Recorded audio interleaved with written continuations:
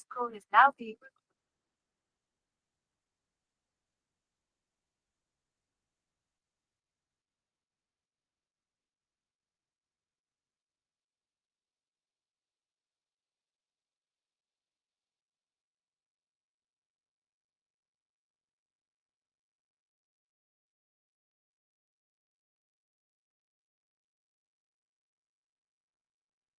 നമുക്കൊരു 2 മിനിറ്റും കൂടെ വെയിറ്റ് ചെയ്യാവേ, എന്നിട്ട് തുടങ്ങാവേ.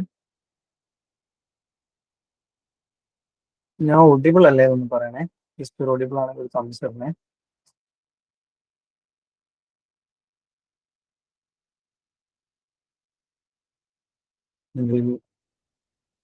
Thank you ലേലു.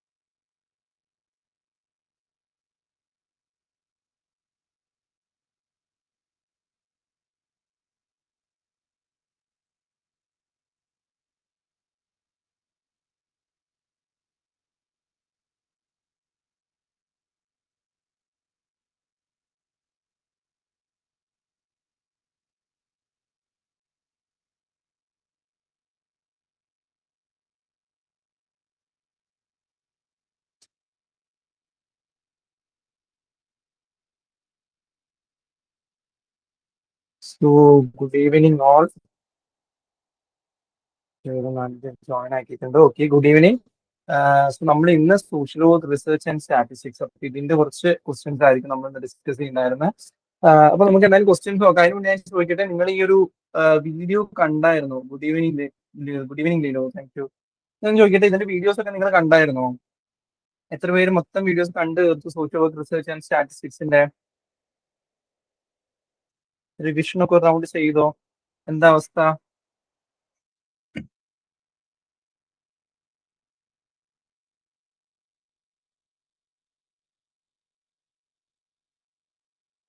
സ്റ്റാറ്റിസ്റ്റിക്സ് കംപ്ലീറ്റ് ആക്കിയിട്ടില്ല. ഓക്കെ. സ്റ്റാറ്റിസ്റ്റിക്സ് സ്റ്റാർട്ട് ആക്കിയായിരുന്നോ? അതോ തുടങ്ങിയിട്ടേ ഇല്ലേ സ്റ്റാറ്റി? എന്താ അങ്ങനെ പറഞ്ഞ? സ്റ്റാറ്റി ഞാനല്ലേ എടുത്തിരിക്കണേ. നോക്കണ്ട നീ.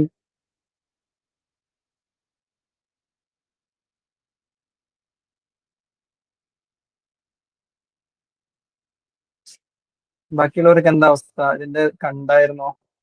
വീഡിയോസ് കണ്ടായിരുന്നോ ഈ social work research and statistics മൊഡ്യൂളിലെ? അതോ ഇനി കാണാൻ പെൻഡിങ് ഉണ്ടോ? തീർക്കാൻ വീഡിയോസ് ഉണ്ടോ ഇനി?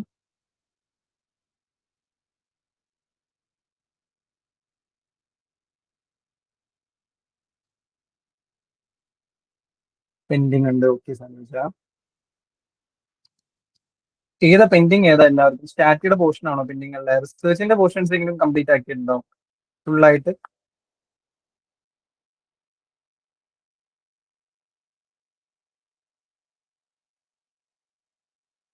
ഞാൻ പറയട്ടെ, നിങ്ങൾ സ്റ്റാറ്റിയുടെ പോർഷനിൽ ഈ പ്രോബ്ലം ചെയ്യാനൊന്നും നിങ്ങൾ ഓവറായിട്ട് ഫോക്കസ് കൊടുക്കണ്ട കേട്ടോ. കാരണം എന്താണെന്ന് വെച്ച് കഴിഞ്ഞാൽ അങ്ങനെ പ്രോബ്ലം ബേസ്ഡ് ആയിട്ടുള്ള ക്വസ്റ്റ്യൻസ് വരൽ കുറവാണ്. ഇൻ കേസ് ചോദിക്കുകയാണെങ്കിൽ തന്നെ ബേസിക് ആയിട്ടുള്ള ഒരു മീഡിയം മോഡ് ലെവലിലുള്ള ക്വസ്റ്റ്യൻസ് ആണ് ചോദിച്ച് കണ്ടിട്ടുള്ളത്. ഈ ഒരു പറയുന്ന പോലെ നമ്മുടെ കഴിഞ്ഞ പ്രൊബേഷൻ ഓഫീസറിന്റെ ICDSന്റെ ഏത് ക്വസ്റ്റ്യൻ മാത്രമാണ് മീഡിയം കണ്ടുപിടിക്കാനുള്ള ബേസിക് ചോദ്യമൊക്കെ ചോദിച്ചിട്ടുണ്ടായിരുന്നത് PSC. അപ്പോൾ അങ്ങനത്തെയാണ് മാക്സിമം ഈ ഒരു പ്രോബ്ലം ലെവലിലൊക്കെ ചോദിക്കുന്നുണ്ടാവും. അപ്പോൾ സ്റ്റാറ്റി പഠിക്കുന്ന സമയത്ത് ഞങ്ങൾക്ക് ആ ഒരു കൺസെപ്റ്റ് മനസ്സിലാവാൻ വേണ്ടി സ്റ്റാറ്റിന്റെ വീഡിയോസിൽ പ്രോബ്ലം വെച്ചിട്ടാണ് ചെയ്തിട്ടുള്ളത്. അത് മനസ്സിലാവാൻ വേണ്ടി ചെയ്തിട്ടുള്ളത്. പക്ഷേ നിങ്ങൾ ആ പ്രോബ്ലം പഠിക്കാനൊന്നും അങ്ങനെ സമയം കളയണ്ട. ഞാൻ ആ വീഡിയോ പറഞ്ഞിട്ടുണ്ട്. അപ്പൊ നിങ്ങൾ അങ്ങനെ പ്രോബ്ലം ഉണ്ട് എന്നുള്ള രീതിയിൽ കാണാതിരിക്കരുത്. ഇതിന്റെ തിയറിയാണ് ബേസിക്കലി നിങ്ങൾ പഠിച്ചു പോകേണ്ടത്. സ്റ്റാറ്റിയുടെ തന്നെ തിയറി പോർഷൻസ് വരുന്നുണ്ട്, അതാണ് പഠിക്കുന്നത് കേട്ടോ. പ്രോബ്ലം ചോദിക്കുന്നത് വളരെ ഈ പറയുന്ന പോലെ ഈ കൈസ്കോർ ടെസ്റ്റിന്റെ ഒന്നും പ്രോബ്ലംസ് അങ്ങനെ ചോദിക്കില്ല. അല്ലെങ്കിൽ അത്രയും ഹൈ ലെവലിലുള്ള പ്രോബ്ലം PSC ചോദിക്കും. PSC ചോദിക്കുക മീൻ കാണാം, മീഡിയം കാണാം, മോഡ് കാണാം, മാക്സിമം അതൊക്കെ ചോദിക്കലുള്ളത്. ഓക്കെ, നിങ്ങളുടെ സിലബസിന് ചോദിക്കില്ല. നമുക്ക് ഈ പ്രൊബേഷനും ICDSന്റെ ക്വസ്റ്റ്യൻ പേപ്പേഴ്സ് നിങ്ങൾ നോക്കിയെങ്കിൽ നിങ്ങൾക്ക് അത് മനസ്സിലാവും ഏത് ലെവലിലാണ് എങ്ങനെയാണ് ചോദ്യങ്ങൾ വരുന്നത് എന്നുള്ളത്. ഓക്കെ, അപ്പൊ നമുക്ക് എന്തായാലും ഇന്ന് കുറച്ച് ക്വസ്റ്റ്യൻസ് നോക്കാം. നമ്മളൊരു ഓൾമോസ്റ്റ് ഒരു 30 ക്വസ്റ്റ്യൻസ് സെറ്റ് ആക്കിയിട്ടുണ്ട്. തീർക്കാൻ പറ്റുമെന്ന് തന്നെയാണ് വിശ്വസിക്കുന്നത്. ശരി, അപ്പൊ എല്ലാവരും ഒന്ന് എന്താ പറയാ, ഒന്ന് ജിഞ്ചിലായിട്ട് ഒന്ന് ഒരു തംസ് ഒക്കെ ഇട്ട് എല്ലാവരും ഒന്ന് സ്ട്രോങ് അല്ലേ എല്ലാവരും? നമുക്ക് വേഗം തുടങ്ങാം. ഓക്കെ സൗദാബി. ശരി, അപ്പൊ ക്വസ്റ്റ്യൻ ചോദിക്കുമ്പോൾ നിങ്ങൾ ടക്ക് ടക്ക് ടക്ക് എന്ന് ഉത്തരങ്ങൾ ടൈപ്പ് ചെയ്തിടുക. ഉത്തരം തെറ്റിക്കോട്ടെ. കഴിഞ്ഞ വീഡിയോയിൽ കയറിയവർക്ക് അറിയാം, ഉത്തരം തെറ്റിക്കോട്ടെ, കുഴപ്പമില്ല. പക്ഷെ എന്ത് ചെയ്യാ, നിങ്ങൾ നിങ്ങൾക്ക് ലോജിക്കലി തിങ്ക് ചെയ്ത് എത്താൻ പറ്റുന്ന ഒരു ആൻസർ എന്തായാലും ടൈപ്പ് ചെയ്തിടാൻ വേണ്ടി ശ്രമിക്കുക കേട്ടോ, ഓപ്ഷൻ ഏതാന്നുള്ളത്. അതുപോലെ തന്നെ മറ്റൊരു കാര്യം പറയട്ടെ, കഴിഞ്ഞ വീഡിയോ കയറിയവർക്ക് അറിയാം, നമ്മളൊരു ക്വസ്റ്റ്യൻ ഇതിൽ വെച്ചിട്ടുണ്ടായിരുന്നു, ഒരു മാനേജ്മെന്റ് പ്രിൻസിപ്പളിന്റെ ക്വസ്റ്റ്യൻ അല്ലേ? അപ്പൊ അതിൽ ആക്ച്വലി ബാക്കി ഒരു ഓർക്കുന്നുണ്ടോ ടൈം മോഷൻ സ്റ്റഡീസിന്റെ? അപ്പൊ അത് നോക്കിയായിരുന്നു. അതെന്താ ആക്ച്വലി എന്ന് വെച്ച് കഴിഞ്ഞാൽ ടൈം മോഷൻ സ്റ്റഡീസ് ആക്ച്വലി ഒരു അതൊരു സ്റ്റഡി തന്നെയാണ് വരുന്നത്. പക്ഷെ ഈ പറയുന്ന പോലെ സയന്റിഫിക് മാനേജ്മെന്റിന്റെ പ്രിൻസിപ്പിൾസ് ആയിട്ട് നമ്മളത് പറയലുണ്ട്. സയന്റിഫിക് മാനേജ്മെന്റ് സ്പെസിഫിക് ആയിട്ട് ചോദിക്കുമ്പോൾ മാത്രമാണ് നിങ്ങൾ അത് കൺസിഡർ ചെയ്യുന്നത്. Scientific principles of scientific management എന്നുള്ള രീതിയിൽ ക്വസ്റ്റ്യൻ വരികയാണെങ്കിൽ മാത്രമാണ് എന്ത് ചെയ്യേണ്ടതായിട്ടുള്ളൂ, നിങ്ങൾ അത് കൺസിഡർ ചെയ്യേണ്ടതായിട്ടുള്ളൂ. അല്ലാത്ത പക്ഷെ ആ ഒരു ക്വസ്റ്റ്യനിൽ പ്രിൻസിപ്പിൾ ഓഫ് മാനേജ്മെന്റ് മാത്രമേ ചോദിച്ചിട്ടുള്ളൂ. അത് എക്സാക്ട്ലി 5 പ്രപ്പോസ് ചെയ്തിട്ടുള്ളതാണ്. ബാക്കി 3 ഓപ്ഷനിലും 5 പ്രിൻസിപ്പിളിൽ വരുന്നതുമായിരുന്നു. അതുകൊണ്ടാണ് നമ്മൾ ടൈം മോഷൻ സ്റ്റഡീസ് എടുക്കാന്ന് കേട്ടോ. ഓക്കെ, ഞാനത് ക്ലിയർ ചെയ്യാന്ന് പറഞ്ഞിട്ടുണ്ടായിരുന്നു. ഞാനത് പറഞ്ഞാണ്, കഴിഞ്ഞ ക്ലാസ്സിൽ നമ്മൾ ഉണ്ടായിരുന്ന ഒരു ഡൗട്ട് ആയിരുന്നു കേട്ടോ. ഓക്കെ, ശരി. അപ്പൊ എന്തായാലും നമുക്ക് ഇന്നത്തെ ക്വസ്റ്റ്യനിലേക്ക് പോവാം. അപ്പൊ ആദ്യത്തെ ക്വസ്റ്റ്യൻ നോക്കിക്കോ. നോക്കിക്കേ, social work research is distinguished from applied social science research mainly because social science research എന്ന് സോഷ്യൽ വർക്ക് റിസർച്ചിനെ ഡിസ്റ്റിംഗ്വിഷ് ചെയ്യുന്ന ആ ഒരു ഫാക്ടർ എന്നാണ്, അല്ലെങ്കിൽ ഇങ്ങനെയാണ് അത് ഡിഫറെന്റ് ആവുന്നത് എന്നുള്ളത്. ഓപ്ഷൻസ് ഒന്ന് ടൈപ്പ് ചെയ്തിടാൻ വേണ്ടിയിട്ട്, ഉത്തരം ഒന്ന് ടൈപ്പ് ചെയ്തിടാൻ നിങ്ങൾ ശ്രമിക്കണേ. നിങ്ങൾക്ക് കിട്ടുന്നില്ലെങ്കിൽ പോലും നിങ്ങളെ ഒന്ന് നിങ്ങളുടെ ഒരു ബ്രെയിൻ സ്റ്റോമിംഗ് ഒക്കെ നടത്തി ലോജിക്കലി നിങ്ങൾക്ക് കണക്ട് ചെയ്യാൻ പറ്റുന്ന ഉത്തരം ഒന്ന് ടൈപ്പ് ചെയ്തിടണേ. ഓപ്ഷൻ ഒന്ന്, prioritises explanatory theory building over intervention, focus exclusively on macro structural variables, anchors inquiry in practice context with the change-oriented outcomes, disregards client-level subjectivity. Okay, see ഇട്ടിട്ടുണ്ട്. ശരി,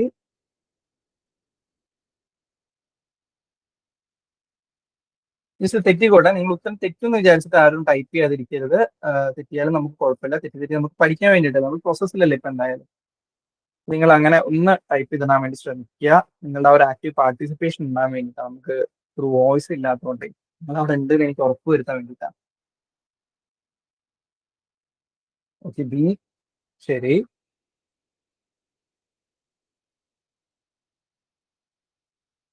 ശരി. അപ്പൊ നമുക്ക് നോക്കി നോക്കാം എങ്ങനെയാണ് social work research social science റിസർച്ചിൽ നിന്നും ഡിസ്റ്റിംഗ്വിഷ് ആവുന്നത് എന്നുള്ളതാണ് ചോദിച്ചിരിക്കുന്നത് അല്ലെ?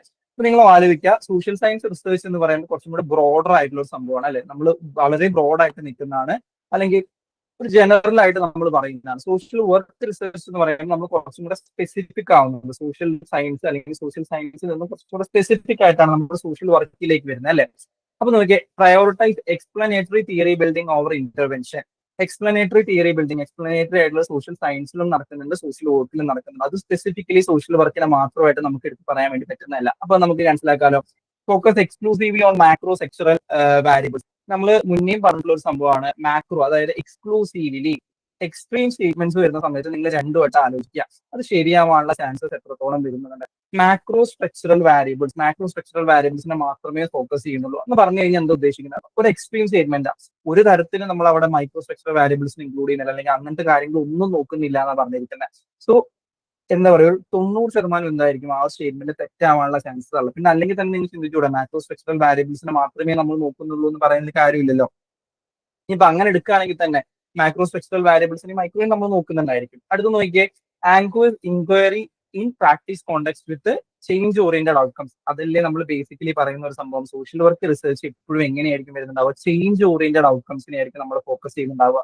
ഇത് റിസർച്ചിന്റെ ഫലമായിട്ട് നമുക്ക് ഉണ്ടാവുന്ന എന്തായിരിക്കണം? ചേഞ്ച് ഓറിയന്റഡ് ആയിട്ടുള്ള ഔട്ട്കംസ് ആയിരിക്കും. ഒരു മാറ്റം സൃഷ്ടിക്കാൻ വേണ്ടിയിട്ടല്ലേ നമ്മൾ ഇതാക്കുന്നത്. സോഷ്യൽ വർക്ക് അൾട്ടിമേറ്റ്ലി എന്താ പറയുന്നത്? നമ്മൾ സോഷ്യൽ വർക്കേഴ്സ് ആ സോഷ്യൽ എഞ്ചിനീയേഴ്സ് എന്നുള്ളൊരു കൺസെപ്റ്റല്ലേ നമ്മൾ പറയുന്നത്. ഇപ്പൊ എന്താ അവിടെ നമ്മൾ ചെയ്യുന്നത്? നമ്മൾ മാറ്റം കൊണ്ടുവരാൻ വേണ്ടിയിട്ടാണ് പരിശ്രമിക്കുന്നുണ്ടായിരിക്കുക. ഈ ചേഞ്ച് ഓറിയന്റഡ് ഔട്ട്കംസ് ആയിരിക്കും എന്ത് ചെയ്യുന്നുണ്ടാവുക? നമ്മൾ ഫോക്കസ് ചെയ്യുന്നുണ്ടായിരിക്കുക. അപ്പൊ സോഷ്യൽ സയൻസ് റിസർച്ചിൽ നിന്നും സോഷ്യൽ വർക്ക് റിസർച്ചിന് എന്താ വരുന്നത്? കുറച്ചും കൂടെ ആക്ഷൻ ഓറിയന്റഡ് ആണ്, അല്ലെങ്കിൽ ചേഞ്ച് ഓറിയന്റഡ് ആയിട്ടുള്ള ഒരു ഔട്ട്കം ആയിരിക്കും നമ്മൾ എക്സ്പെക്ട് ചെയ്യുന്നുണ്ടാവുക. അപ്പൊ സി ആണ് അതിന്റെ കറക്റ്റ് ആൻസർ വരുന്നത് കേട്ടോ. കുറെ പേര് ശരിയായിട്ടാണ് പറഞ്ഞിട്ടുള്ളത്. ഓക്കെ, അപ്പൊ എങ്ങനെയാ നിങ്ങൾ ആ തോട്ട് പ്രോസസ് ചെയ്യേണ്ടതെന്ന് മനസ്സിലായല്ലോ. നമ്മൾ എന്താ സോഷ്യൽ വർക്കിൽ എന്താ നമ്മൾ ഫോക്കസ് ചെയ്യുന്നത്? ചേഞ്ചിനാണ് ഫോക്കസ് ചെയ്യുന്നത്. അപ്പൊ ആ ഒരു ചേഞ്ച് ഓറിയന്റഡ് ഔട്ട്കം കിട്ടുന്ന രീതിയിലല്ലേ നമ്മൾ റിസർച്ച് ഇതാക്കുന്നുണ്ടാവുക. അതെ. ഇനി ക്ലൈന്റ് ലെവൽ സബ്ജക്ടിവിറ്റി നമ്മൾ ഡിസ്റിഗാർഡ് ചെയ്യുന്നു. നമുക്ക് അതിനെ തറപ്പിച്ച് പറയാൻ പറ്റും, നമ്മൾ ക്ലൈന്റ് ലെവൽ സബ്ജക്ടിവിറ്റി ഒന്നും നോക്കുന്നില്ല, അല്ലെങ്കിൽ സബ്ജക്ടിവിറ്റി ഒബ്ജക്ടിവിറ്റി ആ ഒരു കൺസെപ്റ്റ് ഒക്കെ നിങ്ങൾക്ക് ക്ലിയർ ആണെന്ന് ഞാൻ വിചാരിക്കുന്നു കേട്ടോ. ഞാനല്ല റിസർച്ച് എടുത്തിട്ടില്ല, ഞാൻ ആ സ്റ്റാറ്റിന്റെ പോർഷൻ മാത്രമാണ് നിങ്ങൾക്ക് എടുത്തിട്ടില്ല. അതുകൊണ്ട് അതൊക്കെ ഡിസ്കസ് ചെയ്തതായിരിക്കും ഞാൻ കരുതുന്നു. സോ ക്ലൈന്റ് ലെവൽ സബ്ജക്ടിവിറ്റിയും ഡിസ്റിഗാർഡ് ചെയ്യുന്നു എന്നുള്ള ഒരു കൺസെപ്റ്റ് നമുക്ക് പറയാൻ പറ്റില്ലല്ലോ. ഇല്ല, അതെന്തായാലും അങ്ങനെ വരില്ല. സോ എന്തെങ്കിലും ആൻസർ വരുന്ന answers inquiry in practice context with change oriented outcomes. ആ ചേഞ്ച് ആണ് നിങ്ങളുടെ കീവേഡ് ആയിട്ട് അവിടെ വരുന്നത് കേട്ടോ. ഓക്കെ, സെറ്റ് അല്ലേ ക്വസ്റ്റ്യൻ? ഡൗട്ട് ഇല്ലല്ലോ? ഡൗട്ട് ഇല്ലെങ്കിൽ തംസ് ഇടണേ. ഡൗട്ട് ഉണ്ടെങ്കിൽ ഡൗട്ട് ഇടാം.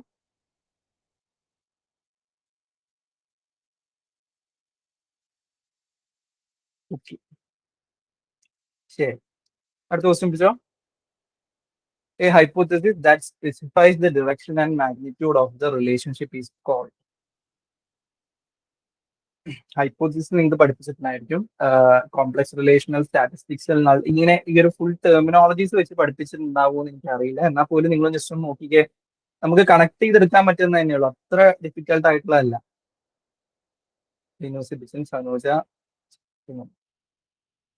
പോരട്ടെ C, fully specified directional hypothesis. ആ ക്വസ്റ്റ്യനിൽ തന്നെ നിങ്ങൾക്ക് കിട്ടാവുന്നേ ഉള്ളൂ. കീവേഡ് ക്വസ്റ്റ്യനിൽ തന്നെ കിടക്കുന്നുണ്ട്.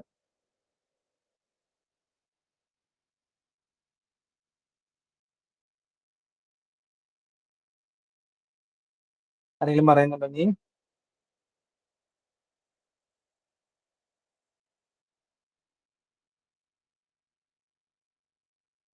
ഓക്കെ.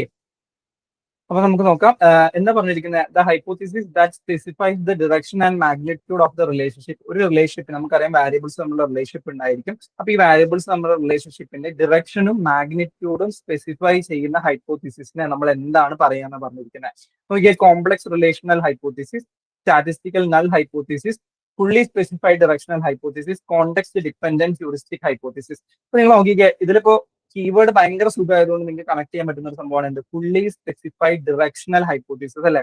മാഗ്നിറ്റ്യൂഡും പറയണം, ഡയറക്ഷനും പറയണം. അപ്പൊ ഫുള്ളി സ്പെസിഫൈഡ് മാഗ്നിറ്റ്യൂഡിന്റെ പോർഷൻസ് മൊത്തം പറയുന്നുണ്ടാവും. ഡയറക്ഷണൽ ഹൈപ്പോത്തിസിസ് ആണ്, ഡയറക്ഷനും കൂടെ അവിടെ എന്ത് ചെയ്യുന്നുണ്ടായിരിക്കും? മെൻഷൻ ചെയ്യുന്നുണ്ടായിരിക്കും. അപ്പൊ അത് ഒറ്റയടിക്ക് നിങ്ങൾക്ക് എത്താൻ പറ്റുന്നതല്ലേ കീവേഡും തന്നെ. അപ്പൊ നിങ്ങൾ ഈ ഒരു ഫുള്ളി സ്പെസിഫിക് ഡയറക്ഷണൽ ഹൈപ്പോത്തിസിസ് എന്നുള്ള ഹെഡ് എടുത്തിട്ട് അങ്ങനെ പഠിച്ചിട്ടില്ലെങ്കിൽ പോലും എന്താണ് നിങ്ങൾക്ക് എത്താൻ പറ്റുന്നതാണ്. ഇനി ബാക്കിയുള്ള ഒന്ന് നോക്കിക്കാൻ നിങ്ങൾ. സ്റ്റാറ്റിസ്റ്റിക്കൽ നൾ ഹൈപ്പോത്തിസിസ് വരാനുള്ള ചാൻസ് ഉണ്ടോ? നൾ ഹൈപ്പോത്തിസിസിൽ എന്താ നമ്മൾ പറയുന്നുണ്ടാവുക? ആ നള്ളിൽ എന്താ നമ്മൾ പറയുന്നുണ്ടാവുക? റിലേഷൻഷിപ്പ് ഇല്ല എന്നുള്ളൊരു കൺസെപ്റ്റിലല്ലേ നമ്മൾ മുന്നോട്ട് പോകുന്നുണ്ടായിരിക്കാം. അല്ലെങ്കിൽ കോംപ്ലക്സ് റിലേഷനിൽ എന്താ വരുന്നുണ്ടായിരിക്കാം? കൂടുതൽ വാരിയബിൾസ് വരുമ്പോഴാണ് നമ്മൾ കോംപ്ലക്സ് ഹൈപ്പോത്തിസിസ് എന്നുള്ളൊരു കൺസെപ്റ്റ് പറയുന്നത് അല്ലെ. ഇനി ഹ്യൂറിസ്റ്റിക് ഹൈപ്പോത്തിസിസ് വരാൻ ചാൻസ് ഉണ്ടോ? അതും വരാൻ ചാൻസ് ഇല്ല. കോണ്ടെക്സ്റ്റ് ഡിപെൻഡന്റ് ആയിട്ടുള്ള ഹ്യൂറിസ്റ്റിക് ഹൈപ്പോത്തിസിസ് വരാൻ ചാൻസ് ഉണ്ടോ? ഇല്ല. എന്താ ബാക്കി വരുന്നുള്ളൂ? Fully specified directional hypothesis. ആ വേർഡിന് തന്നെ എന്താണ്? ആ വേർഡ് ഇറ്റ് സെൽഫ് അതിന്റെ മീനിങ് ആയിട്ട് കറക്റ്റ് വരുന്നതാണ് അല്ലെ. ക്ലിയർ ആണോ അത്? അത്ര ബുദ്ധിമുട്ടല്ലോ. നിങ്ങൾ ഈ ഒരു ടേം പഠിച്ചിട്ടുണ്ടോ? ഫുള്ളി സ്പെസിഫൈഡ് ഡയറക്ഷണൽ ഹൈപ്പോത്തിസിസ് ഇങ്ങനെ തന്നെ പഠിച്ചിട്ടുണ്ടോ?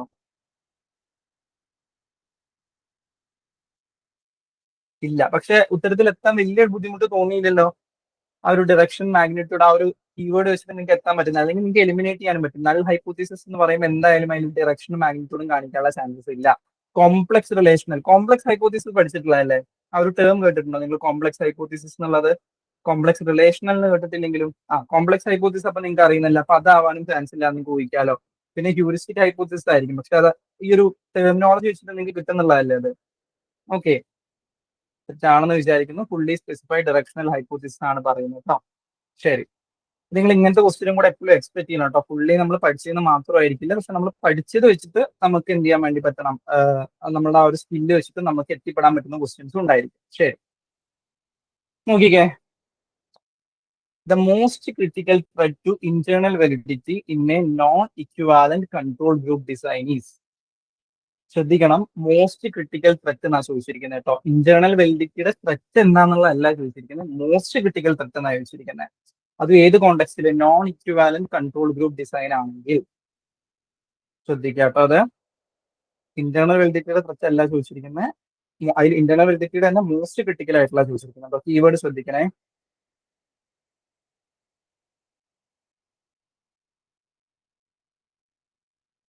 കിട്ടുന്നുണ്ടോ നോക്കിക്കേ.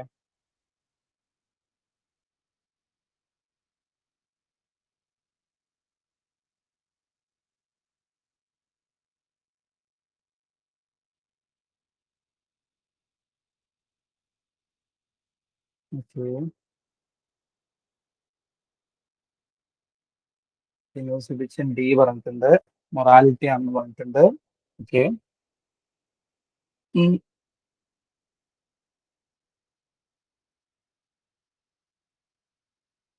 വേറെ ആരും പറയുന്നില്ലേ? ഗൈസ്, ടേക്ക് റിസ്ക്, റിസ്ക് എടുക്കൂ നിങ്ങൾ. തനൂജ ഡി പറഞ്ഞിട്ടുണ്ട്. ബി ബി അല്ലേ പറഞ്ഞിരിക്കുന്നത്? ബി പറഞ്ഞിട്ടുണ്ട്. ഓക്കെ,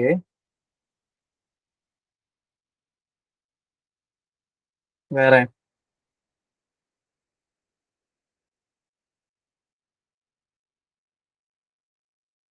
സൗദാബി ആൻസർ പറയുന്നുണ്ടോ? സൗദാബി പേ പറഞ്ഞിട്ടുണ്ട്. ഓക്കെ, ശരി. നിങ്ങൾക്ക് ഈ ഒരു നോൺ ഇക്വിവാലൻ കൺട്രോൾ ഗ്രൂപ്പ് എന്താണെന്നുള്ളത് അറിയോ? അത് പഠിച്ചിട്ടുണ്ടോ നിങ്ങൾ? നോൺ ഇക്വിവാലൻ കൺട്രോൾ ഗ്രൂപ്പ് എന്നുള്ളൊരു കൺസെപ്റ്റ്.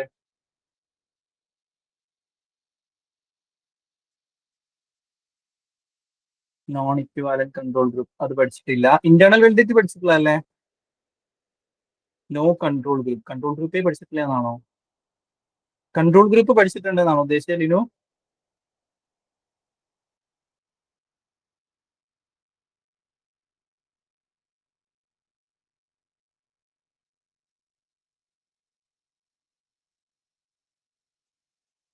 എന്തായിരുന്നു ഉദ്ദേശിച്ചത്?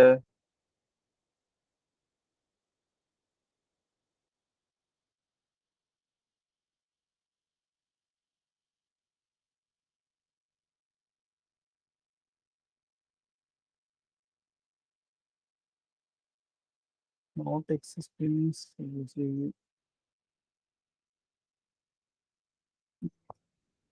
എനിക്കത് ക്ലിയർ ആയില്ല നിങ്ങൾ പറഞ്ഞത്.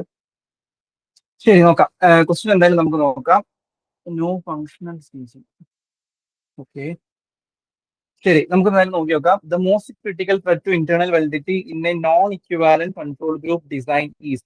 എന്താണ് ചോദിച്ചിരിക്കുന്നത്? അപ്പൊ നോൺ ഇക്വിവാലൻ കൺട്രോൾ ഗ്രൂപ്പ് എന്നുള്ള ഉദ്ദേശിക്കുന്നത് എന്താണെന്ന് വെച്ച് കഴിഞ്ഞാൽ, ഇപ്പൊ നമുക്കറിയാം കൺട്രോൾ ഗ്രൂപ്പിലേക്ക് നമ്മൾ എന്ത് ചെയ്യുന്നു, നമ്മുടെ റിസർച്ചിന്റെ ഭാഗമായിട്ട് നിങ്ങൾ എക്സ്പെരിമെന്റൽ റിസർച്ച് ഡിസൈനിലല്ലേ കൺട്രോൾ ഗ്രൂപ്പ് ഒക്കെ പഠിച്ചിട്ടുള്ളത്? അപ്പൊ കൺട്രോൾ ഗ്രൂപ്പിലേക്ക് നമ്മൾ എന്ത് ചെയ്യുന്നു? കൺട്രോൾ ഗ്രൂപ്പും ട്രീറ്റ്മെന്റ് ഗ്രൂപ്പ് ഒക്കെ നിങ്ങൾ പഠിച്ചിട്ടുള്ളതല്ലേ? അപ്പൊ കൺട്രോൾ ഗ്രൂപ്പിലേക്ക് നിങ്ങൾ ആളുകളെ സെലക്ട് ചെയ്യുന്ന ഒരു ഘട്ടം വരുന്നുണ്ടല്ലോ. അപ്പൊ കൺട്രോൾ ഗ്രൂപ്പിലേക്ക് ആളുകളെ സെലക്ട് ചെയ്യുമ്പോൾ എന്ത് ചെയ്യുന്നു നമ്മൾ? റാൻഡം സെലക്ഷൻ നടത്തുക എന്നുള്ളൊരു കൺസെപ്റ്റ് പറയുന്നുണ്ട്. അതായത് കൺട്രോൾ ഗ്രൂപ്പിലേക്ക് നമ്മൾ ആളുകളെ എടുക്കുന്നു. നമ്മൾ രണ്ട് ഗ്രൂപ്പ് ആകുന്ന കൺട്രോൾ ഗ്രൂപ്പിലേക്ക് ആളുകൾ എടുക്കുന്ന സമയത്ത് നമ്മൾ റാൻഡം സെലക്ഷൻ ആണ് നടത്തുന്നതെന്നാണ് പറയുന്നത്. അതായത് ഒരു യാതൊരുവിധ ഒരു മുൻതൂക്കവും കൊടുക്കാത്ത രീതിയിലുള്ള, പ്രയോറിറ്റി ഇല്ലാത്ത രീതിയിലുള്ള സെലക്ഷൻ നടത്തുന്നു. എന്നാൽ ചില ഘട്ടത്തിൽ ഇത് അങ്ങനെയല്ലാതെ കുറച്ച് പ്രയോറിറ്റൈസ്ഡ് ആയിട്ടുള്ള സെലക്ഷൻസ് വരുമ്പോൾ അത് നോൺ ഇക്വിവാലന്റ് കൺട്രോൾ ഗ്രൂപ്പ് ആയിട്ട് മാറും. അപ്പൊ നിങ്ങളൊരു എക്സാമ്പിൾ പറഞ്ഞുതരാം. ഇപ്പൊ നിങ്ങളൊരു ക്ലാസ്സിൽ രണ്ട് ക്ലാസ്, ഒരു ക്ലാസ് റൂം ഉണ്ട്. ഇപ്പൊ ഒരു സിംഗിൾ ക്ലാസ് റൂം ആണെന്ന് വിചാരിച്ചു. ഈ ക്ലാസ് റൂമിൽ നിങ്ങൾ എന്ത് ചെയ്യുന്നു, രണ്ട് ഗ്രൂപ്പിനെ സ്പെസിഫിക്കലി സെലക്ട് ചെയ്യുന്നു. എന്നിട്ട് ഒരു ഗ്രൂപ്പിന് നിങ്ങൾ എന്ത് കൊടുക്കുന്നു, ഒരു പെർട്ടിക്കുലർ ഒരു കോഴ്സിന്റെ ഒരു പുതിയ തരത്തിലുള്ള ഒരു ടീച്ചിങ് മെത്തഡോളജി നിങ്ങൾ അപ്ലൈ ചെയ്യുന്നു. മറ്റേ ഗ്രൂപ്പിന് ട്രഡീഷണൽ ആയിട്ട് സാധാരണ കൊടുത്തുകൊണ്ടിരിക്കുന്ന ടീച്ചിങ് മെത്തഡോളജി തന്നെ അപ്ലൈ ചെയ്ത് പോകുന്നു, അല്ലേ? അപ്പൊ നിങ്ങളൊന്ന് മനസ്സിലാക്കണം, നിങ്ങൾക്ക് ഇതിന്റെ ഭാഗമായിട്ട് ഒരു 1 മന്ത് കഴിഞ്ഞിട്ട് നിങ്ങൾ റിസൾട്ട് എടുത്ത് നോക്കുന്ന സമയത്ത് ഈ മെത്തഡോളജി അപ്ലൈ ചെയ്ത ഗ്രൂപ്പിൽ കുറച്ചും കൂടി ഇംപ്രൂവ്ഡ് പെർഫോമൻസ് കാണിക്കുന്നുണ്ട്. പുതിയ മെത്തഡോളജി അപ്ലൈ ചെയ്യാത്ത പഴയതുപോലെ പോകുന്ന ഗ്രൂപ്പിൽ പ്രത്യേകിച്ച് മാറ്റമൊന്നും കാണിക്കുന്നില്ല. ഇങ്ങനെ രണ്ട് കണ്ടീഷൻ വന്നെന്ന് വിചാരിക്കാം. പക്ഷേ നോൺ ഇക്വാലന്റ് കൺട്രോൾ ഗ്രൂപ്പ് ആണെങ്കിൽ അവിടെ സംഭവിക്കുന്ന ഒരു സംഭവം എന്താണെന്ന് വെച്ച് കഴിഞ്ഞാൽ നമ്മൾ റാൻഡംലി അല്ല ഈ രണ്ട് ഗ്രൂപ്പിനെയും സെലക്ട് ചെയ്ത് നമ്മൾ എന്ത് ചെയ്യുന്നു, ഓൾറെഡി കുറച്ച് വളരെയധികം അക്കാഡമിക്കലി ബ്രില്യന്റ് ആയിട്ടുള്ള അതല്ലെങ്കിൽ വളരെയധികം സെൽഫ് മോട്ടിവേറ്റഡ് ആയിട്ടുള്ള ഒരു കുട്ടികളെ മാത്രമാണ് നമ്മൾ ഒരു ഗ്രൂപ്പാക്കി മാറ്റിയത്. അപ്പൊ അവരിലാണ് നമ്മൾ എന്ത് ചെയ്യുന്നത്, ഈ മെത്തഡോളജി പുതിയ ടീച്ചിങ് മെത്തഡോളജി നമ്മൾ അപ്ലൈ ചെയ്തത്. അപ്പൊ സ്വാഭാവികമായിട്ട് നമുക്ക് പറയാൻ വേണ്ടി പറ്റുമോ ആ പുതിയ മെത്തഡോളജിയുടെ ഭാഗമായിട്ടാണ് ഈ ഒരു മാറ്റം ഉണ്ടായത് നമുക്ക് ഉറപ്പിച്ച് പറയാൻ വേണ്ടി പറ്റുമോ? പറ്റില്ല. കാരണം എന്തുകൊണ്ട്, ഓൾറെഡി ആ ഗ്രൂപ്പ് വളരെ ഹൈലി മോട്ടിവേറ്റഡ് ആയിട്ടുള്ള അക്കാഡമിക്കലി ബ്രില്യന്റ് ആയിട്ടുള്ള അല്ലെങ്കിൽ ഓൾറെഡി ഭയങ്കര ടോപ്പ് സ്കോറിൽ നിൽക്കുന്ന കുട്ടികളുടെ ഗ്രൂപ്പായിട്ട് നമ്മൾ മാറ്റി. നമ്മൾ റാൻഡം ആയിട്ടല്ലല്ലോ സെലക്ട് ചെയ്തത്. അപ്പൊ അങ്ങനെ സംഭവിക്കുന്ന സാഹചര്യത്തിൽ ഇതിന്റെ ഒരു ഇന്റേണൽ വാലിഡിറ്റി അല്ലെങ്കിൽ ഇതിന്റെ ഭാഗമായിട്ട് ഉണ്ടാവുന്ന റിസൾട്ട് എന്ന് പറയുന്നത് കറക്റ്റ് ആക്യുറേറ്റ്ലി നമ്മളുടെ ആ ഒരു മെത്തഡോളജി കൊണ്ട് മാത്രം സംഭവിച്ചതാണ് നമുക്ക് പറയാൻ വേണ്ടി പറ്റുമോ? പറ്റില്ല. അപ്പൊ അതാണ് നമ്മളിവിടെ ഉദ്ദേശിക്കുന്നത്. നോൺ ഇക്വാലന്റ് ഗ്രൂപ്പ് ആണെങ്കിൽ അവിടെ റാൻഡം സെലക്ഷൻ വഴി ആയിരിക്കില്ല നമ്മൾ എന്ത് ചെയ്യുന്നുണ്ടാവുക, കൺട്രോൾ ഗ്രൂപ്പിനെ സെറ്റ് ചെയ്തിട്ടുണ്ടായിരിക്കാം. അപ്പൊ അത്തരം സാഹചര്യത്തിൽ ഉണ്ടാവുന്ന റിസൾട്ടും നമുക്ക് എന്ത് പറയാൻ വേണ്ടി പറ്റില്ല, ആ ഒരു പെർട്ടിക്കുലർ നമ്മൾ കൊടുത്ത ട്രീറ്റ്മെന്റിന്റെ ഭാഗമായിട്ട് മാത്രമാണ് ഉണ്ടായിട്ടുള്ളത് എന്ന് നമുക്ക് എന്ത് ചെയ്യാൻ പറ്റില്ല, തറപ്പിച്ച് പറയാൻ വേണ്ടി പറ്റില്ല. ക്ലിയർ ആണോ പറഞ്ഞിരിക്കുന്നത്?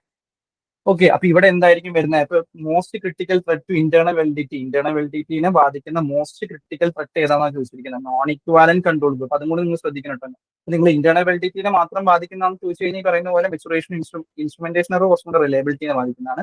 മോർട്ടാലിറ്റി ഒക്കെ വേണമെങ്കിൽ നിങ്ങൾക്ക് പറയാം. പക്ഷെ എന്താ ചോദിച്ചിരിക്കുന്നത്, നോൺ ഇക്വാലന്റ് ഗ്രൂപ്പിന്റെ കോൺടെക്സ്റ്റിൽ ഏതാണ് കൂടുതൽ ബാധിക്കുന്നതെന്ന് ചോദിച്ചിരിക്കുന്നത്. അതപ്പോ ഏതാ വരുന്നത്, സെലക്ഷൻ ബയാസ് ആണ്. നമ്മൾ സെലക്ട് ചെയ്യുന്ന സമയത്ത് തെറ്റ് പറ്റിയിട്ടുണ്ടെങ്കിൽ സ്വാഭാവികമായിട്ടും നോൺ ഇക്വാലന്റ് ഗ്രൂപ്പിൽ ഇന്റേണൽ വെലിഡിറ്റിനെ അത് സാരമായിട്ട് ബാധിക്കാനുള്ള ചാൻസ് ഉണ്ട്. ക്ലിയർ ആണോ പറഞ്ഞിരിക്കുന്നത്? ആ ഒരു നോൺ ഇക്വാലന്റ് ഗ്രൂപ്പ് എന്താന്നുള്ള കൺസെപ്റ്റ് നിങ്ങൾക്ക് കിട്ടിയെങ്കിൽ ബാക്കിയുള്ള സംഭവം കൂടെ കിട്ടും. സെറ്റ് ആണോ എന്ന് നോക്കാവോ? ഓക്കെ.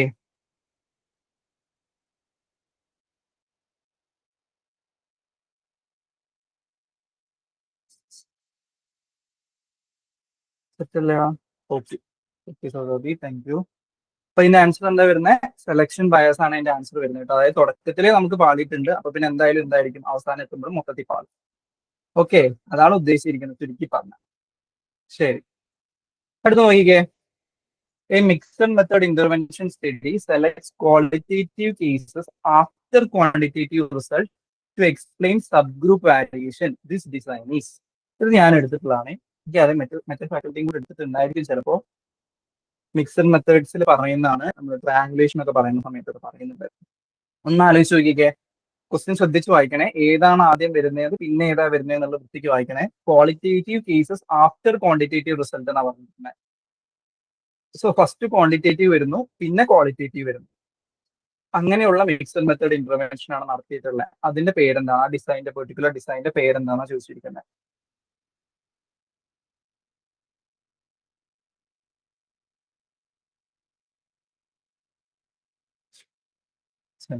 പറഞ്ഞിട്ടുണ്ട്. ഓക്കെ,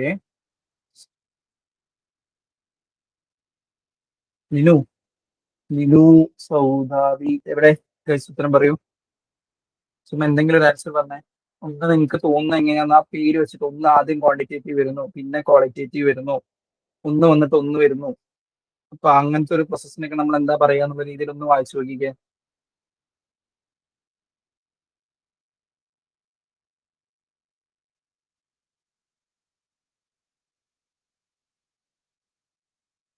കിട്ടുന്നുണ്ടോ?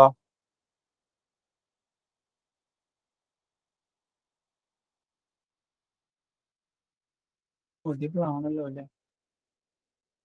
ഡി പറഞ്ഞിട്ടുണ്ട്. ഓക്കെ,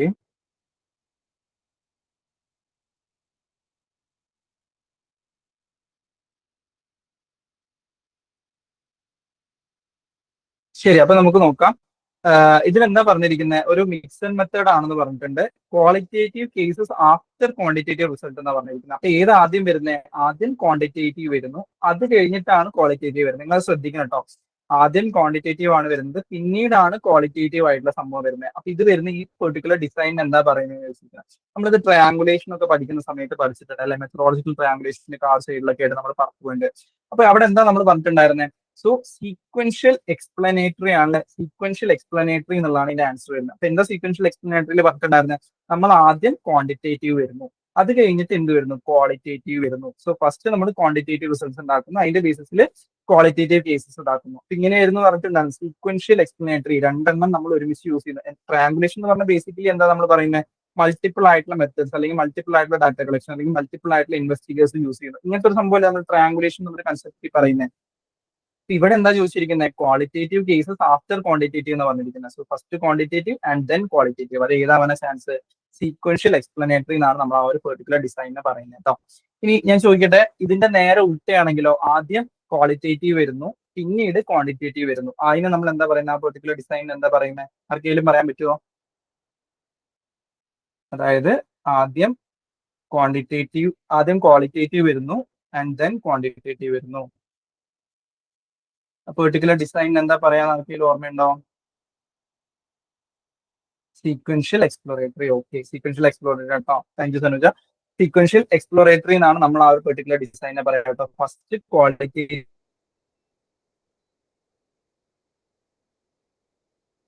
വരുന്നു, പിന്നീട് ക്വാണ്ടിറ്റേറ്റീവ് വരുന്നു. അത് സീക്വൻഷ്യൽ എക്സ്പ്ലോറേറ്ററി ആണ്.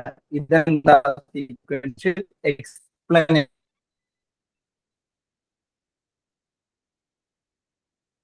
ആണ്. ഇപ്പൊ രണ്ടും മാറി ഏതെങ്കിലും ഒന്ന് തറവായിട്ട് ഓർത്ത് വെച്ചാൽ മതി. മെച്ചത്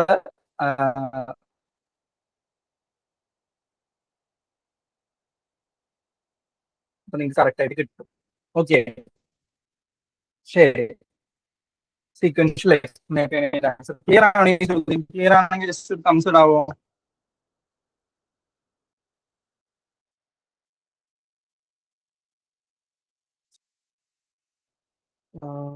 സെക്കൻഡ്. ഇപ്പോഴും നല്ല ബ്രേക്ക് ആണ്. ഇപ്പോഴും നിങ്ങൾക്ക് കേൾക്കുന്നില്ല? നല്ലോണം വോയിസ് ബ്രേക്ക് ആവുന്നുണ്ടോ?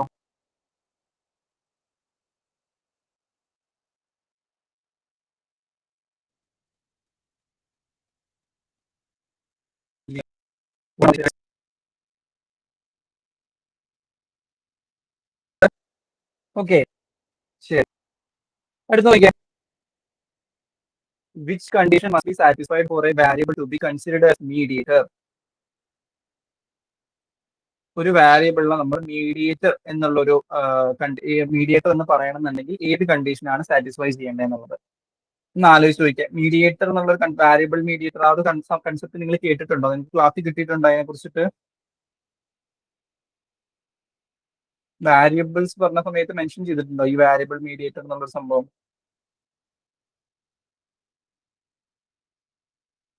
ഇല്ല. ഓക്കെ, എന്നാലും ജസ്റ്റ് ഒന്ന് ആലോചിച്ച് ചോദിക്കുക നിങ്ങൾ. നിങ്ങൾക്ക് ഇങ്ങനത്തെ ഒരു ക്വസ്റ്റ്യൻ ഫേസ് ചെയ്യേണ്ടി വന്നു. നമ്മൾ ആ ഒരു വേർഡ് വെച്ച് ചിന്തിച്ച് ചോദിക്കാം. മീഡിയേറ്റർ. ഒരു മീഡിയേറ്റർ എന്തായിരിക്കും യൂഷ്വലി ചെയ്യുന്നുണ്ടായിരിക്കുക? ബി പറയുന്നുണ്ട്, ലിനു ബി പറഞ്ഞിട്ടുണ്ട്, സനൂജ ബി പറഞ്ഞിട്ടുണ്ട്. ഒരു മീഡിയേറ്റർ എന്താണോ ചെയ്യുക ആ ഒരു ടേം തന്നെയാണ്, അല്ലെങ്കിൽ ആ ഒരു വേർഡ് വെച്ചിട്ട് നിങ്ങൾക്ക് ആൻസർ ചെയ്യാൻ പറ്റുന്നത് തന്നെയാണത്.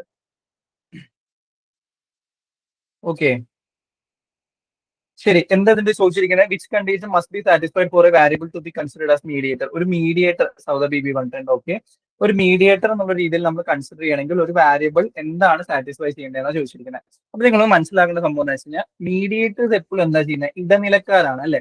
ഇപ്പൊ നിങ്ങളൊരു സാധാരണ ഇപ്പൊ നമ്മൾ ബ്രോക്കേഴ്സിനൊക്കെ നമ്മൾ മീഡിയേറ്റർ എന്ന് പറയുന്നത് അവരെന്താ ചെയ്യുന്നുണ്ടാവുക? സെല്ലറേയും അതേപോലെ ബയ്യറേയും തമ്മിൽ മീറ്റ് ചെയ്യുന്നു. ആരാണോ ഒരു പ്രൊഡക്റ്റ് സെല് ചെയ്യാൻ വെച്ചിരിക്കുന്നത് അവരെയും ബയ്യറേയും തമ്മിൽ മീറ്റ് ചെയ്യുന്ന ആൾക്കാർ, അല്ലെങ്കിൽ അവർ തമ്മിൽ കൂട്ടിമുട്ടിക്കുന്ന ആൾക്കാരല്ല നമ്മൾ മീഡിയേറ്റേഴ്സ് എന്നൊക്കെ പറയുന്നുണ്ടായിരിക്കാം. ഇവരെന്താ ചെയ്യുന്നത്? ഇടനിലക്കാരാണ്. ഒരു രണ്ട് പാർട്ടീസിന് തമ്മിൽ അങ്ങോട്ടും ഇങ്ങോട്ടും ആ ഒരു കണക്ഷൻ എങ്ങനെയാണ് കറക്റ്റ് ആയിട്ട് പറയുന്നത് അല്ലെ. നിങ്ങളൊരു എക്സാമ്പിൾ മനസ്സിലാക്കേണ്ട എങ്ങനെയാന്ന് വെച്ച് കഴിഞ്ഞാൽ, ഇപ്പോ ഇതിന്റെ ആക്ച്വൽ എക്സാമ്പിൾ എങ്ങനെയാന്ന് വെച്ചാൽ, ഇപ്പൊ നിങ്ങൾ ഒരു പെർട്ടിക്കുലർ റിസർച്ച് നടത്തണം. അപ്പൊ നിങ്ങൾ നടത്തുന്ന റിസർച്ചിന്റെ ഭാഗമായിട്ട് നിങ്ങൾ പറയാണ് രാവിലെ ഓരോ സെഷൻസിന് മുന്നേ, ഒരു അക്കാഡമിക് സെഷന് മുന്നേ നമ്മൾ അവർക്ക് കുറച്ച് ഒരു ചെറിയ ഒരു എന്താ പറയുക ഒരു വാം പ്രോസസ്സ് കൊടുക്കുന്ന സമയത്ത് അവരുടെ അക്കാഡമിക് പെർഫോമൻസ് മെച്ചപ്പെടുന്നുണ്ട്. ഇങ്ങനെയാണ് നിങ്ങളുടെ ഒരു കൺക്ലൂഷൻ വന്നതെന്ന് വിചാരിക്കുക. അതായത് അക്കാഡമിക് സെഷൻസിന് മുന്നേ അവർക്ക് ഒരു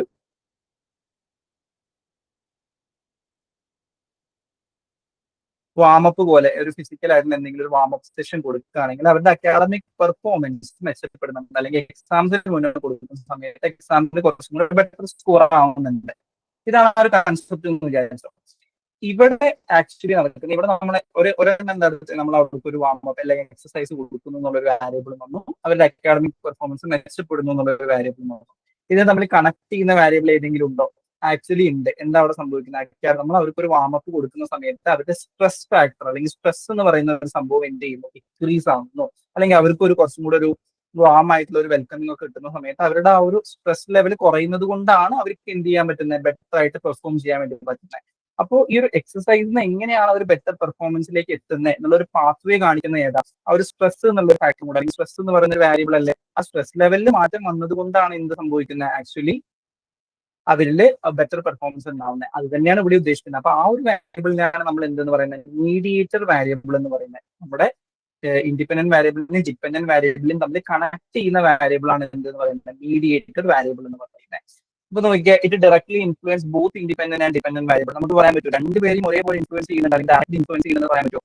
ഇല്ല. മേ ബി ഡിപെൻഡന്റ് വാരിയബിളിന്റെ ഇടയിലുള്ള പാത്ത് വേ എന്ത് ചെയ്യുന്നു? കറക്റ്റ് ആയിട്ട് എക്സ്പ്ലെയിൻ ചെയ്യുന്നു, അല്ലെങ്കിൽ എങ്ങനെയാണ് ആ ചേഞ്ച് വന്നിട്ടുള്ളത് എന്ന് കറക്റ്റ് ആയിട്ട് എക്സ്പ്ലെയിൻ ചെയ്യുന്നതാണ് ആര്? മീഡിയേറ്റർ വാരിയബിൾ എന്ന് പറയുന്നത്. ക്ലിയർ ആണോ പറഞ്ഞിരിക്കുന്നത്? മീഡിയേഷൻ ചെയ്യുന്നു, അല്ലെങ്കിൽ ഇൻ ബിറ്റ്വീൻ നിൽക്കുന്ന ഒരാൾ, അത് തന്നെയാണ് അവിടെ ഉദ്ദേശിക്കുന്നത് കേട്ടോ. ഓക്കെ, സെറ്റ് ആണോ പറഞ്ഞിരിക്കുന്നത്? സെറ്റ് ആണെങ്കിൽ ഒരു തംസ് ഇടാവോ? ഓക്കെ, താങ്ക് യു സോദാബി. തംസ് ഇട്ടിട്ടുണ്ട്. ഡൗട്ട് ഉണ്ടെങ്കിൽ നിങ്ങൾക്ക് ചോദിക്കാം, ഇൻ ബിറ്റ്വീൻ ചോദിച്ചു വെക്കണേ. ഞാൻ കാണുമ്പോൾ അപ്പൊ റിപ്ലൈ ചെയ്യുന്നതായിരിക്കും കേട്ടോ. ഓക്കെ, അടുത്ത ക്വസ്റ്റ്യൻ നോക്കിയേ. When data are transformed from qualitative to quantitative the method is, അതായത് ക്വാളിറ്റേറ്റീവിൽ നിന്നും ക്വാണ്ടിറ്റേറ്റീവിലേക്ക് ഡാറ്റ ട്രാൻസ്ഫോം ചെയ്യുന്ന ആ ഒരു ഇതിനെ, അല്ലെങ്കിൽ ആ ഒരു മെത്തേഡിനെ നമ്മൾ എന്താ പറയുന്നതെന്നാണ് ചോദിച്ചിരിക്കുന്നത്. കൗണ്ടിങ്, നറേറ്റീവ് കോഡ്സ് എന്നൊക്കെ നമ്മൾ പറഞ്ഞിട്ടുണ്ട്. Parallel triangulation, data consolidation, quantitizing, sequential embedment. ചിന്തിക്കുക, ക്വാളിറ്റേറ്റീവ് നമ്മൾ ക്വാണ്ടിറ്റേറ്റീവിലേക്ക് മാറ്റുകയാണ് ചെയ്യുന്നത്. We are transforming the data from qualitative to quantitative. Clue ആണേ, ഭയങ്കര ഡയറക്റ്റ് ആയിട്ടുള്ള ഒരു ചോദ്യമാണ്. നിങ്ങൾക്ക് അത്ര ബുദ്ധിമുട്ടുള്ള ക്വസ്റ്റ്യൻ അല്ല. ഒരു ടെർമിനോളജിയിൽ തന്നെ നിങ്ങൾക്ക് കിട്ടുന്നുണ്ടോ നോക്കിക്കോ. University back. സി ജെ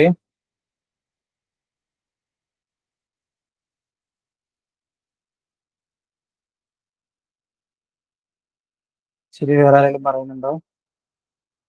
ഒന്ന് ജസ്റ്റ് ചെയ്യാൻ ശ്രമിച്ചു നോക്കിയേ. നിങ്ങൾക്ക് അറിയില്ല എന്നുണ്ടെങ്കിൽ ജസ്റ്റ് ചെയ്യാൻ വേണ്ടി ശ്രമിക്കുക. അറിയുന്നതാണെങ്കിൽ ചോദിച്ചത് ഉത്തരം പറയാ. സൗദാ ബിബി, ഓക്കെ. ക്വാളിറ്റേറ്റീവിൽ നിന്നും നമ്മൾ ക്വാണ്ടിറ്റേറ്റീവിലേക്ക് മാറ്റുന്നു. ആ മെത്തേഡിന് എന്താ നമ്മൾ പറയുന്നത് ചോദിച്ചിരിക്കുന്നത്. സിനുജാസി പറയുന്നത് നമ്മൾ ഈ പ്രോസസ്സിന് ആക്ച്വലി ക്വാണ്ടിറ്റൈസിങ് എന്നാണ് പറയുന്നുണ്ടായിരിക്കും കേട്ടോ. അതായത് നമ്മൾ ക്വാളിറ്റേറ്റീവിൽ നിന്നും ഡാറ്റയെ ക്വാണ്ടിറ്റേറ്റീവിൽ മാറ്റുന്നു, അല്ലെങ്കിൽ കൗണ്ടിങ് നറേറ്റീവ് കോഴ്സ്. നറേറ്റീവ് നമുക്കറിയാലോ, ക്വാളിറ്റേറ്റീവിൽ നമ്മൾ എന്താ ചെയ്യുന്നത്? ന്യൂമറിക്കലായിട്ടല്ല ഡാറ്റാസ് ഇതാക്കുന്നുണ്ടായിരിക്കും, അല്ലല്ലോ. നമ്മൾ ന്യൂമറിക്കലി ഡാറ്റാസിനെ ട്രീറ്റ് ചെയ്യുന്ന എവിടെ? ക്വാണ്ടിറ്റേറ്റീവ് റിസർച്ചിലായിരിക്കും നമ്മൾ ഡാറ്റാസിനെ ന്യൂമറിക്കലി ട്രീറ്റ് ചെയ്യുന്നുണ്ടായിരിക്കുക. കുറച്ചും കൂടെ ഒബ്ജക്റ്റീവ് ആയിട്ട്, അതല്ലെങ്കിൽ കുറച്ചും കൂടെ കാൽക്കുലേഷൻസ് ഒക്കെ വെച്ചിട്ട് നമ്മൾ ട്രീറ്റ് ചെയ്യുന്നത് ക്വാണ്ടിറ്റേറ്റീവ് ഡാറ്റാസിനെ ആയിരിക്കും. ക്വാണ്ടിറ്റിക്ക് ഇമ്പോർട്ടൻസ് കൊടുക്കുന്നത്. ക്വാളിറ്റേറ്റീവിൽ നമ്മൾ നേരെ ഉൾട്ട ക്വാളിറ്റിക്കാണ് ഇമ്പോർട്ടൻസ് കൊടുക്കുന്നുണ്ടാവും, സബ്ജക്റ്റീവ് ഫാക്ടേഴ്സിനായിരിക്കും വരുന്നുണ്ടാവും.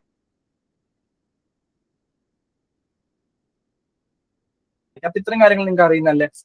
ഇവിടെ എങ്ങനെയാ വരുന്നത്? ഈ ഒരു ക്വാളിറ്റേറ്റീവ് ഡാറ്റയെ നമ്മൾ കൗണ്ടബിൾ ഫോമിലേക്ക്, അതല്ലെങ്കിൽ കോഡ്സ് ആക്കി മാറ്റി കൗണ്ട് ചെയ്യാൻ പറ്റുന്ന രീതിയിലേക്ക് നമ്മൾ മാറ്റുന്ന അത് ക്വാണ്ടിറ്റേറ്റീവിലേക്ക് മാറ്റിയെടുക്കുന്നു. ആ ഒരു പ്രോസസ്സിന് നമ്മൾ പറയാം ക്വാണ്ടിറ്റൈസിങ് എന്നുള്ള ഒരു വേർഡ് വെച്ചിട്ടാണ് മെൻഷൻ ചെയ്യുന്നതായിരിക്കും കേട്ടോ. എന്താ പറയുക? നമ്മൾ ക്വാണ്ടിറ്റൈസിങ്. ഡാറ്റ കൺസോളിഡേഷൻ എന്ന് പറഞ്ഞാൽ എന്താ വരുന്നത്? ഡാറ്റയെ കൺസോളിഡേറ്റ് ചെയ്യാം. നമ്മൾ പല കൺസോളിഡേറ്റഡ് റിപ്പോർട്ട്സ് ഒക്കെ നിങ്ങൾ എഴുതിയിട്ടുണ്ടായിരിക്കും. സോഷ്യൽ വർക്ക് നിങ്ങൾ ഫീൽഡും ക്യാമ്പൊക്കെ പഠിച്ചുകൊണ്ടിരുന്ന സമയത്തൊക്കെ ഇപ്പോൾ വർക്ക് ചെയ്യുന്ന ഒരു മീഡിയ ഉണ്ടാവും. ഈ കൺസോളിഡേറ്റഡ് റിപ്പോർട്ട്സ് നമ്മൾ എന്താ പറയുന്നത്? ആ ഒരു മൊത്തം സംഭവത്തെ കൺസോളിഡേറ്റ് ചെയ്തു, അല്ലെങ്കിൽ അതിനെ ചുരുക്കി ഒരു എന്താ പറയാ, അതിന്റെ ഉൾക്കാമ്പ് വെച്ചിട്ട് തരുന്ന സംഭവം നമ്മൾ കൺസോളിഡേറ്റഡ് റിപ്പോർട്ട് എന്ന് പറയുന്നത്. അപ്പൊ അതേപോലെ തന്നെ ഡാറ്റയെ കൺസോളിഡേറ്റിംഗ് ആയിരിക്കും നമ്മൾ അവിടെ ചെയ്യുന്നുണ്ടായിരിക്കാം. ഇനി ട്രാങ്കുലേഷൻ അല്ലാതെ നിങ്ങൾക്ക് ഊഹിക്കാലോ, ട്രാങ്കുലേഷൻ ഒരിക്കലും ഈ ഒരു സംഭവമായിട്ട് വരുന്നതല്ലോ. ഡാറ്റയെ ട്രാൻസ്ഫോം ചെയ്യുമായിട്ട് ബന്ധപ്പെടുന്ന വരുന്ന സംഭവമല്ലോ ട്രാങ്കുലേഷൻ എന്ന് പറയുന്നത്. അപ്പൊ അത് വിടാം. സീക്വൻഷ്യൽ എംബെഡ്മെന്റും അല്ല വരുന്നത്. പിന്നെ എന്താ വരുന്നത്? ക്വാണ്ടിറ്റൈസിങ് എന്നുള്ള ടെർമിനോളജിയാണ് വരുന്നത് കേട്ടോ. അപ്പൊ അത് പുതിയ ടേം ആണെങ്കിൽ നമ്മൾ ഓർത്ത് വെക്കാൻ വേണ്ടി ശ്രമിക്കുക. ക്വാളിറ്റേറ്റീവ് ടു ക്വാണ്ടിറ്റേറ്റീവ് നമ്മൾ ആ ട്രാൻസ്ഫോം ചെയ്യുന്നതിനെയാണ് നമ്മൾ ക്വാണ്ടിറ്റൈസിങ് എന്ന് പറയുന്നത്. ഓക്കെ, ശരി, ക്ലിയർ ആണല്ലോ അത്? ഓക്കെ. ശരി, അടുത്ത നോക്കിക്കേ. A distribution with mean greater than median greater than mean, അതിനെന്താ പറയുന്നത് ശരിക്കും? ആലോചിച്ച് ചോദിക്കാൻ. ലാക്കി കുട്ടോസിസ് കർവ് ഒക്കെ ഉണ്ട് കേട്ടോ. പക്ഷെ നിങ്ങൾക്ക് കുട്ടോസിസ് കർവ് ഒന്നും അങ്ങനെ കാര്യമായിട്ട് നിങ്ങൾക്ക് നോക്കാൻ വരുന്നില്ല. അത് അത്തരം കുട്ടോസിസ് കർവ് ഒന്നും വെച്ചിട്ടുള്ള ക്വസ്റ്റ്യൻസ് അങ്ങനെ വരില്ല നിങ്ങൾക്ക്. Positive skewness, negative skewness, bimodality കിട്ടുന്നുണ്ടോ നോക്കിക്കേ. ഇത് ആക്ച്വലി നമ്മൾ ഡിസ്കസ് ചെയ്തിട്ടുള്ള ക്വസ്റ്റ്യൻ ആട്ടോ. സനോജ് പി ഇട്ടിട്ടുണ്ട്, ബി ഇട്ടിട്ടുണ്ട്. നമ്മൾ ഡിസ്കസ് ചെയ്തിട്ടുള്ളതാണ്. സ്റ്റാറ്റയുടെ പോർഷനിൽ പറഞ്ഞിട്ടുള്ള ക്വസ്റ്റ്യൻ ആണ്. ഗ്രാഫ് ഒക്കെ വെച്ച് പറഞ്ഞിട്ടുള്ളതാണ്. നൈസ്. നിങ്ങൾ ആരും സ്റ്റാറ്റി കണ്ടിട്ടില്ലേ?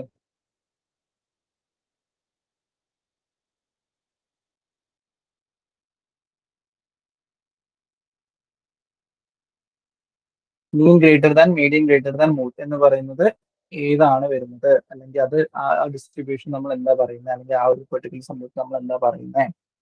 അതാരും പറയുന്നില്ലേ?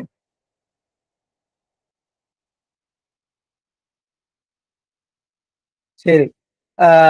മീൻ greater than medium greater than mode എന്ന് പറയുന്ന പെർട്ടിക്കുലർ കണ്ടീഷൻ വരുന്നത് പോസിറ്റീവ് സ്ക്യൂനസ് ആണ് കേട്ടോ. അത് പോസിറ്റീവ് സ്ക്യൂനസിലാണ് നമ്മൾ എന്ത് പറയുന്നത്? Mean greater than medium greater than mode എന്നുള്ള ഒരു കൺസെപ്റ്റ് പറയുന്നത് കേട്ടോ. ഇനി ഇത് നേരെ ഉൾട്ടയാണെങ്കിൽ നമ്മൾ അതിന് എന്താ പറയുക?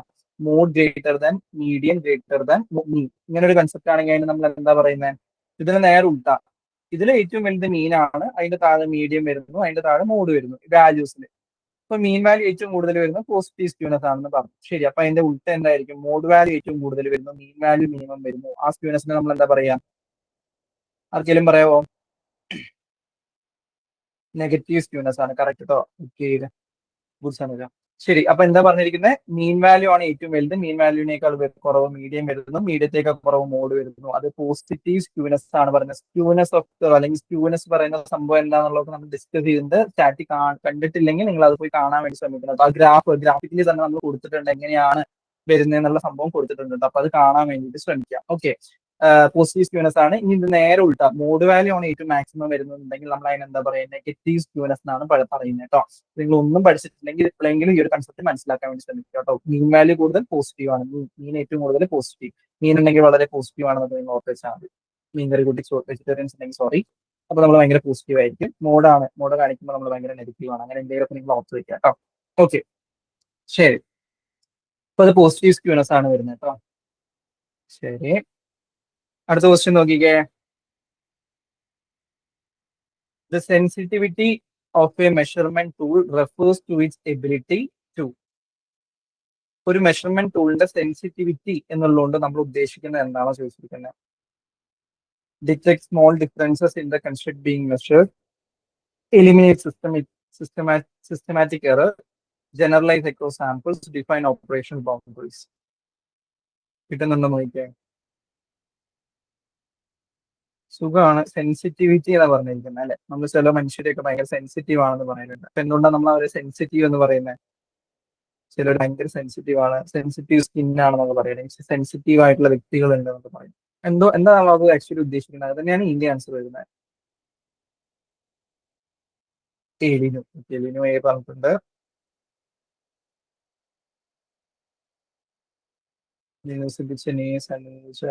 അഞ്ജലി MC. ഓക്കെ,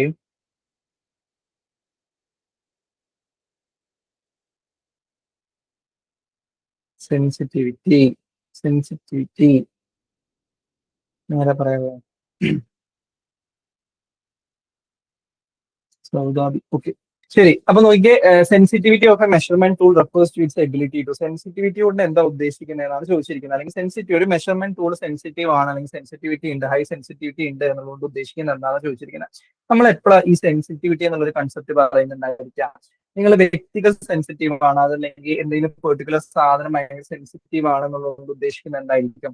അതായത് അവരിൽ ചെറിയ സംഭവങ്ങൾ പോലും, അതായത് നമ്മളിപ്പോൾ സെൻസിറ്റീവ് ആയിട്ടുള്ള വ്യക്തിയുടെ അടുത്ത് നമ്മളുടെ പെരുമാറ്റത്തിൽ ഉണ്ടാകുന്ന ചെറിയ മാറ്റങ്ങൾ പോലും അവരിൽ ഭയങ്കര വലിയ ഇമ്പാക്ട് ഉണ്ടായിരിക്കും അല്ലെ. ചെറിയ കാര്യങ്ങൾക്ക് വിഷമപ്പെടുക, സങ്കടം വരിക, ചെറിയ കാര്യങ്ങൾ ദേഷ്യപ്പെടുക. അപ്പൊ അങ്ങനത്തെ വ്യക്തികളെ നമ്മൾ എന്ത് പറയുന്നു? അവർ ഭയങ്കര സെൻസിറ്റീവ് ആണ്. ചെറിയ കാര്യം മതി അവർക്ക് എന്നുള്ള സംഭവം നമ്മൾ ഉദ്ദേശിക്കുന്നത്. അതായത് എന്താ പറയുന്നത്? വളരെ ചെറിയ മാറ്റങ്ങൾ പോലും അവരിൽ ഉണ്ടാക്കുന്ന എഫക്ട് കുറച്ചും കൂടെ വലുതായിരിക്കും, അല്ലെങ്കിൽ അവരിൽ അത് ആംപ്ലിഫൈ ചെയ്തിട്ടായിരിക്കും കിട്ടുന്നുണ്ടായിരിക്കുക. അപ്പൊ അത്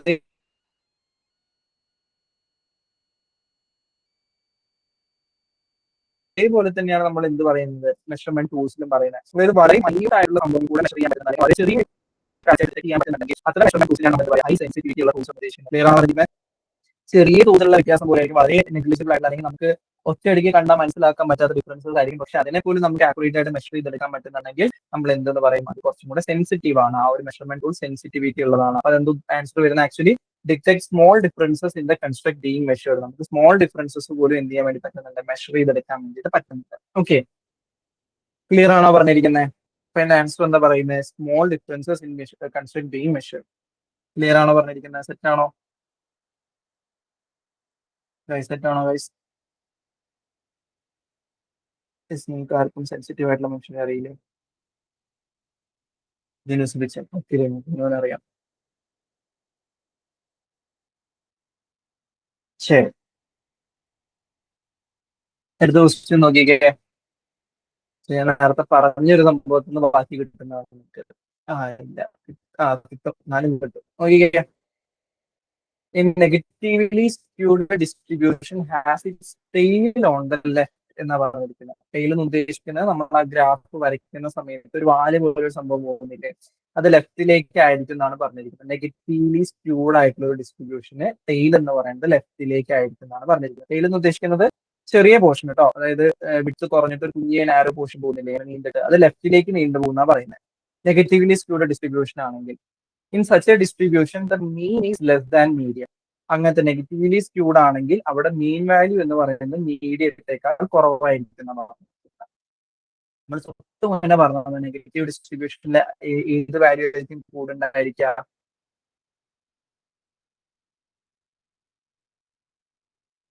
പോസിറ്റീവ് ഡിസ്ട്രിബ്യൂഷനിൽ ഒരു വാല്യൂ കൂടുതലായിരിക്കും, നെഗറ്റീവ് ഡിസ്ട്രിബ്യൂഷനിൽ വേറൊരു വാല്യൂ ആയിരിക്കും കൂടുതൽ എന്നൊക്കെ നമ്മൾ പറഞ്ഞിട്ടുണ്ടായിരുന്നു. ഓക്കെ, ഓർക്കുന്നുണ്ടോ?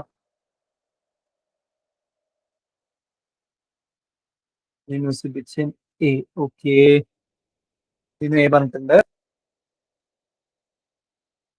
തനുജായി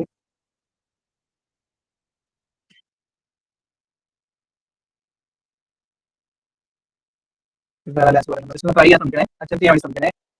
നിങ്ങൾക്ക് ഇപ്പൊ എന്തായാലും ധൈര്യമായിട്ട് റിസ്ക് എടുക്കാൻ, നെഗറ്റീവ് സ്കോർ ഒന്നും ഇവിടെ വരുന്നില്ല. അതുകൊണ്ട് അഞ്ജലി എ പറഞ്ഞിട്ടുണ്ട്. ഓക്കെ,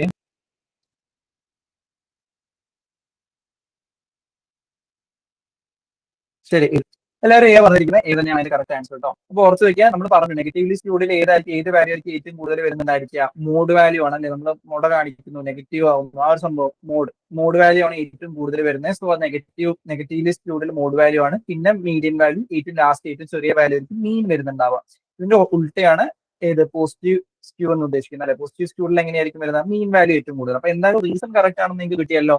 അപ്പൊ എന്തായാലും നിങ്ങൾക്ക് ഈ ആർ ഈ സ്പോർട്സ് എന്നുള്ള ഒരു ഓപ്ഷൻ പിന്നെ നിങ്ങൾക്ക് ചിന്തിക്കേണ്ട കാര്യമില്ല. അപ്പൊ അത് വിട്ടേരെ. പിന്നെ എന്താ പറഞ്ഞത്, നെഗറ്റീവ്ലി സ്ക്യൂഡ് ഡിസ്ട്രിബ്യൂഷൻ ആണെങ്കിൽ അതിൽ ടെയിൽ ഓൺ ലെഫ്റ്റ് എന്നാണ് പറഞ്ഞിരിക്കുന്നത്. നെഗറ്റീവ്ലി സ്ക്യൂഡ് ഡിസ്ട്രിബ്യൂഷന്റെ ടെയിൽ ലെഫ്റ്റിലാണ് വരുന്നതെന്നാണ് ഉദ്ദേശിച്ചിരിക്കുന്നത്. അപ്പൊ ആക്ച്വലി അത് ലെഫ്റ്റിലേക്കല്ലേ വരുന്നത്. നിങ്ങൾക്ക് ആ ഒരു ഗ്രാഫ് ഓർമ്മയുണ്ടോ എന്ന് എനിക്ക് അറിയില്ല, ഞാൻ ആക്ച്വലി ആഡ് ചെയ്തിട്ടില്ല, വരയ്ക്കാനുള്ള ഒരു ബുദ്ധിമുട്ടുണ്ട്. അപ്പൊ എങ്ങനെയാ വരുന്നുണ്ടായിരുന്നത്? ലെഫ്റ്റിലേക്ക് നാരോ ആയിട്ടാണ് ആ ഒരു കെർവ് പോകുന്നുണ്ടായിരുന്നത് അല്ലെ? റൈറ്റിന്റെ അവിടെ കുറച്ചിങ്ങനെ നിങ്ങൾക്ക് ആ ഒരു കർവിന്റെ പിക്ചർ ഓർമ്മയുണ്ടെന്ന് ഞാൻ വിചാരിക്കുന്നു. അല്ലെങ്കിൽ ജസ്റ്റ് ഇത് കഴിഞ്ഞിട്ട് ആ നോട്ട്സ് എങ്കിലും ജസ്റ്റ് നിങ്ങളൊന്ന് എടുത്ത് നോക്കണം കേട്ടോ. പോസിറ്റീവില് കർവിന്റെ എങ്ങനെയാ വരുന്നത്, നെഗറ്റീവിന്റെ എങ്ങനെയാ വരുന്നത് എന്നുള്ള ആ ഗ്രാഫ് രണ്ടും ആഡ് ചെയ്തിട്ടുണ്ട്. അപ്പൊ ആ ഒരു നോട്ടെങ്കിലും നിങ്ങൾ എടുത്ത് നോക്കണം, അത് ഡയഗ്രം എങ്ങനെയാണെന്ന് മനസ്സിലാക്കാൻ വേണ്ടിയിട്ട് കേട്ടോ. അപ്പൊ ആ സ്റ്റേറ്റ്മെന്റും കറക്റ്റ് ആണ്. എന്തുകൊണ്ടാണ് അതിന്റെ ലെഫ്റ്റിലേക്ക് അത് നാരോ ആയി പോകുന്നത്? അതിന്റെ റീസൺ ആണ് അടിയിൽ കൊടുത്തിരിക്കുന്നത്. മീൻ വാല്യൂ കുറവാണ്, മീഡിയൻ വാല്യൂ മോഡ് വാല്യൂ ആണ് കൂടുതൽ. അതുകൊണ്ടാണ് എന്ത് ചെയ്യുന്നത്, കർവ് ചെയ്തിട്ട് പോകുന്നത്, അല്ലെങ്കിൽ അത് ആ കർവ് ഭയങ്കര നാരോ ആയിട്ട് പോകുന്ന ലെഫ്റ്റിലേക്ക്. അത് തന്നെയാണ് അതിന്റെ റീസൺ എന്ന് പറയുന്നത്. സോ എന്താ ആൻസർ വരുന്നത്? Both A and R are true R is the correct explanation. Clear ആണോ പറഞ്ഞിരിക്കുന്നത്? ഓക്കെ, ക്ലിയർ അല്ലേ കഴിച്ചത്? ആ പിക്ചർ നിങ്ങൾ നോക്കണം കേട്ടോ. ഇത് കഴിഞ്ഞിട്ട് അത് ആ ഒരു കൺസെപ്റ്റ് കിട്ടാത്തവർ അല്ലെങ്കിൽ വീഡിയോ കാണാത്തവരാണെങ്കിൽ ആ നോട്ട്സിൽ കയറിയിട്ടെങ്കിൽ നിങ്ങൾ ആ ഒരു പിക്ചർ ജസ്റ്റ് നോക്കണം കേട്ടോ, എങ്ങനെയാണ് പോസിറ്റീവിന്റെ കർവും നെഗറ്റീവിന്റെ കർവും വരുന്നത് എന്നുള്ളത്. ശരി, അടുത്ത് നോക്കിയാൽ മാച്ച് ഫോളോയിങ്. മാച്ച് ഫോളോയിങ് ഒന്നും നിങ്ങൾ ഹാപ്പി ആയിരിക്കണം. ആൻസർ ചെയ്യാൻ പറ്റുന്നുണ്ടോ നോക്കിക്കേ. 50 സെക്കൻഡ്.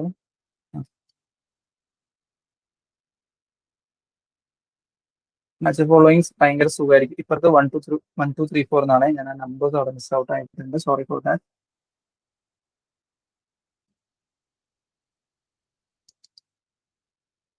മാച്ച് ചെയ്യാൻ പറ്റുന്നുണ്ടോ നോക്കിക്കേ. ഇത്ര ബുദ്ധിമുട്ടില്ല, ക്ലിയർ ആണെന്ന് വിചാരിക്കുന്നു. എത്തനോഗ്രഫി കിട്ടിയാൽ മാത്രം മതി. എത്തനോഗ്രഫി ഒറ്റ സാധനം കിട്ടിക്കഴിഞ്ഞാൽ നിങ്ങൾക്ക് ഉത്തരത്തിലെത്താൻ പറ്റും. വേറെ ഒന്നും നിങ്ങൾ നോക്കണ്ട. ഇതർ എത്തനോഗ്രഫിയോ അതല്ലെങ്കിൽ കണ്ടന്റ് അനാലിസിസോ, ഈ രണ്ട് സാധനത്തിൽ ഏതെങ്കിലും ഒന്ന് കിട്ടിയാൽ തന്നെ നിങ്ങൾക്ക് ഉത്തരത്തിലെത്താം. കാരണം അത് രണ്ടും ഒറ്റ ഓപ്ഷൻസേ വരുന്നുള്ളൂ. സുഖമായിട്ട് എത്താൻ പറ്റുന്ന ഇത് രണ്ടും ഞാൻ എടുത്തിട്ടുണ്ട്. ഇതെല്ലാം ഞാൻ പറഞ്ഞിട്ടുള്ള സംഭവം ഓർക്കുന്നുണ്ടോ ഗൈസ്? ശരി, അപ്പൊ എന്താ ഉദ്ദേശിക്കുന്നത്? എത്തനോഗ്രഫി, ഈ ടേം നിങ്ങൾ എപ്പോൾ ഓർത്ത് വെക്കണം. എത്തനോഗ്രഫി, എത്തനോ എന്ന് കണ്ടു കഴിഞ്ഞാൽ നിങ്ങൾ ഉറപ്പിച്ചു അപ്പുറത്തെ സൈഡിൽ എവിടെയെങ്കിലും കൾച്ചർ എന്നുള്ള ടേം വരുന്നുണ്ടാവും. എത്തനോഗ്രഫിക് സ്റ്റഡീസ് എന്ന് പറഞ്ഞു കഴിഞ്ഞാൽ എങ്ങനെ പോയാലും എത്തനോ എന്നുള്ള ഒരു ടെർമിനോളജി കൊണ്ട് കൾച്ചറുമായിട്ട് ഭയങ്കരമായിട്ട് ഇന്റർലിങ്ക്ഡ് ആണ് ആ ടേം. അപ്പൊ നിങ്ങൾ ഏത് പ്രീവിയസ് ഇയർ ക്വസ്റ്റ്യൻ പേപ്പർ വേണേൽ എടുത്ത് നോക്കോ, എത്തനോ ഈ ഒരു ലെഫ്റ്റ് സൈഡിൽ വന്നിട്ടുണ്ട്, അപ്പുറത്തെ സൈഡിൽ എങ്ങനെ പോയാലും ഒരു കൾച്ചർ വെച്ചിട്ട് ഒരു ഓപ്ഷൻ കിടക്കുന്നുണ്ടായിരിക്കും. So ethnographic studies are always connected with culture. അത് നിങ്ങൾ എവിടെയെങ്കിലും അങ്ങനെ തന്നെ ഓർത്ത് വെക്കാൻ വേണ്ടി ശ്രമിക്കാം കേട്ടോ. സോ എത്തനോഗ്രഫി എന്ന് ഉദ്ദേശിക്കുന്നത് എന്താ? Cultural inversion. അപ്പുറത്തെ സൈഡിൽ കൾച്ചർ കറക്റ്റ് ആയിട്ട് വന്നിട്ടില്ലേ? എപ്പോഴും നോക്കിക്കോ ഈ ഒരു ഓപ്ഷൻ നിങ്ങൾക്ക് അവിടെ അപ്പുറത്ത് വരുന്നുണ്ടായിരിക്കും. സോ എത്തനോ എന്നുള്ള ടെർമിനോളജി തന്നെ അതാണ് ഉദ്ദേശിക്കുന്നത്. സോ ബി എന്ന് പറയുന്നത് സിംപ്ലി നിങ്ങൾക്ക് എന്തിലേക്ക് കണക്ട് ചെയ്യാൻ വേണ്ടി പറ്റും? ടൂവിലേക്ക് കണക്ട് ചെയ്യാൻ വേണ്ടി പറ്റും. Cultural inversion. നിങ്ങൾക്ക് അത് അറിയില്ലെങ്കിൽ നിങ്ങൾ അത് എഴുതി വെക്കണം കേട്ടോ. എത്തനോ എന്ന് വെച്ചാൽ കൾച്ചർ, അത് കൾച്ചർ റിലേറ്റഡ് ആണ് എന്നുള്ള സംഭവം ഓർത്ത് വെക്കുക. എത്തനോസെൻട്രിക് എന്നുള്ള ടേംസ് ഒക്കെ നിങ്ങൾ കേട്ടിട്ടില്ലേ? നമ്മളുടെ കൾച്ചർ സുപ്പീരിയർ ആണ്, ബാക്കിയുള്ളവരുടെ ഇൻഫീരിയർ കൾച്ചർ ആണെന്നുള്ള ആ ഒരു കൺസെപ്റ്റ് ഒക്കെ നിങ്ങൾ കേട്ട്, അല്ലെങ്കിൽ അങ്ങനെ ആ ഒരു തോട്ടിനൊക്കെ നമ്മൾ പറയുന്നതാണ് എന്തിനാ എത്തനോസെൻട്രിക് അപ്രോച്ച്, അല്ലെങ്കിൽ എത്തനോസെൻട്രിക് ആയിട്ടുള്ള പേഴ്സണാലിറ്റി എന്നൊക്കെ നമ്മൾ പറയുന്നുണ്ടായിരിക്കും. ഓക്കെ, കൾച്ചർ ആണ് ബേസിക്കലി. സോ ബി എന്ന് പറയുന്നത് ടൂയിലേക്ക് കണക്ട് ആയി. അപ്പൊ തന്നെ നിങ്ങൾക്ക് ആൻസർ ഒറ്റ ഡിഗ്രിയിലെ ഓപ്ഷൻ വന്നു. എന്നാലും നമുക്ക് ബാക്കി നോക്കാം. Narrative analysis. നറേറ്റീവ് നമ്മൾ എവിടെ അപ്ലൈ ചെയ്യുന്നത്? ലൈഫ് സ്റ്റോറീസ് ചെയ്യുന്ന സമയത്ത് നറേറ്റീവ് അനാലിസിസ് വരുന്നു. കണ്ടന്റ് അനാലിസിസ്, റിപ്പീറ്റഡ് പാറ്റേൺ കണ്ടുപിടിക്കാൻ വേണ്ടി, മെസ്സേജ് പാറ്റേൺസ് കണ്ടുപിടിക്കാൻ വേണ്ടി D4ലേക്ക് പോകുന്നു. ഗ്രൗണ്ടഡ് തിയറി ജനറേഷനിലേക്ക് പോകും. ഓക്കെ, ഇപ്പൊ നിങ്ങൾക്ക് എത്തനോഗ്രഫി അറിയില്ലെങ്കിൽ പോലും നിങ്ങൾക്ക് മേ ബി നിങ്ങൾക്ക് ഒന്നും ഇതിന് ഈ ഒരു കൺസെപ്റ്റ് മൊത്തം അറിയില്ല എന്നുണ്ടെങ്കിൽ നിങ്ങൾ എന്ത് ചെയ്യും? ഗ്രൗണ്ടഡ് തിയറി ജനറേഷൻ, തിയറി രണ്ട് സൈഡിലും തിയറി ഉണ്ടെന്ന് വെച്ചിട്ടുണ്ടെങ്കിൽ നിങ്ങൾ കണക്ട് ചെയ്യാൻ വേണ്ടി ശ്രമിക്കും. പക്ഷേ ഈ രണ്ട് ഓപ്ഷൻ വരുന്നുണ്ട്, എന്നാൽ പോലും 50% നിങ്ങൾക്ക് എലിമിനേറ്റ് ചെയ്യാൻ പറ്റും. ഓക്കെ, ക്ലിയർ ആണോ ഈ ക്വസ്റ്റ്യൻ എന്ന് പറയുന്നത്? സെറ്റ് അല്ലേ അത്? സോ എ ആണ് അതിന്റെ ആൻസർ വരുന്നത് കേട്ടോ. ഓക്കെ, ശരി. ഓക്കെ, അടുത്ത നോക്കിയേ. വീണ്ടും മാച്ച് ഫോളോയിങ് ആണ്. മാച്ച് ഫോളോയിങ് നിങ്ങൾക്ക് ഒരു ഷോർട്ട് ക്വസ്റ്റ്യൻ ആയിരിക്കും എപ്പോഴും. മാച്ച് ഫോളോയിങ് നിങ്ങൾ സ്കിപ്പ് ചെയ്തത് എങ്ങനെയെങ്കിലും നിങ്ങൾക്ക് അത് എത്തിപ്പെടാൻ പറ്റുന്നതായിരിക്കും.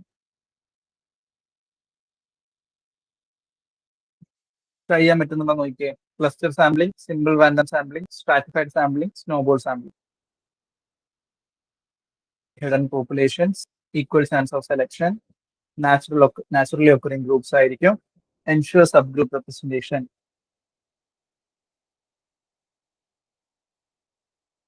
ലിനോ ഡി പറഞ്ഞിട്ടുണ്ട്. ഡി എങ്ങനെയാ വരുന്നത്? A2 cluster sampling, B3 natural occurring groups. Sinuja പറഞ്ഞിട്ടുണ്ട്. ശരി,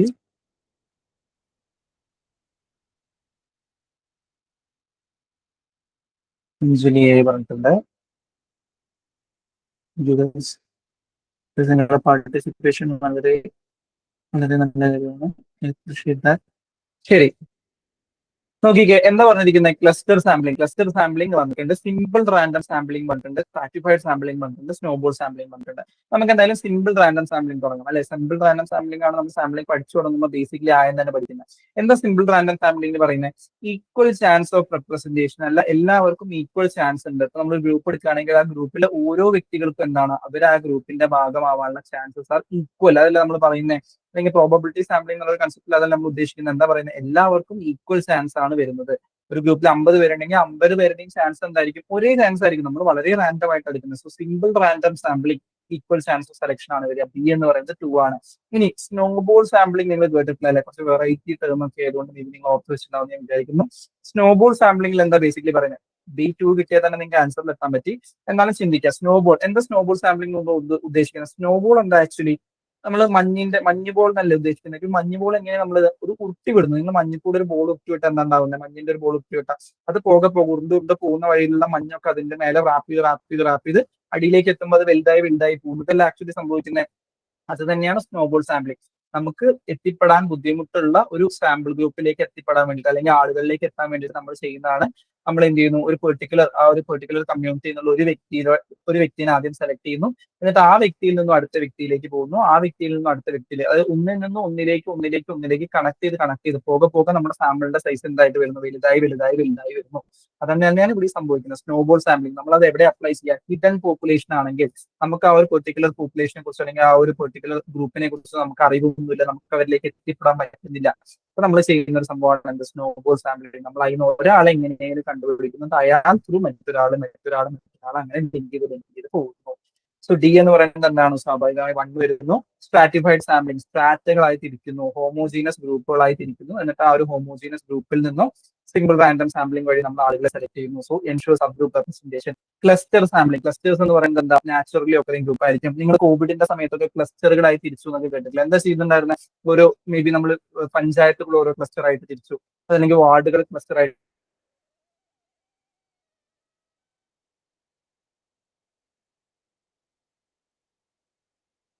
തിരിച്ച് നാച്ചുറലി ഒക്കറിംഗ് ആയിട്ടുള്ള ഗ്രൂപ്പ്സ് ആയിരിക്കും നമ്മൾ അവരെ ക്ലസ്റ്ററുകളായിട്ട് തിരിക്കാൻ നമ്മളോട് ഉദ്ദേശിക്കുന്നത്. ഡിസ്ട്രിക്റ്റുകൾ ക്ലസ്റ്റേഴ്സ് ആയിട്ട് തിരിക്കുന്നു. ഓക്കെ, ഗ്രൂപ്പ് ആയിരിക്കും. അതായത് ഒരേ സ്വഭാവമുള്ള വ്യക്തികളായിട്ടില്ല ക്ലസ്റ്ററിൽ ഉണ്ടായിരിക്കുക എന്നുള്ളത്. അപ്പൊ നിങ്ങൾ അങ്ങനെയല്ല, നിങ്ങൾ ഒരു പഞ്ചായത്ത് കഴിഞ്ഞാൽ പഞ്ചായത്തിൽ എല്ലാവർക്കും ഒരേ സ്വഭാവമായിരിക്കും, ആയിട്ടില്ല. പക്ഷെ സ്ട്രാറ്റയ്ക്ക് എങ്ങനെയായിരിക്കും? സ്ട്രാറ്റിഫൈഡ് സാമ്പിളിംഗിൽ വരുന്ന സ്ട്രാറ്റയ്ക്ക് ഒരു കോമൺ ക്യാരക്ടർ ഉണ്ടായിരിക്കും. അത് ഓർത്ത് വെക്കുക കേട്ടോ. അവരൊരു ഹോമോജീനസ് ഗ്രൂപ്പ് എന്നാണ് നമ്മുടെ സ്ട്രാറ്റ എന്ന് പറയുക. സ്ട്രാറ്റ എന്ന് പറയുന്നത് ഹോമോജീനസ് ഗ്രൂപ്പാണ്, ക്ലസ്റ്റർ എന്ന് പറയുന്നത് ഹെട്രോജീനസ് ഗ്രൂപ്പാണ് കേട്ടോ. ഓക്കെ, അപ്പൊ ആൻസർ എന്താ വരുന്നത്? എ ആണ് ആൻസർ വരുന്നത് കേട്ടോ. ക്ലിയർ അല്ലേ? അത് ഡൗട്ട് ഇല്ലല്ലോ? സെറ്റ് അല്ലേ?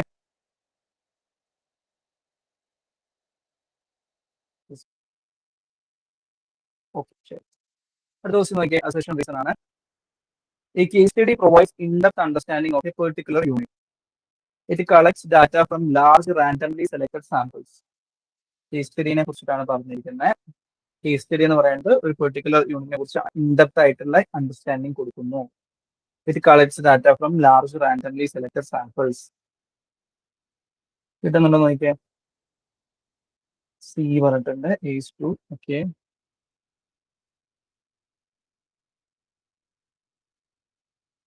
ഉത്തരം കിട്ടുന്നുണ്ടോ നോക്കിയേ. ടെക്നിക്കൽ ക്വസ്റ്റ്യൻ അല്ലേ?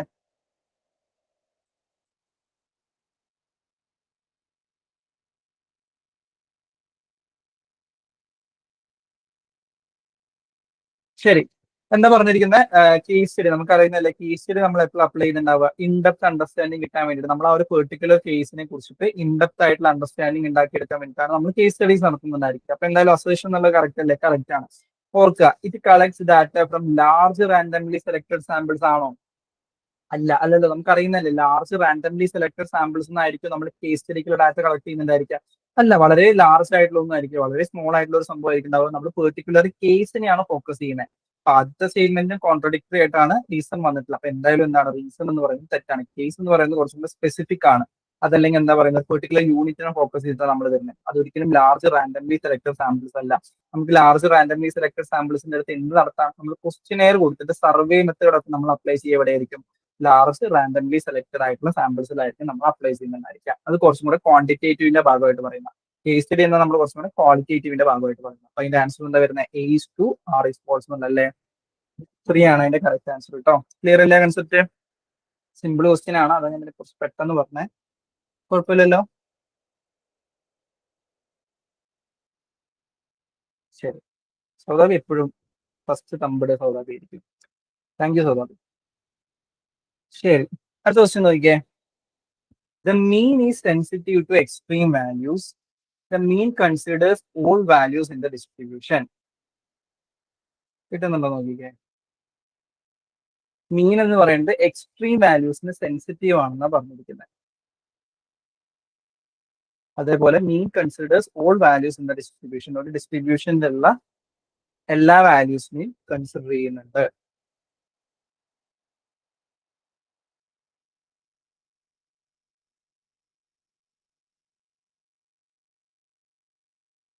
മീൻ വാല്യൂ എന്ന് പറഞ്ഞാൽ നിങ്ങൾക്ക് മീൻ വാല്യൂ എന്ന് പറയുന്നത് എന്താ നിങ്ങൾക്ക് അറിയുന്നല്ലേ? മീൻ എന്ന് ഉദ്ദേശിക്കുന്നത് എന്താ? ഒരു ആവറേജ് എന്നുള്ളൊരു കൺസെപ്റ്റ് നിങ്ങൾ മനസ്സിലാക്കുന്നുണ്ടോ? മീൻ വാല്യൂ എന്ന് പറയുന്നത് ഒരു ആവറേജ് ആണ്. ഒരു ഗ്രൂപ്പ് ഓഫ് നിങ്ങൾക്ക് ഒരു 5 അക്കം തന്നിട്ടുണ്ട്. അപ്പൊ 5 അക്കത്തിന്റെ അല്ലെങ്കിൽ 5 നമ്പേഴ്സിന്റെ മീൻ കാണാൻ പറഞ്ഞാൽ 5 നമ്പേഴ്സും നമ്മൾ ആഡ് ചെയ്യുക, ഡിവൈഡ് ബൈ 5. അതാണ് അതിന്റെ മീൻ എന്ന് പറയുന്നത്. സിമ്പിൾ നോർമൽ ഡിസ്ട്രിബ്യൂഷൻ, സാധാ ഡിസ്ട്രിബ്യൂഷൻ തന്നിരിക്കുകയാണെങ്കിൽ. അതാണ് മീൻ എന്നുള്ളത് ഉദ്ദേശിക്കുന്നത്. സാവിത്രി ഇട്ടിട്ടുണ്ട്. ശരി. ഇവിടെ എന്താ പറഞ്ഞിരിക്കുന്നത്? മീൻ വാല്യൂ എന്ന് പറയുന്നത് എക്സ്ട്രീം വാല്യൂസിന് സെൻസിറ്റീവ് ആണ്. സെൻസിറ്റീവ് ആണോ മീൻ വാല്യൂ എന്ന് പറയുന്നത്? എക്സ്ട്രീം വാല്യൂസിന് സെൻസിറ്റീവ് ആണോ? മീൻ വാല്യൂസ് ആക്ച്വലി എക്സ്ട്രീം വാല്യൂസിന് സെൻസിറ്റീവ് ആണ്. എന്തുകൊണ്ടാണ് നമ്മൾ അങ്ങനെ പറയുന്നത്? നിങ്ങളൊരു ജസ്റ്റ് ഒന്ന് ഇമാജിൻ ചെയ്ത് നോക്കിക്കേ. ഇപ്പൊ നിങ്ങൾ ഒരു 5 അക്കം എടുക്കുകയാണ്. 1, 2, 3, 4, പിന്നെ 5ാമത്തെ അക്കമായിട്ട് 100 വന്നതെന്ന് വിചാരിക്കുക. ഭയങ്കര എക്സ്ട്രീം ആയിട്ടുള്ള ഒരു വാല്യൂ ഇല്ല. ആദ്യത്തെ 4 എന്ന് പറയുമ്പോൾ 1, 2, 3, 4, പിന്നെ ഒരു വാല്യൂ കിടക്കുന്നത് 100 വരുന്നത്. അപ്പൊ ഇതിന്റെ വെയിറ്റഡ് മീൻ എടുത്തു കഴിഞ്ഞാൽ, അല്ലെങ്കിൽ നമ്മൾ മീൻ വാല്യൂ എടുത്തു കഴിഞ്ഞാൽ എത്ര വരും? 1, 2, 3, 4, 3, 3, 6, 4, 10, 110/5 എന്നുള്ളൊരു കൺസെപ്റ്റ് വരും. 110/5 എന്ന് പറയുന്നത് എത്രയായിരിക്കും വരുന്നുണ്ടായിരിക്കാം? 110/5 എത്ര വരിക? 22 അല്ലെ? 22 22 എന്നുള്ളൊരു കൺസെപ്റ്റ് അല്ലേ വരിക. അപ്പൊ നമുക്ക് 22 ഇതിന്റെ മീൻ വാല്യൂ എന്നുള്ള സംഭവം നിങ്ങൾക്ക് കിട്ടിയെന്ന് വിചാരിക്കാം. അപ്പൊ നിങ്ങൾക്ക് എത്ര ഒതന്റിക് ആയിട്ട് പറയാൻ വേണ്ടി പറ്റും ഈ മീൻ വാല്യൂ എന്ന് പറയുന്നത് ആക്യുറേറ്റ് ആണ്, അല്ലെങ്കിൽ ഈ മീൻ വാല്യൂ എന്ന് പറയുന്നത് ആ റെപ്രസെന്റേഷൻ, ആ ഒരു ഗ്രൂപ്പ് ഓഫ് നമ്പേഴ്സിനെ കറക്റ്റ് ആയിട്ട് റെപ്രസെന്റ് ചെയ്ത് നിങ്ങൾക്ക് പറയാൻ പറ്റും? ഇല്ല. എങ്ങനെ നിങ്ങൾക്ക് പറയാൻ പറ്റും? കാരണം എന്താ? ആദ്യത്തെ 4 അക്കം 1, 2, 3, 4 ആണ്. 1, 2, 3, 4 എവിടെയോ ആണ് 22 കിടക്കുന്നത്. അടുത്ത അക്കം എന്ന് പറയുന്നത് 100 ആണ്. 100-ൽ നിന്നും എവിടെയാണ് കിടക്കുന്നത്. അപ്പൊ ഇങ്ങനെ ഒരു എക്സ്ട്രീം വാല്യൂ വന്നു, ബാക്കിയുള്ള ഗ്രൂപ്പിൽ നിന്ന് വ്യത്യസ്തമായി നിൽക്കുന്ന ഒരു എക്സ്ട്രീം വാല്യൂ വന്നു കഴിഞ്ഞാൽ അത് എന്തായാലും മീൻ വാല്യൂവിനെ ബാധിക്കും. പിന്നെ മീൻ എന്ന് പറയുന്നത് എല്ലാ വാല്യൂസിനെയും കൺസിഡർ ചെയ്യുന്നില്ല. ഏതെങ്കിലും ഒരു അക്കത്തിന് നമുക്ക് ഇത് മാറ്റി നിർത്താൻ പറ്റുമോ? ശരി, 100 കുറച്ച് വലുതാണ്, അപ്പൊ 100നെ വേണ്ട എന്ന് പറഞ്ഞിട്ട് നമുക്ക് മീൻ വാല്യൂ മാറ്റി നിർത്താൻ പറ്റും? പറ്റില്ല. So mean value considers all distribution. അതുകൊണ്ടാണ് എക്സ്ട്രീം വാല്യൂസ് അതിനെ അല്ലെങ്കിൽ എക്സ്ട്രീം വാല്യൂസ് അതിനെ നെഗറ്റീവായിട്ട് ബാധിക്കും. ഓക്കെ. ഇപ്പൊ എന്താ പറഞ്ഞിരിക്കുന്നത്? Both A and R R true, R explains A. Clear അല്ലേ പറഞ്ഞിരിക്കുന്നത്? ഓക്കെ, സെറ്റ് അല്ലേ അത്?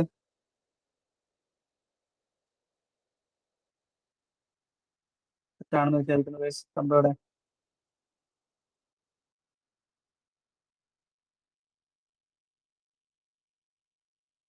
ശരി. Okay, thank you. അടുത്ത ക്വസ്റ്റ്യൻ നോക്കിക്കേ. Qualitative research usually relies on open-ended data collection tools like interviews. It focuses on understanding meaning and experiences. നമ്മൾ കൂടുതലും assertion, റീസണും സ്റ്റേറ്റ്മെന്റ് ടൈപ്പ് ക്വസ്റ്റ്യൻസ് ആഡ് ചെയ്തെന്താണെന്ന് വെച്ച് കഴിഞ്ഞാൽ PSCന്റെ നിലവാരത്തിൽ ഭയങ്കര മാറ്റം വന്നിട്ടുണ്ട്. നിങ്ങൾ PSC സ്ഥിരമായിട്ട് എഴുതുന്നവരാണെന്ന് നിങ്ങൾക്ക് മനസ്സിലാവും. പണ്ടത്തെ പോലെ നമുക്ക് ബൈ ഹാർട്ട് പഠിച്ചു പോയിട്ട് എഴുതുക എന്നുള്ളൊരു കൺസെപ്റ്റ് ഇപ്പോ കുറച്ച് ബുദ്ധിമുട്ടായി തുടങ്ങിയിട്ട് അല്ലെ. പണ്ട് നമുക്ക് റാങ്ക് ഫയൽ ഉണ്ടെങ്കിൽ കുറെയൊക്കെ നമുക്കത് പഠിച്ചിട്ട് പോവായിരുന്നു. പക്ഷെ ഇപ്പൊ അതുകൊണ്ട് കുറേ നടപടി ആവുന്നില്ല. കാരണം സ്റ്റേറ്റിംഗ് ക്വസ്റ്റ്യൻസോ അതിലെ അസോസിയേഷൻ റീസൺ ഒക്കെ ചോദിച്ചു വന്നപ്പോൾ ഒരു UPSC മോഡലിലേക്ക് മാറാൻ വേണ്ടി ശ്രമിക്കുന്നുണ്ട് PSC. ശ്രമമാണ് എന്നാലും. അപ്പൊ അതുകൊണ്ട് തന്നെ നിങ്ങൾ കുറച്ചും കൂടെ സ്റ്റേറ്റ്മെന്റ് ക്വസ്റ്റ്യൻസും അസോസിയേഷൻ റീസണും ഒക്കെ ചെയ്തൊന്ന് പ്രാക്ടീസ് ചെയ്യുന്നത്. നിങ്ങൾ വേറെ എക്സാംസ് എഴുതുമ്പോൾ സ്വാഭാവികമായിട്ടും അതിൽ വരുന്നുണ്ട്. പക്ഷെ PSC മാത്രം ഫോക്കസ് ചെയ്യുന്നവരാണെങ്കിൽ ഉള്ള കാര്യം പറഞ്ഞാണ്. ശരി, ആൻസർ ആയിട്ട് എ പറയുന്നുണ്ട്. ഓക്കെ, എ പറഞ്ഞിട്ടുണ്ട്. ഓക്കെ, എന്താ പറഞ്ഞിരിക്കുന്നത്? Qualitative research open end data collection tools ആയിട്ടുള്ള ഇന്റർവ്യൂ പോലുള്ളതിനൊക്കെ യൂഷ്വലി റിലൈ എന്നാ പറഞ്ഞിരിക്കുന്നത്. എക്സ്ട്രീം സ്റ്റേറ്റ്മെന്റ് ഒന്നും അല്ലല്ലോ. സാധാരണയായിട്ട് അങ്ങനെയാണ് കണ്ടുവരുന്നത്. അത് മാത്രമേ റിലൈസ് ചെയ്യുന്നു എന്ന് പറഞ്ഞിട്ടില്ല. ഓക്കെ, ശരി. അപ്പൊ അത് സെറ്റ് ആണ്. ക്വസ്റ്റ്യൻ ആൻസർ മനസ്സിലായി. ആ സ്റ്റേറ്റ്മെന്റ് ശരിയല്ല. യൂഷ്വലി നമ്മൾ ഇന്റർവ്യൂ ബോർഡിലാണ് ക്വാളിറ്റേറ്റീവ് റിസർച്ചിനെ പ്രിപ്പയർ ചെയ്യുന്നത്. ഓക്കെ, ഇത് focus on understanding meaning and experiences അല്ലേ? നമ്മൾ എന്തിനു വേണ്ടി ഇന്റർവ്യൂ നടത്തുന്നത്? ആ ഒരു സബ്ജക്റ്റീവായിട്ട് ആ ഒരു പെർട്ടിക്കുലർ ഇൻസിഡന്റിനെ എങ്ങനെയാണ് മീൻ ചെയ്യുന്നത്, അല്ലെങ്കിൽ ആ ഒരു വ്യക്തിയുടെ എക്സ്പീരിയൻസ് എങ്ങനെയാണ് വരുന്നത് എന്നുള്ളത് കളക്ട് ചെയ്യാൻ വേണ്ടിയിട്ടല്ലേ. അപ്പൊ അതുകൊണ്ട് ആ ഒരു ഇൻഡെപ്ത് ആയിട്ട് നോളജ് കിട്ടാൻ വേണ്ടിയിട്ടല്ലേ ചെയ്യുന്നത്. ഓക്കെ, അപ്പൊ ആ സ്റ്റേറ്റ്മെന്റ് എന്താ പറഞ്ഞിരിക്കുന്നത്? അസേഷനും കറക്റ്റ് ആണ്, റീസണും കറക്റ്റ് ആണ്. റീസൺ കറക്റ്റ് ആയിട്ട് എന്ത് ചെയ്യുന്നുണ്ട്? അസേഷനെ എക്സ്പ്ലെയിനും ചെയ്യുന്നുണ്ട്. സെറ്റ് അല്ലേ അത്? ഓക്കെ, അപ്പൊ അതിന്റെ ആൻസർ എന്താ വരിക? Both A and R R true, R explains A. Clear അല്ലേ അത്? ശ്രദ്ധിക്കണം കേട്ടോ. അസേഷനിൽ നിങ്ങളോട് പറഞ്ഞിരിക്കുകയാണ് qualitative research only relies on open ended collection tool like interview എന്ന് പറഞ്ഞു കഴിഞ്ഞാൽ അത് ശരിയാവണമെന്നില്ല. നമുക്കറിയാം ഇന്റർവ്യൂ മാത്രമല്ല, എന്താ പറയാ, FGD ഒക്കെ വരുന്നുണ്ട്, ഫോക്കസ് ഗ്രൂപ്പ് ഡിസ്കഷൻസ് വരുന്നുണ്ട്, കുറെ മെത്തേഡ്സ് നമ്മൾ യൂസ് ചെയ്യുന്നതാണ് അല്ലെ. അപ്പൊ ഓൺലി എന്നുള്ള സ്റ്റേറ്റ്മെന്റ് ഒക്കെ വരുന്ന സമയത്ത് നിങ്ങൾ ചിന്തിക്കണം കേട്ടോ, ഒന്നും കൂടെ ആലോചിക്കണം എക്സ്ട്രീം സ്റ്റേറ്റ്മെന്റ് ആണെങ്കിൽ. ഓക്കെ, സെറ്റല്ലേ അത് guys?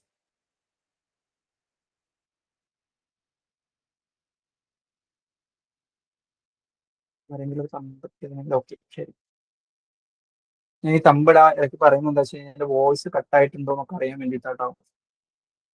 Observational method can capture non-verbal behavior. Observation methods can be either participant or non-participant in nature. കിട്ടുന്നുണ്ടോ നോക്കിക്കേ.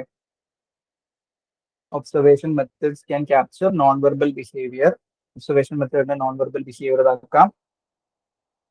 Observation method can be either participant or non participant in nature. ഒരു കാര്യം കൂടെ ഞാൻ ഇതിൽ പറയട്ടെ, അസേഷൻ റീസൺ ആണ്, അസേഷന്റെ കറക്റ്റ് റീസൺ ആണോ അടിയിലുള്ളതെന്നും കൂടെ ചെക്ക് ചെയ്യാൻ കേട്ടോ നിങ്ങള്. രണ്ട് സ്റ്റേറ്റ്മെന്റും കറക്റ്റ് ആണോ എന്നല്ല ചോദിച്ചിരിക്കുന്നത് നമ്മളോട്, both A and R R true R explain ചെയ്യുന്നുള്ള ഒരു സംഭവം കൂടെ വരുന്നുണ്ട്. ശ്രദ്ധിക്കണേ അത്. റീസൺ കറക്റ്റ് ആയിട്ട് ആറിനെ എക്സ്പ്ലെയിൻ ചെയ്യുന്നുണ്ടോ എന്നും കൂടെ നോക്കണം കേട്ടോ. ബി അസേഷൻ റീസൺ നമുക്ക് സ്റ്റേറ്റ്മെന്റ് 1 സ്റ്റേറ്റ്മെന്റ് 2 എന്ന് പറയുകയാണെങ്കിൽ നമുക്ക് അങ്ങനെ സീൻ വരുന്നില്ല അല്ലെ. രണ്ട് സ്റ്റേറ്റ്മെന്റ് ശരിയാണോ, ഈ സ്റ്റേറ്റ്മെന്റ് കറക്റ്റ് എന്നുള്ള സംഭവം ചോദിക്കുകയാണെങ്കിൽ. ഇവിടെ എന്താ ചോദിച്ചിരിക്കുന്നത്, അസേഷനും റീസണും ആണ്. അപ്പൊ എന്താണ് റീസൺ എന്ന് പറയുന്നത്, അസേഷനെ ന്യായീകരിക്കുന്നതായിരിക്കണം. അതിന് ഇന്ന കാരണം കൊണ്ടാണ് അത് അങ്ങനെ സംഭവിച്ചതെന്നുള്ളതാണ് നമുക്ക് കഥ കിട്ടേണ്ടത്. അങ്ങനെ തന്നെയാണോ ചെക്ക് ചെയ്യണം കേട്ടോ. ലിനു ബി പറഞ്ഞിട്ടുണ്ട്. ഓക്കെ, ലിനു എയും ബി അല്ലാണോ ഉദ്ദേശിച്ചത്? ലാസ്റ്റ് ആൻസർ ബി അല്ലേ? ലിനു ബി പറഞ്ഞിട്ടുണ്ട്. Linu B, okay Linu. ശരി, ഞാൻ ഇത് ആക്ച്വലി നോർമലി PSC അങ്ങനെ ബി, ഈ അസേഷൻ റീസണിൽ ബി വരുന്ന ക്വസ്റ്റ്യൻസ് അല്ലെങ്കിൽ ബി ഓപ്ഷൻ വരുന്ന ക്വസ്റ്റ്യൻസ് വളരെ റെയർ ആയിട്ട് ചോദിക്കുള്ളൂ. നിങ്ങൾ മുന്നേ അസേഷൻ റീസൺസ് ഒക്കെ എടുത്ത് അതിന്റെ കീ ഒക്കെ നോക്കുന്ന സമയത്ത് നിങ്ങൾക്ക് മനസ്സിലാവും, ഒന്നെങ്കിൽ എയോ സിയോ ഡി ഒക്കെയാണ് വരുന്നത്. പക്ഷെ അങ്ങനെ ചോദിച്ചിട്ടില്ല എന്ന് ഞാൻ ഒരിക്കലും പറയില്ല കേട്ടോ, ചോദിച്ചേക്കാം. ബി വരുന്ന ഓപ്ഷൻസ് വളരെ റെയർ ആയിട്ട് ചോദിക്കത്തുള്ളൂ. ഇപ്പൊ നമ്മൾ ഈ പറഞ്ഞ പോലെ ഒരു 100 ചോദ്യം ഉണ്ടെങ്കിൽ ഒരു 10 ചോദ്യം മാക്സിമം, വളരെ മിനിമം ചോദ്യം മാത്രമാണ് അതിന് ചോദിച്ചിട്ടുള്ളൂ ബി ഓപ്ഷൻ വരുന്നത്. സോ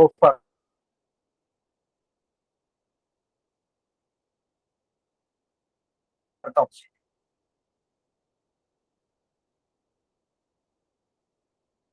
ഇപ്പോ അങ്ങനെ ക്വസ്റ്റ്യൻ ആയിട്ട് എന്തിനാന്ന് വെച്ച് കഴിഞ്ഞാൽ നിങ്ങൾ അത് അങ്ങനെ ചിന്തിക്കുന്നതാണ്. അസേഷന്റെ കറക്റ്റ് റീസൺ ആണോ അടി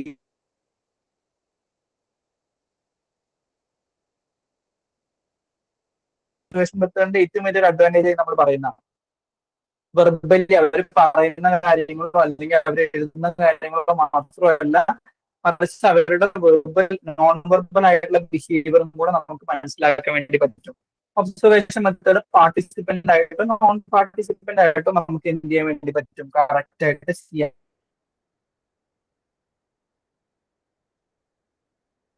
വേണ്ടിയിട്ട് പറ്റും. ഇന്ററപ്ഷൻ ഉണ്ടാവുന്നുണ്ടോ?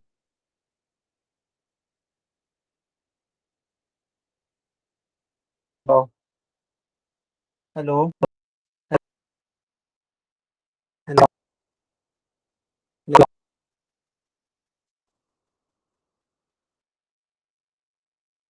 ഓക്കെ ഓക്കെ ആണ്, ശരി.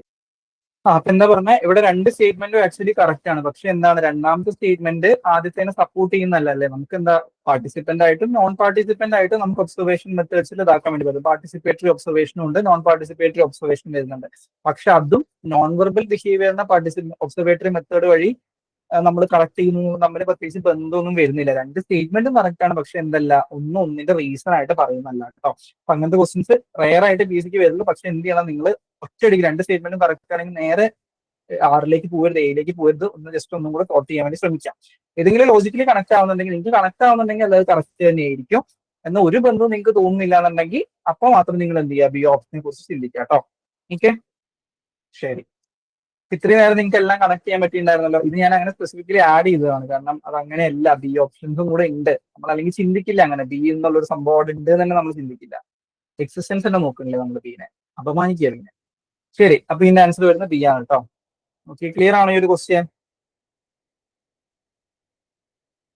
Okay, thank you. അടുത്ത ക്വസ്റ്റ്യൻ നോക്കിയേ, സ്റ്റേറ്റ്മെന്റ് ആണ്, സാമ്പിളിംഗ് മെത്തേഡ്സിനെ കുറിച്ചിട്ട് തന്നെയാണ്. ഏതൊക്കെ സ്റ്റേറ്റ്മെന്റ് ആണ് കറക്റ്റ് എന്നാണ് ചോദിച്ചിരിക്കുന്നത്. Simple random sampling gives every element and equal chance. നമ്മൾ മുന്നേ ഡിസ്കസ് ചെയ്താട്ടോ. Simple random, stratified, snowball, cluster, 4 മുന്നേ ഡിസ്കസ് ചെയ്താ. എളുപ്പം നിങ്ങൾക്ക് എത്താൻ പറ്റുന്നതാണേ. നമ്മൾ പറഞ്ഞത് 4 എന്താണുള്ളത്. ഏതാ കറക്റ്റ് ആൻസർ നോക്കിക്കേ. എന്തായാലും 3 സ്റ്റേറ്റ്മെന്റ് കറക്റ്റാണ്. ഒരെണ്ണേ തെറ്റുള്ളൂ. ആ തെറ്റുള്ള കണ്ടുപിടിച്ചാൽ നിങ്ങൾക്ക് എളുപ്പം എത്താം.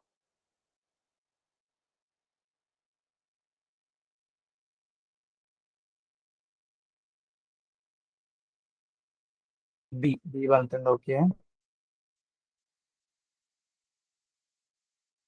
സുനുജ B, Lino B, Anjali B. Okay, എന്താ പറഞ്ഞിരിക്കുന്നത്, ഏതാ കറക്റ്റ് എന്നാ ചോദിച്ചിരിക്കുന്നത്? ബി തന്നെയാണ് ആൻസർ. 1ഉം 2ഉം 4ഉം കറക്റ്റ് ആണ്. സിമ്പിൾ റാൻഡം സാമ്പിളിംഗിൽ എല്ലാവർക്കും ഈക്വൽ ചാൻസ് ആണ്. സ്ട്രാറ്റിഫൈഡ് ഹോമോജീനസ് ഗ്രൂപ്പ് ആണ്. നമ്മൾ തൊട്ട് പിന്നെ പറഞ്ഞാണ് അല്ലെ, ഹോമോജീനസ് സബ് ഗ്രൂപ്പുകളായിരിക്കും ഉണ്ടായിരിക്കുക. സ്നോബോൾ സാമ്പിളിംഗ് നമ്മൾ എപ്പോഴും അപ്ലൈ ചെയ്യുക? നമുക്ക് ഈസിലി ആക്സസ് ചെയ്യാൻ പറ്റുന്ന പോപ്പുലേഷൻ ആണെങ്കിൽ നമുക്ക് സ്നോബോൾ ചെയ്യേണ്ട കാര്യമുണ്ടോ? നമുക്ക് ആളുകൾ എളുപ്പം കണ്ടുപിടിക്കാമെങ്കിൽ പിന്നെ നമ്മൾ കഷ്ടപ്പെട്ട് ഒരാളെ കണക്ട് ചെയ്ത് ലിങ്ക് ചെയ്ത് അപ്പുറത്തേക്ക് പോകണോ?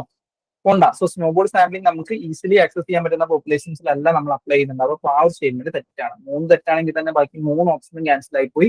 ബാക്കി നമുക്ക് എന്ത് മാത്രമേ ഉള്ളൂ? ബി മാത്രമേ വരുള്ളൂ. ക്ലിയർ ആണോ പറഞ്ഞിരിക്കുന്നത്? ബി ആണ് അതിന്റെ കറക്റ്റ് ആൻസർ കേട്ടോ. ശരി. അപ്പൊ ഏതെങ്കിലും ഒരു സ്റ്റേറ്റ്മെന്റ് ഇപ്പൊ നിങ്ങൾക്ക് ഇപ്പൊ ബാക്കി 3 സ്റ്റേറ്റ്മെന്റിന് ഡൗട്ട് ഉണ്ടെങ്കിൽ പോലും മൂന്നാമത്തെ സ്റ്റേറ്റ്മെന്റ് തെറ്റാണ് എന്ന് നിങ്ങൾക്ക് ഉറപ്പാണെങ്കിൽ എന്ത് ചെയ്യാൻ വേണ്ടി പറ്റും? സുഖമായിട്ട് എലിമിനേറ്റ് ചെയ്ത് ഉത്തരത്തിലേക്ക് എത്താൻ വേണ്ടി പറ്റും. ആദ്യത്തെ 2 സ്റ്റേറ്റ്മെന്റ് ചിലർ ചെയ്യുന്ന സംഭവമാണ്. ആദ്യത്തെ സ്റ്റേറ്റ്മെന്റ് വായിക്കും, സിമ്പിൾ റാൻഡം സാമ്പിളിംഗ് അറിയില്ല, സ്ട്രാറ്റിഫൈഡും അറിയില്ല. അപ്പൊ നമ്മൾ എന്ത് ചെയ്യും? വേഗം ക്വസ്റ്റ്യൻ സ്കിപ്പ് ചെയ്യും. പക്ഷെ അങ്ങനെ സ്കിപ്പ് ചെയ്യരുത്, ക്വസ്റ്റ്യൻ മുഴുവൻ വായിക്കുക. ഏതെങ്കിലും ഒരെണ്ണം നിങ്ങൾക്ക് കിട്ടിയാൽ തന്നെ ഉത്തരത്തിലേക്ക് ചിലപ്പോൾ എത്താൻ പറ്റുന്നതായിരിക്കും. ഓക്കെ, ശരി. അടുത്ത ക്വസ്റ്റ്യൻ നോക്കിയേ, സ്റ്റേറ്റ്മെന്റ് തന്നെയാണ്. ക്വാളിറ്റേറ്റീവ് റിസർച്ചിനെ കുറിച്ചിട്ടുള്ള സ്റ്റേറ്റ്മെന്റ്സ് ആണോ കൊടുത്തിരിക്കുന്നത്? മനസ്സിലാക്കേണ്ടത് ഓപ്ഷൻ നിങ്ങൾക്ക് ചിലപ്പോ കുറെ ചിലപ്പോൾ 4 വായിക്കുന്ന സമയത്ത് നിങ്ങൾക്ക് ഓക്കെ ആണെന്നൊക്കെ തോന്നും. പക്ഷെ നിങ്ങൾക്ക് ശരി ഏതാന്നുള്ള കാര്യത്തിൽ ഡൗട്ട് ഉണ്ടെങ്കിൽ നിങ്ങൾ എന്ത് ചെയ്യുക? തെറ്റ് കണ്ടുപിടിക്കാൻ നോക്കുക. ഇത് എന്തായാലും വരില്ല എന്നുള്ളൊരു ഓപ്ഷൻ ഉണ്ടെങ്കിൽ അത് കണ്ടുപിടിക്കാൻ വേണ്ടി നോക്കുക. എന്നിട്ട് എലിമിനേറ്റ് ചെയ്യാൻ നോക്കിക്കേ. വരില്ല എന്നുള്ളതൊക്കെ വിടുക. വരില്ല എന്ന് ഉറപ്പുള്ളവരുണ്ടെങ്കിലും ഉണ്ടെങ്കിൽ അത് വെച്ചിട്ട് എലിമിനേറ്റ് ചെയ്യാൻ നോക്കുക. Sample size are usually large and random. Sample size വലുതായിരിക്കും ക്വാളിറ്റേറ്റീവില്. അടുത്തത്, data analysis often involves coding and categorisation. Emphasis is on understanding context and experiences. Statistical significance is the main focus. Statistical significance is the main focus. കിട്ടുന്നുണ്ടോ നോക്കിക്കേ. Sanuja A പറഞ്ഞിട്ടുണ്ട്, Anjali A പറഞ്ഞിട്ടുണ്ട്. ബാക്കിയുള്ളവരൊക്കെ പോയി guys.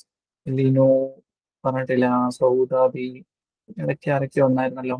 Savitri, Linu പറഞ്ഞിട്ടുണ്ട്, സൗദാബി പറഞ്ഞിട്ടുണ്ട്. ഓക്കെ, ശരി. എന്താ ചോദിച്ചിരിക്കുന്നത്? ക്വാളിറ്റേറ്റീവുമായിട്ട് കറക്റ്റ് ആയിട്ടുള്ള സ്റ്റേറ്റ്മെന്റ് ഏതാണെന്ന് ചോദിച്ചിരിക്കുന്നത്. ക്വാളിറ്റേറ്റീവ് എന്ന് പറയുന്നത് എന്തായിരിക്കും? അപ്പൊ നമുക്കറിയാം, ക്വാളിറ്റേറ്റീവിൽ നമ്മൾ യൂഷ്വലി ലാർജ് ആൻഡ് റാൻഡം ആയിട്ടുള്ള സാമ്പിൾസിനെ ആയിരിക്കും നമ്മൾ സെലക്ട് ചെയ്യുന്നുണ്ടാവുക. ഇല്ല, നമ്മൾ ക്വാണ്ടിറ്റി അല്ലെങ്കിൽ ക്വാണ്ടിറ്റേറ്റീവിലാണ് large and random sampling use ചെയ്യുന്നതെങ്കിൽ വലിയൊരു സംഭവം വരുന്നു. ക്വാണ്ടിറ്റിക്ക് ഇമ്പോർട്ടൻസ് കൊടുക്കുന്നത് ക്വാണ്ടിറ്റേറ്റീവിന്റെ ഭാഗമാണ്. അപ്പൊ ഒന്നാമത്തെ സ്റ്റേറ്റ്മെന്റ് തെറ്റാണെന്ന് കിട്ടിയില്ലേ? ഒന്ന് തെറ്റാണെങ്കിൽ തന്നെ ബിയും സിയും നിങ്ങൾക്ക് കളയാം. പിന്നെ അത് നോക്കണ്ട. പിന്നെ 2, 3, 4. അപ്പൊ 2, 3 എന്തായാലും 2 ഓപ്ഷനിലുണ്ട്. പിന്നെ നിങ്ങൾക്ക് 2, 3 വായിക്കുക വേണ്ട, നിങ്ങൾ നേരെ 4ലേക്ക് പോയിക്കും. എന്താ 4 പറഞ്ഞിരിക്കുന്നത്? Statistical significance is the main focus. Static കൂടുതൽ അല്ലെങ്കിൽ സ്റ്റാറ്റിക്കാണ് മെയിൻ ഫോക്കസ് കൊടുക്കുന്നതെന്നാണ് പറഞ്ഞിരിക്കുന്നത്. നമ്മൾ ക്വാളിറ്റേറ്റീവ് റിസർച്ചിൽ സ്റ്റാറ്റിസ്റ്റിക്കൽ സിഗ്നിഫിക്കൻസിനാണോ മെയിൻ ഫോക്കസ് കൊടുക്കുന്നത്? അല്ല, ന്യൂമറിക്കൽ ആയിട്ടുള്ള സംഭവങ്ങളിൽ ഫോക്കസ് കൊടുക്കുന്നത് അല്ലെങ്കിൽ മെയിൻ ഫോക്കസ് ആയിട്ട് വരുന്നത് ക്വാണ്ടിറ്റേറ്റീവിന്റെ ഭാഗമായിട്ടാണ് അല്ലെ. ക്വാണ്ടിറ്റേറ്റീവിലാണ് നമുക്ക് ഡാറ്റ ന്യൂമറിക്കലായിട്ട് കിട്ടുന്നു. നമുക്ക് ന്യൂമറിക്കൽ ആയിട്ടുള്ള സ്റ്റാറ്റിസ്റ്റിക്കൽ ടെസ്റ്റ് വെച്ചിട്ടുള്ള ഇന്റർപ്രിട്ടേഷൻസിലേക്ക് പോകുന്നു വരുന്നത്. അപ്പൊ ഇത് മെയിൻ ഫോക്കസ് ആയിട്ട് വരുന്ന ഏതിന്റെ ഭാഗമല്ല? ക്വാളിറ്റേറ്റീവിന്റെ ഭാഗമായിട്ടല്ല, മെയിൻ ഫോക്കസ് അല്ല. സോ നമുക്ക് ഏതിലേക്ക് എത്താൻ വേണ്ടി പറ്റും? 4ഉം കൂടെ ക്യാൻസൽ ചെയ്യാൻ വേണ്ടി പറ്റും. സ്വാഭാവികമായിട്ട് നമ്മൾ ഏതിലെത്തി? എയിലെത്തി. 2ഉം 3ഉം എന്നുള്ള ആൻസറിൽ എത്താൻ വേണ്ടി പറ്റി. ക്ലിയർ ആണോ പറഞ്ഞിരിക്കുന്നത്? 2ഉം 3ഉം നിങ്ങൾക്ക് അറിയില്ലെങ്കിൽ പോലും എന്ത് ചെയ്യാൻ വേണ്ടി പറ്റും? എലിമിനേറ്റ് ചെയ്തെത്താൻ വേണ്ടി പറ്റും. Please clarify second option. Data analysis often involves coding and categorisation. നിങ്ങൾ പഠിച്ചിട്ടില്ലേ? നമ്മൾ തീമാറ്റിക് അനാലിസിസ് ഒക്കെ പഠിക്കുന്ന സമയത്ത് ഓർക്കുന്നുണ്ടോ? ഇങ്ങനെ നിങ്ങൾ ക്വാളിറ്റേറ്റീവ് ആയിട്ട് ഡാറ്റ കളക്ട് ചെയ്യുന്നു വിചാരിക്കാം. അപ്പൊ നിങ്ങൾ എന്ത് ചെയ്യണം? ഇപ്പൊ ഒരു എക്സാമ്പിൾ പറയുകയാണെങ്കിൽ, ഇപ്പൊ നിങ്ങൾ ട്രാൻസ്ജെൻഡർ പീപ്പിൾസിന്റെ അല്ലെങ്കിൽ ട്രാൻസ്ജെൻഡർ പീപ്പിളിന്റെ എന്ത് ചെയ്യണം? നിങ്ങൾ അവരുടെ ഒരു പെർട്ടിക്കുലർ ഇഷ്യൂവിനെ കുറിച്ചിട്ട് നിങ്ങൾ പഠിക്കുകയാണെന്ന് വിചാരിക്കുക. അപ്പൊ നിങ്ങൾ ഒരു ട്രാൻസ്ജെൻഡർ ആയിട്ടുള്ള വ്യക്തിയോട്, ആ വ്യക്തിക്ക് അവർക്ക് നമുക്കറിയാം അവർക്ക് സോഷ്യൽ വെൽഫെയർ പ്രോഗ്രാംസ് ഉണ്ട്. അപ്പൊ ആ വെൽഫെയർ പ്രോഗ്രാംസിലേക്ക് അവർക്ക് ആക്സസ് കിട്ടുന്നുണ്ടോ എന്നുള്ളത് ചോദിച്ചു എന്ന് വിചാരിക്കുക. അപ്പൊ ഈ ഒരു വ്യക്തി അതിനെ നിങ്ങളൊരു ഇന്റർവ്യൂ മെത്തേഡാണ് യൂസ് ചെയ്തത്. അപ്പൊ നിങ്ങൾ അവരോട് ഡാറ്റ കളക്ട് ചെയ്യുന്ന സമയത്ത് അവർ പറയുന്നത്, അവർ കുറെ റീസൺസ് പറയും, ഞങ്ങൾക്ക് അതിലേക്ക് ആക്സസ് കിട്ടുന്നില്ല. ഒരു പെർട്ടിക്കുലർ വ്യക്തി പറഞ്ഞു, എനിക്ക് ഐഡന്റിറ്റി കാർഡ് ഇല്ല, അപ്പൊ അതുകൊണ്ട് ഐഡന്റിറ്റി കാർഡ് ഇല്ലാത്തതുകൊണ്ടാണ് കിട്ടാഞ്ഞെന്ന് പറയും. വേറൊരു വ്യക്തിയോട് ചോദിച്ചപ്പോൾ ആ വ്യക്തി മറ്റൊരു റീസൺ പറഞ്ഞു. അപ്പൊ ആ വ്യക്തി പറയുകയാണെങ്കിൽ വേറെ എന്തെങ്കിലും പെർട്ടിക്കുലർ റീസൺ പറഞ്ഞു വിചാരിച്ചാൽ എനിക്ക് പെട്ടെന്ന് കിട്ടില്ല. അപ്പൊ അങ്ങനെ കുറെ റീസൺസ് പറഞ്ഞിട്ടുണ്ടായിരിക്കും. അപ്പൊ ഓരോ വ്യക്തികളും പറഞ്ഞ റീസൺസിന് എന്താ ഒരു പെർട്ടിക്കുലർ ആയിട്ടുള്ള ഒരു സ്വഭാവം ഉണ്ടായിരിക്കും. ഒരു പെർട്ടിക്കുലർ സ്വഭാവം ഉദ്ദേശിക്കുന്നത്, ഇപ്പൊ സിസ്റ്റത്തിന്റെ പ്രശ്നം കാരണം ഇവർക്ക് വെൽഫെയർ പ്രോഗ്രാംസ് എത്തുന്നില്ല എന്നുള്ളൊരു ഒരു റീസൺ ആയിരിക്കും. പക്ഷെ അത് ഓരോ വ്യക്തിയും പറഞ്ഞ വേറെ വേറെ രീതിയിലായിരിക്കും. ഒരു വ്യക്തി പറഞ്ഞത് ഐഡന്റിറ്റി കാർഡ് ഇല്ല എന്നുള്ളതാണെങ്കിൽ മറ്റൊരു വ്യക്തി പറഞ്ഞത് ആ വ്യക്തിക്ക് ആ പെർട്ടിക്കുലർ വിഷയത്തെ കുറിച്ച് അവയർനെസ് കിട്ടിയിട്ടില്ലാത്തതുകൊണ്ടായിരിക്കാം.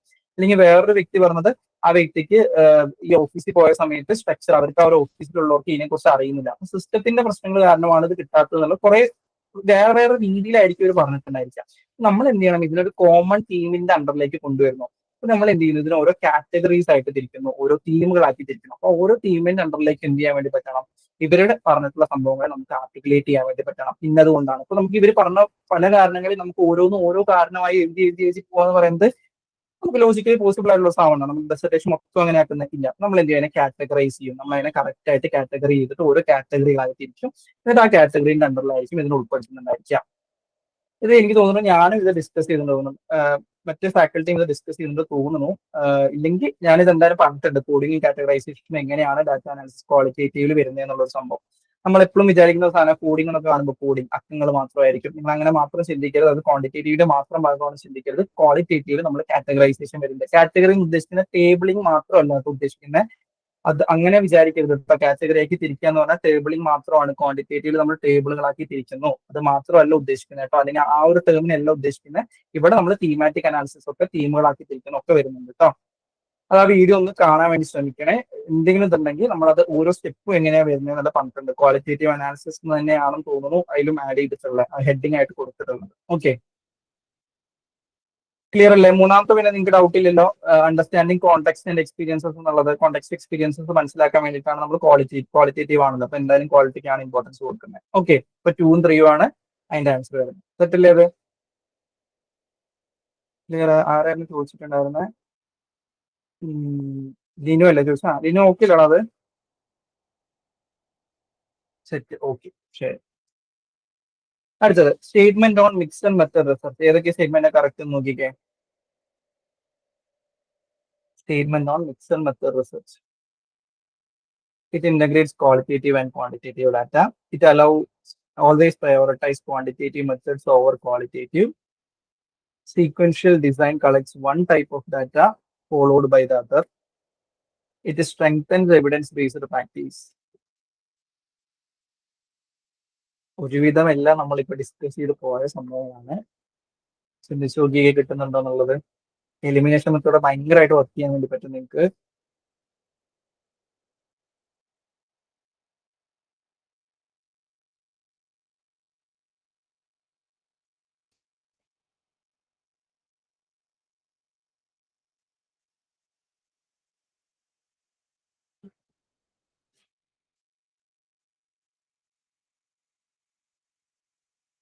ഇങ്ങനെ പറഞ്ഞിട്ടുണ്ട്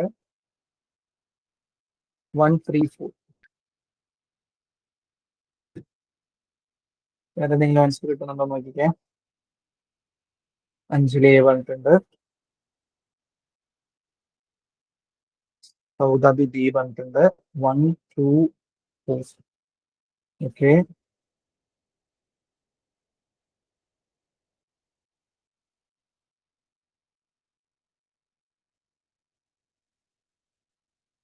ശരി. അപ്പൊ എന്താ പറഞ്ഞിരിക്കുന്നത്, മിക്സഡ് മെത്തേഡ് റിസർച്ചുമായിട്ട് കണക്റ്റഡ് ആയിട്ട് വരുന്ന സ്റ്റേറ്റ്മെന്റ്സിൽ കറക്റ്റ് സ്റ്റേറ്റ്മെന്റ്സ് ഏതാണെന്ന് ചോദിച്ചിരിക്കുന്നത് അല്ലെ.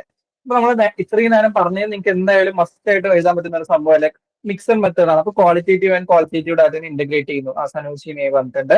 അപ്പോൾ ആ ഒരു സ്റ്റേറ്റ്മെന്റ് എന്തായാലും കറക്റ്റ് ആണ്. ഓക്കെ, ഇനി നോക്കിക്കേ നിങ്ങൾ. ഞാൻ തുടക്കം തൊട്ട് നിങ്ങളോട് പറയാണ്, നിങ്ങൾ ഒരു എക്സ്ട്രീം സ്റ്റേറ്റ്മെന്റ് കണ്ടു കഴിഞ്ഞാൽ നിങ്ങൾ എന്ത് ചെയ്യണം, അവിടെ ഒന്ന് പോസ് ആവണം. നമ്മൾ ഒന്ന് ആലോചിക്കണം, ആ പറഞ്ഞിരിക്കുന്നത് കറക്റ്റ് ആയിരിക്കുമോ എന്നുള്ളത് നിങ്ങളൊന്ന് ചിന്തിച്ചിട്ട് മാത്രം ഒന്ന് ജസ്റ്റ് ഒന്ന് തോട്ട് ചെയ്യുക. അത് എക്സ്ട്രീം സ്റ്റേറ്റ്മെന്റ് ആണ്. It always prioritise quantitative methods over qualitative. എപ്പോഴും ഇപ്പൊ നമ്മൾ എപ്പോൾ മിക്സഡ് മെത്തേഡ് എടുത്താലും അതിൽ ക്വാണ്ടിറ്റേറ്റീവ് മെത്തേഡിന് ഒരു അപ്പർ ഹാൻഡ് ഉണ്ടായിരിക്കും. നമ്മൾ അതിനെയായിരിക്കും പ്രയോറിറ്റൈസ് ചെയ്യുക, ക്വാളിറ്റേറ്റീവിന് പ്രയോറിറ്റി കൊടുക്കുന്നില്ല എന്നുള്ളൊരു സംഭവമല്ലേ പറഞ്ഞിരിക്കുന്നത്. അത് ശരിയാവാനുള്ള ചാൻസ് ഉണ്ട്. റൈറ്റ്? നമുക്കറിയുന്നല്ല, മിക്സഡ് മെത്തേഡിൽ നമുക്ക് അങ്ങനെ ഒരു പെർട്ടിക്കുലർ എപ്പോഴും നമ്മൾ ക്വാണ്ടിറ്റേറ്റീവ് മെത്തേഡിന് പ്രയോറിറ്റി കൊടുക്കുന്നു എന്നുള്ള സംഭവമില്ല. നമ്മൾ എന്താ സീക്വൻഷ്യൽ എക്സ്പ്ലനേറ്ററിയിലും സീക്വൻഷ്യൽ എക്സ്പ്ലോറേറ്ററിയിലും നമ്മൾ പറയുന്നുണ്ടായിരുന്നത് എക്സ്പ്ലനേറ്ററി ആവുന്നു. അപ്പൊ ആദ്യം എന്ത് വരുന്നു, എക്സ്പ്ലനേറ്ററി ആവുമ്പോൾ ക്വാണ്ടിറ്റേറ്റീവ് വരുന്നു, പിന്നെ ക്വാളിറ്റേറ്റീവ് വരുന്നു. എക്സ്പ്ലോറേറ്ററി ആവുമ്പോൾ ക്വാളിറ്റേറ്റീവ് ആദ്യം വരുന്നു, പിന്നെ ക്വാണ്ടിറ്റേറ്റീവ് വരുന്നു. ഇങ്ങനെയല്ലേ നമ്മൾ പറഞ്ഞിട്ടുണ്ടായിരുന്നത്. സോ ആ ഒരു സ്റ്റേറ്റ്മെന്റ് തെറ്റാണ്. എന്താണ് 2 എന്ന് പറയുന്ന ആ സ്റ്റേറ്റ്മെന്റ് തെറ്റിപ്പോയി. എങ്ങനെ പറഞ്ഞിരിക്കുന്നത്, പ്രയോറിറ്റൈസ് ക്വാണ്ടിറ്റേറ്റീവിനെ എപ്പോഴും പ്രയോറിറ്റൈസ് ചെയ്യുന്നു എന്ന് പറയുന്നത് എന്താണ്, സ്റ്റേറ്റ്മെന്റ് തെറ്റാണ്. അപ്പൊ 2 തെറ്റിക്കഴിഞ്ഞാൽ തന്നെ നിങ്ങൾക്ക് ബിയും സി എലിമിനേറ്റ് ചെയ്തൂടെ. ബാക്കി എന്താ ഉള്ളത്? 1, 4 രണ്ടിലും. അപ്പൊ 1, 4 കറക്റ്റ് ആണെന്ന് കിട്ടി. ബാക്കി മൂന്നാം സ്റ്റേറ്റ്മെന്റ് കറക്റ്റ് ആണോ നോക്കിയാൽ പോരെ. Sequential design collects one type of data followed by other. Correct അല്ലേ അത്? സീക്വൻഷ്യലിൽ എങ്ങനെ നമ്മൾ ചെയ്യുന്നുണ്ടായിരിക്കുക? ആദ്യം ഒരു particular one type of data followed by other. ആദ്യം നമ്മൾ ക്വാളിറ്റേറ്റീവ് ചെയ്യുന്നു, പിന്നെ ക്വാണ്ടിറ്റേറ്റീവ് ചെയ്യുന്നു. അല്ലെങ്കിൽ നേരെ തിരിച്ച്, ആദ്യം നമ്മൾ ക്വാണ്ടിറ്റേറ്റീവ് ചെയ്യുന്നു, പിന്നെ ക്വാളിറ്റേറ്റീവ് ചെയ്യുന്നു. ഈ സീക്വൻഷ്യൽ എക്സ്പ്ലനേറ്ററിയും സീക്വൻഷ്യൽ എക്സ്പ്ലോറേറ്ററിയും എംബഡഡ് ഡിസൈൻസ് ഒക്കെ നമ്മൾ ഏതിലാണ് പറയുന്നത്? മിക്സഡ് മെത്തേഡ്സിൽ പറഞ്ഞിട്ടുണ്ടായിരുന്നു. ട്രയാങ്കുലേഷൻ എന്നുള്ളൊരു കൺസെപ്റ്റിൽ നമ്മൾ പറയുന്നതാണ് കേട്ടോ അത്. നിങ്ങളത് ആ ഒരു പെർട്ടിക്കുലർ അത് അങ്ങനെ തന്നെ ആഡ് ചെയ്തിട്ടുണ്ട്, നമ്മൾ ഏതൊക്കെയാണ് അതിൽ വരുന്നത് എന്നുള്ളത്. അപ്പൊ സീക്വൻഷ്യൽ എക്സ്പ്ലോറേറ്ററി, സീക്വൻഷ്യൽ എക്സ്പ്ലനേറ്ററി, അതെല്ലാം നമ്മൾ എന്താണ് ഒന്ന് കഴിഞ്ഞ് മറ്റത് വരുന്നു, അതാണ് സീക്വൻഷ്യൽ. ആ ഒരു സ്റ്റേറ്റ്മെന്റ് എന്താണ് അവിടെ ശരിയാണ്. ഇപ്പോൾ strength and evidence based practice ശരിയല്ലേ? അത് നമ്മൾ നിങ്ങളുടെ സിലബസിൽ അങ്ങനെ തന്നെ കിടക്കുന്നുണ്ട്, evidence based practice and mixed method എന്നുള്ള സംഭവം. അപ്പൊ അതും കറക്റ്റ് ആണ്. ഇപ്പൊ എന്തൊക്കെയാ വരുന്നത്? 1, 3, 4 അതാണ് അതിന്റെ കറക്റ്റ് ആൻസർ വരുന്നത്. സോ ഓപ്ഷൻ എ ആണ് ആൻസർ വരുന്നത് കേട്ടോ. ക്ലിയർ ആണോ പറഞ്ഞത്? സൗദാബി ക്ലിയർ ആണോ അത്? ഓക്കെ, ശരി. അടുത്ത ക്വസ്റ്റ്യൻ നോക്കിക്കേ. A major distinction between an interview schedule and a questionnaires. ഒരു ക്വസ്റ്റ്യനെയറും ഇന്റർവ്യൂ ഷെഡ്യൂളും തമ്മിലുള്ള ഏറ്റവും വലിയ ഡിഫറൻസ് എന്താണെന്ന് ചോദിച്ചിരിക്കുന്നത്. വലിയ ബുദ്ധിമുട്ടുള്ളതല്ല. ഒന്ന് ചിന്തിക്കണേ, സ്റ്റേറ്റ്മെന്റ്സ് ഒന്ന് വൃത്തിക്ക് വായിക്കണേ, മീനിങ് കറക്റ്റ് ആയിട്ട് കിട്ടുന്നുണ്ടോ എന്നുള്ളത്. മീനിങ് കറക്റ്റ് ആയി കിട്ടിയില്ലെങ്കിൽ നിങ്ങൾക്ക് ഉത്തരത്തിലെത്താൻ പറ്റും. എക്സ്ട്രീം സ്റ്റേറ്റ്മെന്റ്സ് ഉണ്ട് ഗൈസ്, ശ്രദ്ധിക്കൂ. Extreme statements.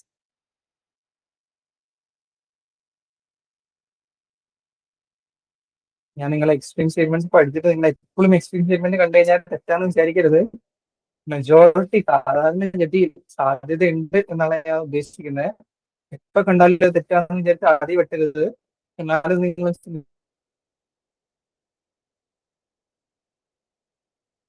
ചോദിക്കരുത്.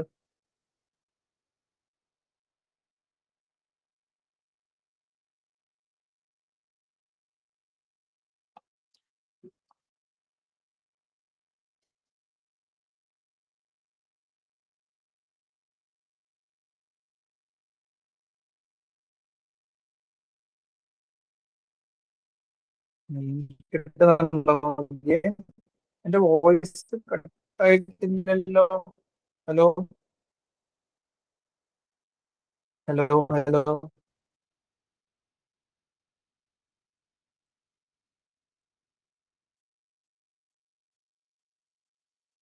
വോയിസ് കട്ടല്ലല്ലോ.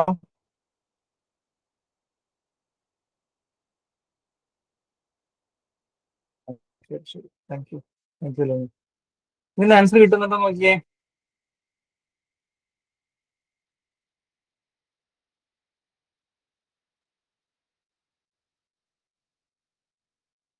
ഓ, ആൻസറിലേക്ക് ഞാൻ എത്തിയല്ലേ, സോറി. എന്താ പറഞ്ഞിരിക്കുന്നത്? ഇന്റർവ്യൂ ഷെഡ്യൂളും ക്വസ്റ്റ്യനും തമ്മിലുള്ള ഡിഫറൻസ് ആണ് ചോദിച്ചിരിക്കുന്നത്. നമുക്ക് അറിയുന്ന ഒരു സംഭവമാണ് ഇന്റർവ്യൂ ഷെഡ്യൂൾസ് ആണെങ്കിൽ, അല്ലെങ്കിൽ ഇന്റർവ്യൂ ഷെഡ്യൂൾ അല്ല, നിങ്ങൾക്ക് എക്സ്ട്രീം സ്റ്റേറ്റ്മെന്റ്സിലേക്ക് ആദ്യം പോകാം. Questions are never structured. Questions ഒരിക്കലും സ്ട്രക്ചേർഡ് ആയിരിക്കില്ല. നെവർ സ്ട്രക്ചേർഡ് എന്ന് ഉദ്ദേശിക്കുന്നത് എക്സ്ട്രീം സ്റ്റേറ്റ്മെന്റ്സ് ആണ്. R never structured. ഒരിക്കലും സ്ട്രക്ചേർഡ് ആയിട്ടുള്ള ക്വസ്റ്റ്യൻസ് ഉണ്ടായിരിക്കില്ല. തെറ്റല്ലേ അത്? നമുക്ക് അറിയുന്നല്ലേ, സ്ട്രക്ചേർഡ് ക്വസ്റ്റ്യൻസ് തന്നെ നമ്മൾ പഠിക്കുന്നുണ്ട്. So questions are never structured എന്നുള്ള സ്റ്റേറ്റ്മെന്റ് തെറ്റായിരിക്കും. Schedule requires no interviewer. Interviewer ഇല്ലാതെ തന്നെ നമുക്ക് ഇന്റർവ്യൂ ഷെഡ്യൂൾ ആണ് ബേസിക്കലി സാധനം. അപ്പൊ ഇന്റർവ്യൂവറിന്റെ ആവശ്യമില്ല എന്നാണ് പറഞ്ഞിരിക്കുന്നത്. ഇന്റർവ്യൂവറെ വേണ്ട ഷെഡ്യൂൾ ചെയ്യാൻ പറ്റില്ല. നമുക്ക് അറിയുന്നല്ലേ, ഇന്റർവ്യൂവർ ആണ് ഇന്റർവ്യൂ ഷെഡ്യൂൾ യൂസ് ചെയ്യുന്നുണ്ടായിരിക്കും. അപ്പോൾ ഇന്റർവ്യൂ ഷെഡ്യൂളിന് എപ്പോഴും എന്ത് വേണം? ഇന്റർവ്യൂവർ വേണം, ഇന്റർവ്യൂ ചെയ്യുന്ന വ്യക്തി വേണം. അപ്പോൾ റിക്വയേഴ്സ് നോ ഇന്റർവ്യൂവർ, അതിന്റെ ആവശ്യമില്ല. ഇന്റർവ്യൂവർക്ക് വെറും ആർഭാടമാണെന്ന് പറയുന്നത്. അങ്ങനെയല്ലല്ലോ, ആ സ്റ്റേറ്റ്മെന്റ് തെറ്റാണ്. Question cannot include open ended items. നിങ്ങൾ ചിന്തിച്ച് നോക്കിയാൽ, ക്വസ്റ്റ്യനിൽ നമുക്ക് എപ്പോഴും ഓപ്ഷൻസ് വെച്ചിട്ടുള്ള അല്ലെങ്കിൽ ഒബ്ജക്റ്റീവ് ടൈപ്പ് ക്വസ്റ്റ്യൻസ് മാത്രമേ കൊടുക്കാൻ പറ്റൂ, ഓപ്പൺ എൻഡഡ് കൊടുക്കാൻ പറ്റില്ല എന്ന് പറഞ്ഞിരിക്കുന്നത്. ശരിയായിരിക്കും അത്? അല്ല, നമുക്കറിയാലോ ഓപ്പൺ എൻഡഡ് ക്വസ്റ്റ്യൻസ് കൊടുക്കാം. നമുക്ക് ഓപ്പൺ എൻഡഡ് ആയിട്ടുള്ള ക്വസ്റ്റ്യൻസ് കൊടുക്കാം, അതിനെ സ്പേസ് വിടാം എന്നുള്ള സംഭവം ഒക്കെ നിങ്ങൾക്ക് അറിയുന്നല്ലേ. ക്ലോസ് എൻഡഡ് മാത്രമേ പാടുള്ളൂ, നിർബന്ധമൊന്നുമില്ല. So questions can also include close ended questions as well. Clear അല്ലേ പറഞ്ഞിരിക്കുന്നത്? സോ ആ സ്റ്റേറ്റ്മെന്റ് എന്താണ്? അത് തെറ്റാണ്. ബാക്കി എന്ത് മാത്രമേ ഉള്ളൂ? Interview allows the researcher to record the response correctively. Okay, സെറ്റാണോ പറഞ്ഞിരിക്കുന്നത്? ഉത്തരം കിട്ടിയോ എന്നുള്ളത് നോക്കാവോ?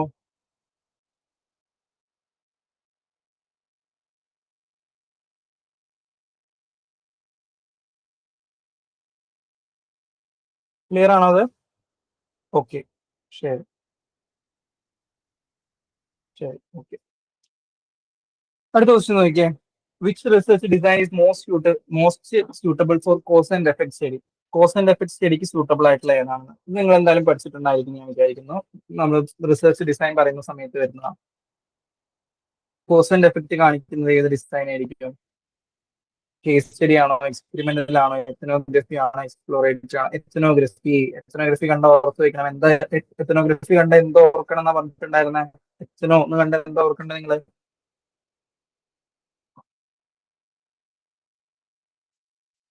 എത്തനോ എന്താ?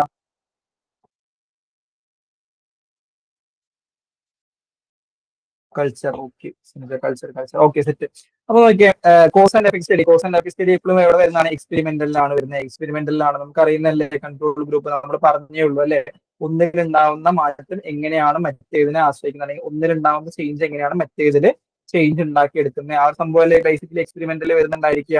ഇൻഡിപെൻഡന്റ് വേരിയബിൾ ഉണ്ട്, ഡിപെൻഡന്റ് വേരിയബിൾ ഉണ്ട്. ഇൻഡിപെൻഡന്റ് വേരിയബിൾ ഉണ്ടാവുന്ന ചേഞ്ചിനനുസരിച്ച് എങ്ങനെ ഡിപെൻഡന്റ് വേരിയബിളിൽ മാറ്റം ഉണ്ടാവുന്നു അല്ലെ. നമ്മൾ നേരത്തെ പറഞ്ഞ പോലെ എക്സസൈസ് ചെയ്യുന്ന എക്സസൈസ് കൊണ്ട് സ്റ്റഡിയിൽ മാറ്റം വരുന്നു. സോ എങ്ങനെയാണ് ഒന്നിലെ മാറ്റം മറ്റൊന്നിനെ അഫക്ട് ചെയ്യുന്നത് എന്നുള്ളത്. ഓക്കെ, സോ എക്സ്പെരിമെന്റൽ റിസർച്ച് ഡിസൈനിലാണ് നമ്മൾ പറയുന്നത് കേട്ടോ.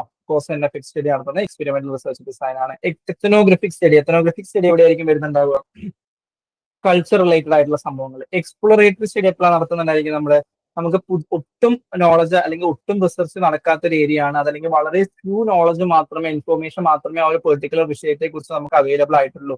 അങ്ങനത്തെ ഒരു ഘട്ടത്തിലാണ് നമ്മൾ എക്സ്പ്ലോറേറ്ററി റിസർച്ച് നടത്തുന്നത്. അല്ലെങ്കിൽ ഒരു പുതിയ സ്ഥലമൊക്കെ ചെല്ലുന്ന സമയത്ത് നമ്മൾ എന്താ പറയാ, എക്സ്പ്ലോർ ചെയ്യുന്നു എന്നല്ലേ പറയാ. എന്താ ഉദ്ദേശിക്കുന്നത്? ആ പുതിയതായിട്ടുള്ള ഒരു സംഭവമാണ്, അതിന് നമ്മൾ ഫ്രഷ് ആയിട്ടുള്ള ഒരു സാധനം, അത് മുന്നേ സ്റ്റഡീസ് അധികം വന്നിട്ടില്ല, അല്ലെങ്കിൽ വളരെ ഫ്യൂ ആയിട്ടുള്ള വളരെ കുറച്ച് സ്റ്റഡീസ് മാത്രമേ ഉള്ളൂ എന്നുള്ളൊരു ഘട്ടത്തിലാണ് നമ്മൾ എന്ത് പറയുന്നത് കൾച്ചർ സോറി. അതാണ് നമ്മൾ ഉദ്ദേശിക്കുന്നത്. അതാണ് എക്സ്പ്ലോറേറ്ററി എന്ന് പറയുന്നത്. കേസ് സ്റ്റഡി പിന്നെ നിങ്ങൾക്ക് അറിയുന്നല്ലേ, ഒരു കേസിന്റെ ഒരു പെർട്ടിക്കുലർ യൂണിറ്റിനെ നമ്മൾ ഇൻഡെപ്ത് ആയിട്ട് സ്റ്റഡി നടത്തുന്ന ഒരു സംഭവം. ഓക്കെ, ശരി. അടുത്ത ക്വസ്റ്റ്യൻ നോക്കിക്കേ. Subjectivity in social research is. അത് നിങ്ങൾ ആക്ച്വലി ചിലപ്പോൾ PYQs ചെയ്തവർക്ക്, പ്രീവിയസ്ലി ക്വസ്റ്റ്യൻസ് ഒക്കെ വൃത്തിക്ക് ചെയ്തവർക്ക് അറിയുന്നതായിരിക്കും. ഇപ്പൊ റീസെന്റ് കഴിഞ്ഞ പ്രൊബേഷനിലോ ICDSലോ ചോദിച്ച ക്വസ്റ്റ്യൻസ് ആണ് ഇതൊക്കെ. ഇപ്പൊ ഇനി നമ്മൾ കുറച്ചും ഡിസ്കസ് ചെയ്യുന്നുണ്ട്. അത് ചെയ്തവരാണെങ്കിൽ അല്ലെങ്കിൽ ആ ക്വസ്റ്റ്യൻസ് നോക്കിയവർക്ക് പെട്ടെന്ന് കിട്ടുമെന്ന് വിചാരിക്കുന്നു. സബ്ജക്ടിവിറ്റി, സോഷ്യൽ റിസർച്ചിലെ സബ്ജക്ടിവിറ്റി എന്നുള്ളതുകൊണ്ട് ഉദ്ദേശിക്കുന്നത് എന്താണെന്ന് ചോദിച്ചിരിക്കുന്നത്. സബ്ജക്ടിവിറ്റി നമ്മൾ ഇടയ്ക്ക് ചർച്ചകളിലൊക്കെ കേൾക്കുന്ന സംഭവം, അത് വളരെ സബ്ജക്റ്റീവ് ആയിട്ടുള്ള ഒരു വിഷയമല്ലേ എന്നുള്ളത്. സബ്ജക്റ്റീവ് ആണ് ആ ഒരു സംഭവം എന്നുള്ളത്. കിട്ടുന്നുണ്ടോ നോക്കിക്കേ.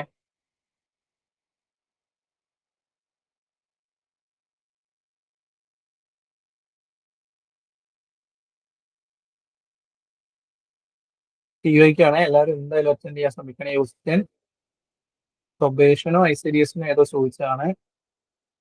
ഓക്കെ, പറഞ്ഞിട്ടുണ്ട്. A okay,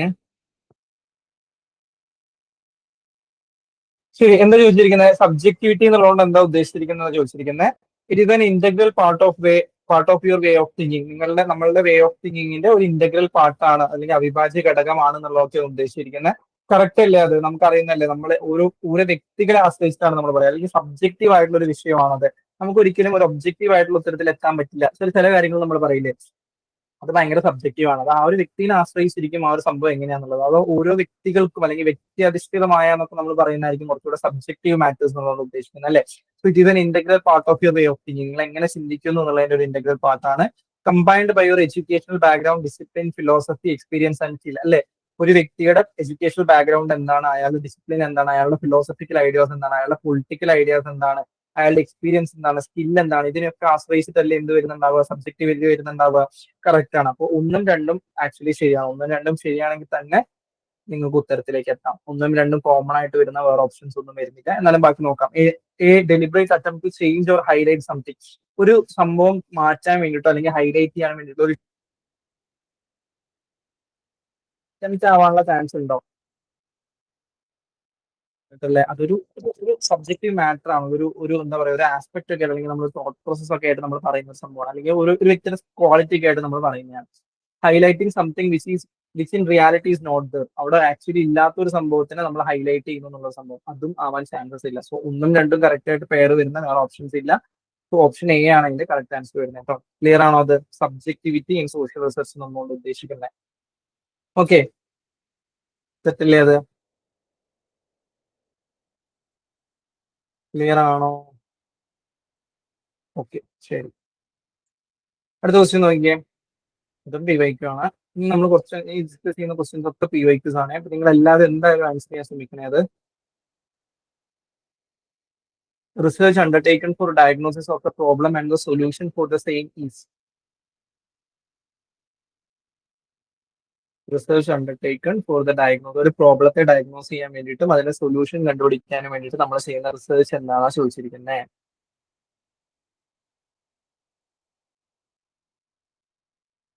B action research. B ആണെന്ന് പറഞ്ഞിട്ട് സനൂജ ബി ആക്ഷൻ റിസർച്ച് പറഞ്ഞിട്ട് സാവിത്രി ലിനു പറഞ്ഞിട്ടുണ്ട്. ഓക്കെ, ശരി.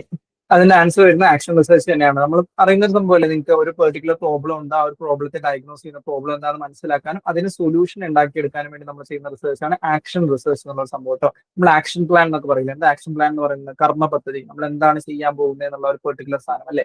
സോ അതുപോലെ തന്നെ ആക്ഷൻ ഓറിയന്റഡ് ആണ്. ഒരു പ്രോബ്ലം ഉണ്ടായാലും നമുക്ക് സൊല്യൂഷൻ ഉണ്ടാക്കിയെടുക്കണം. അതിന് വേണ്ടിയിട്ട് നമ്മൾ ചെയ്യുന്ന റിസർച്ച് ആണ് എന്താണ് പറയുന്നത്? ആക്ഷൻ റിസർച്ച് എന്ന് പറയുന്നത് കേട്ടോ. ഓക്കെ, ശരി. സിമ്പിൾ ചോദ്യമായിരുന്നു അത്. അടുത്ത് വയ്ക്കാം. ഇതിനേക്കാൾ സിമ്പിൾ ചോദ്യം. Dash is a tentative proposition subject to test. കിട്ടുന്നുണ്ടോ നോക്കിക്കാം. ബി ബി ബി ആ എന്താ ഉഷാർ. B B B B B B B B B okay, ശരി. കറക്റ്റ് അല്ലേ?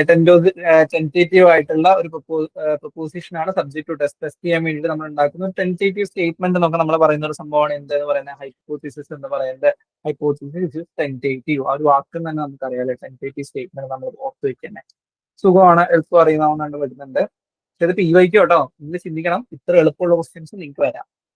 Okay, in dash the sample population is divided into different strata and sample is taken from different strata. നമ്മൾ discuss ചെയ്ത സംഭവമാണ്. കുറെ വട്ടം, നമുക്ക് 2 വട്ടം 3 വട്ടത്തെ ഇങ്ങനത്തെ ചോദ്യം പറഞ്ഞതാണ്. അതിൽ പറഞ്ഞാണ് സ്ട്രാറ്റ ഏതിലെ വരിക? സ്ട്രാറ്റ വരുന്നത് ഏതാണ്? C. Linu, Sanuja C. Okay, ശരിക്കും പി വൈക്ക് കുറച്ചും കൂടെ എളുപ്പമാണല്ലോ നിങ്ങൾക്ക്. ശരി, C C C C C C C correct ആണ്. സ്ട്രാറ്റിഫൈഡ് സാമ്പിളിംഗ് ആണ് അല്ലെ? സ്ട്രാറ്റിഫൈഡ് സാമ്പിളിംഗ് ആണ് നമ്മൾ ഡിഫറെന്റ് സ്ട്രാറ്റാസ് ആയിട്ട് തിരിക്കുന്നത്. സ്ട്രാറ്റാസ് എന്ന് പറയുന്നത് ഹോമോജീനസ് ഗ്രൂപ്പുകളാണ്. ഓരോ സ്ട്രാറ്റയിലും ഈക്വൽ റെപ്രസെന്റേഷൻ ഉണ്ടാവാനുള്ള ചാൻസസ് ആണ് ഉള്ളത്. ഓക്കെ, ഇതാണ് സ്ട്രാറ്റിഫൈഡ് സാമ്പിളിംഗ് പറയുന്നത്. സ്നോബോൾ എന്താണെന്ന് അറിയുന്നതാണല്ലോ. കോട്ട സാമ്പിളിംഗ് ഒക്കെ അറിയുന്നതാണെന്ന് വിചാരിക്കുന്നു. കോട്ടാസ് ആയിട്ട് ഇതാക്കുന്നത്. പെർപ്പസീവ് സാമ്പിളിംഗ് അറിയുന്നതാണെന്ന് വിചാരിക്കുന്നു. ഓക്കെ, ഇനി ഇതൊരു വട്ടം ആക്ച്വലി പി വൈക്ക് ചോദിച്ചു തന്നെയാണ്. പി വൈക്ക് ആണ് നിങ്ങളുടെ കിട്ടുന്നുണ്ടോ നോക്കിയാൽ പറഞ്ഞില്ല. ബേസിക് ഇത്ര ഇതിൽ കൂടുതൽ പ്രോബ്ലമാറ്റിക് ആയിട്ടുള്ള ഒരു പ്രോബ്ലം ബേസ്ഡ് ആയിട്ടുള്ള ക്വസ്റ്റ്യൻസ് വരില്ല. ഇങ്ങനെയൊക്കെയാണ് വരലുള്ളത് സാധാരണ.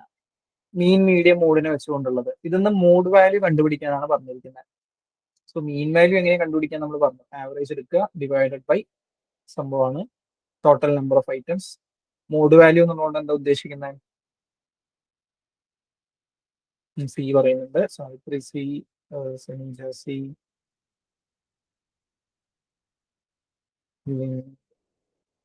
ഇനി പറഞ്ഞിട്ടില്ല. ഇത് നേരത്തെ പറഞ്ഞ സി ആണോ ഇപ്പൊ പറഞ്ഞ സി ആണോ? നേരത്തെ പറഞ്ഞ അല്ല, ഇപ്പൊ പറഞ്ഞ സി അല്ലേ? ഓക്കെ, സി സി ഓക്കെ, ശരി. മോഡ് വാല്യൂ ഉള്ളതുകൊണ്ട് ഉദ്ദേശിക്കുന്നത് എന്താണെന്ന് എല്ലാവർക്കും അറിയുന്നല്ലേ. മോസ്റ്റ് റിപ്പീറ്റഡ് ആയിട്ട് വരുന്ന ഐറ്റം ഏതാണോ അതാണ്, ആ ഒരു വാല്യൂവിനെയാണ് നമ്മൾ മോഡ് വാല്യൂ എന്ന് പറയുന്നത്. ഇവിടെ ഏറ്റവും കൂടുതൽ റിപ്പീറ്റ് ആയിട്ടുള്ള ഏത് വാല്യൂ? 52 എന്ന് പറയുന്ന വാല്യൂ അല്ലേ? 2 വട്ടം വന്നിട്ടുണ്ട്. സോ അതാണ് എന്തെന്ന് പറയുന്നത്? നിങ്ങളുടെ മോഡ് വാല്യൂ എന്ന് പറയുന്നത്. ഇനി ഇതിന്റെ മെയിൻ വാല്യൂ ആണ് കാണാൻ പറഞ്ഞിരിക്കുന്നത്. വെച്ചാൽ എങ്ങനെ കാണുക?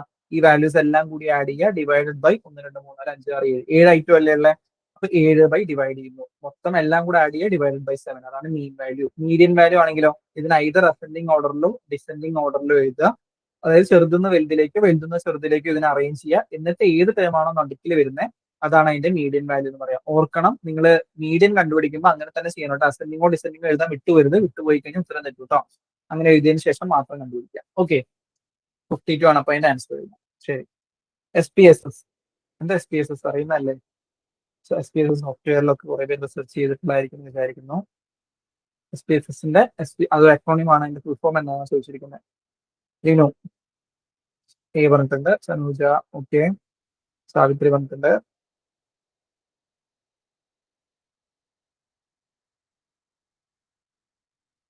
ശരി. SPSS ഫുൾ ഫോം നമുക്ക് അറിയുന്നില്ല, statistical package four social science അറിയുന്ന സംഭവമാണ്.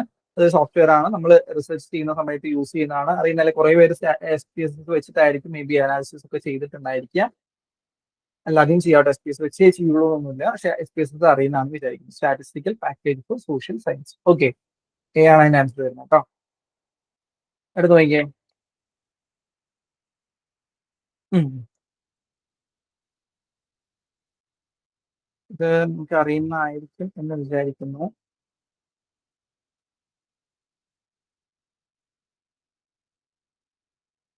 ബി. ഓക്കെ, കറക്റ്റ് ആയിട്ട് പറയാം. സനൂജ ബി പറഞ്ഞിട്ടുണ്ട്. ഓക്കെ, ഇതെല്ലാം PYQ കേട്ടോ. നമ്മൾ ആ ഒരു ഇപ്പോൾ ഞാൻ പറഞ്ഞില്ല, അവിടെ തൊട്ട് പിന്നെ നമ്മൾ ഡിസ്കസ് ചെയ്തൊക്കെ PYQs ആണ്. പ്രീവിയസ് ഇയർ ഇപ്പൊ നമ്മളുടെ മുന്നേ കഴിഞ്ഞിട്ടുള്ള പ്രൊബേഷനൊക്കെ എഴുതിയൊരു ക്വസ്റ്റ്യൻസ് ഒക്കെ അറ്റൻഡ് ചെയ്തിട്ടുണ്ടാവും വിചാരിക്കുന്നു. ICDS-നൊക്കെ ആയിട്ട് വന്ന ക്വസ്റ്റ്യൻസ് ആണ്.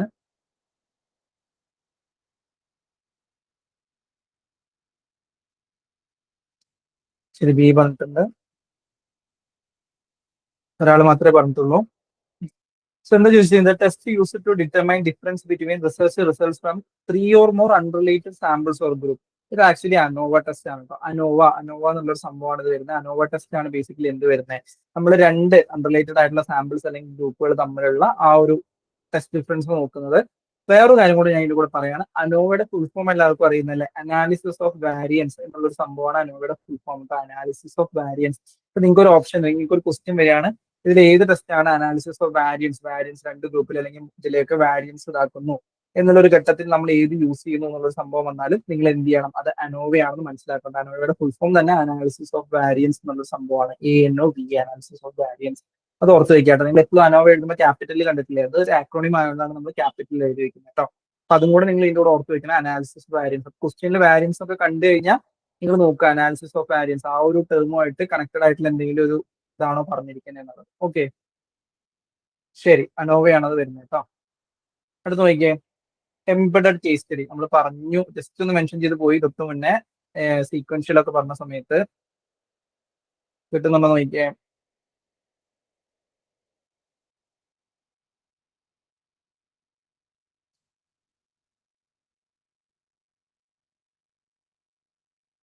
ഇതൊന്ന് നിങ്ങൾ ഓപ്ഷൻസ് വെച്ചിട്ട് ഒന്നൊന്ന് കറക്കാൻ നോക്കണം നിങ്ങൾ. കിട്ടും, നിങ്ങൾക്ക് കിട്ടായില്ല, എന്നാലും കുറച്ച് സ്റ്റേറ്റ്മെന്റ്സ് ഒന്ന് കൺഫ്യൂസിംഗ് ആയിട്ട് അവർ കൊടുക്കാൻ ശ്രമിച്ചിട്ടുണ്ട്.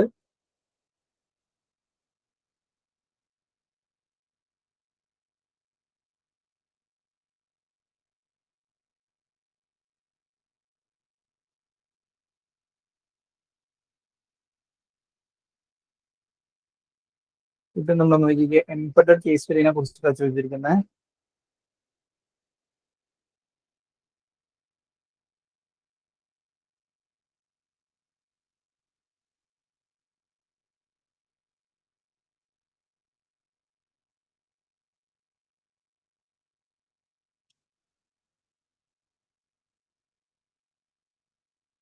ബി പറഞ്ഞിട്ടുണ്ട്.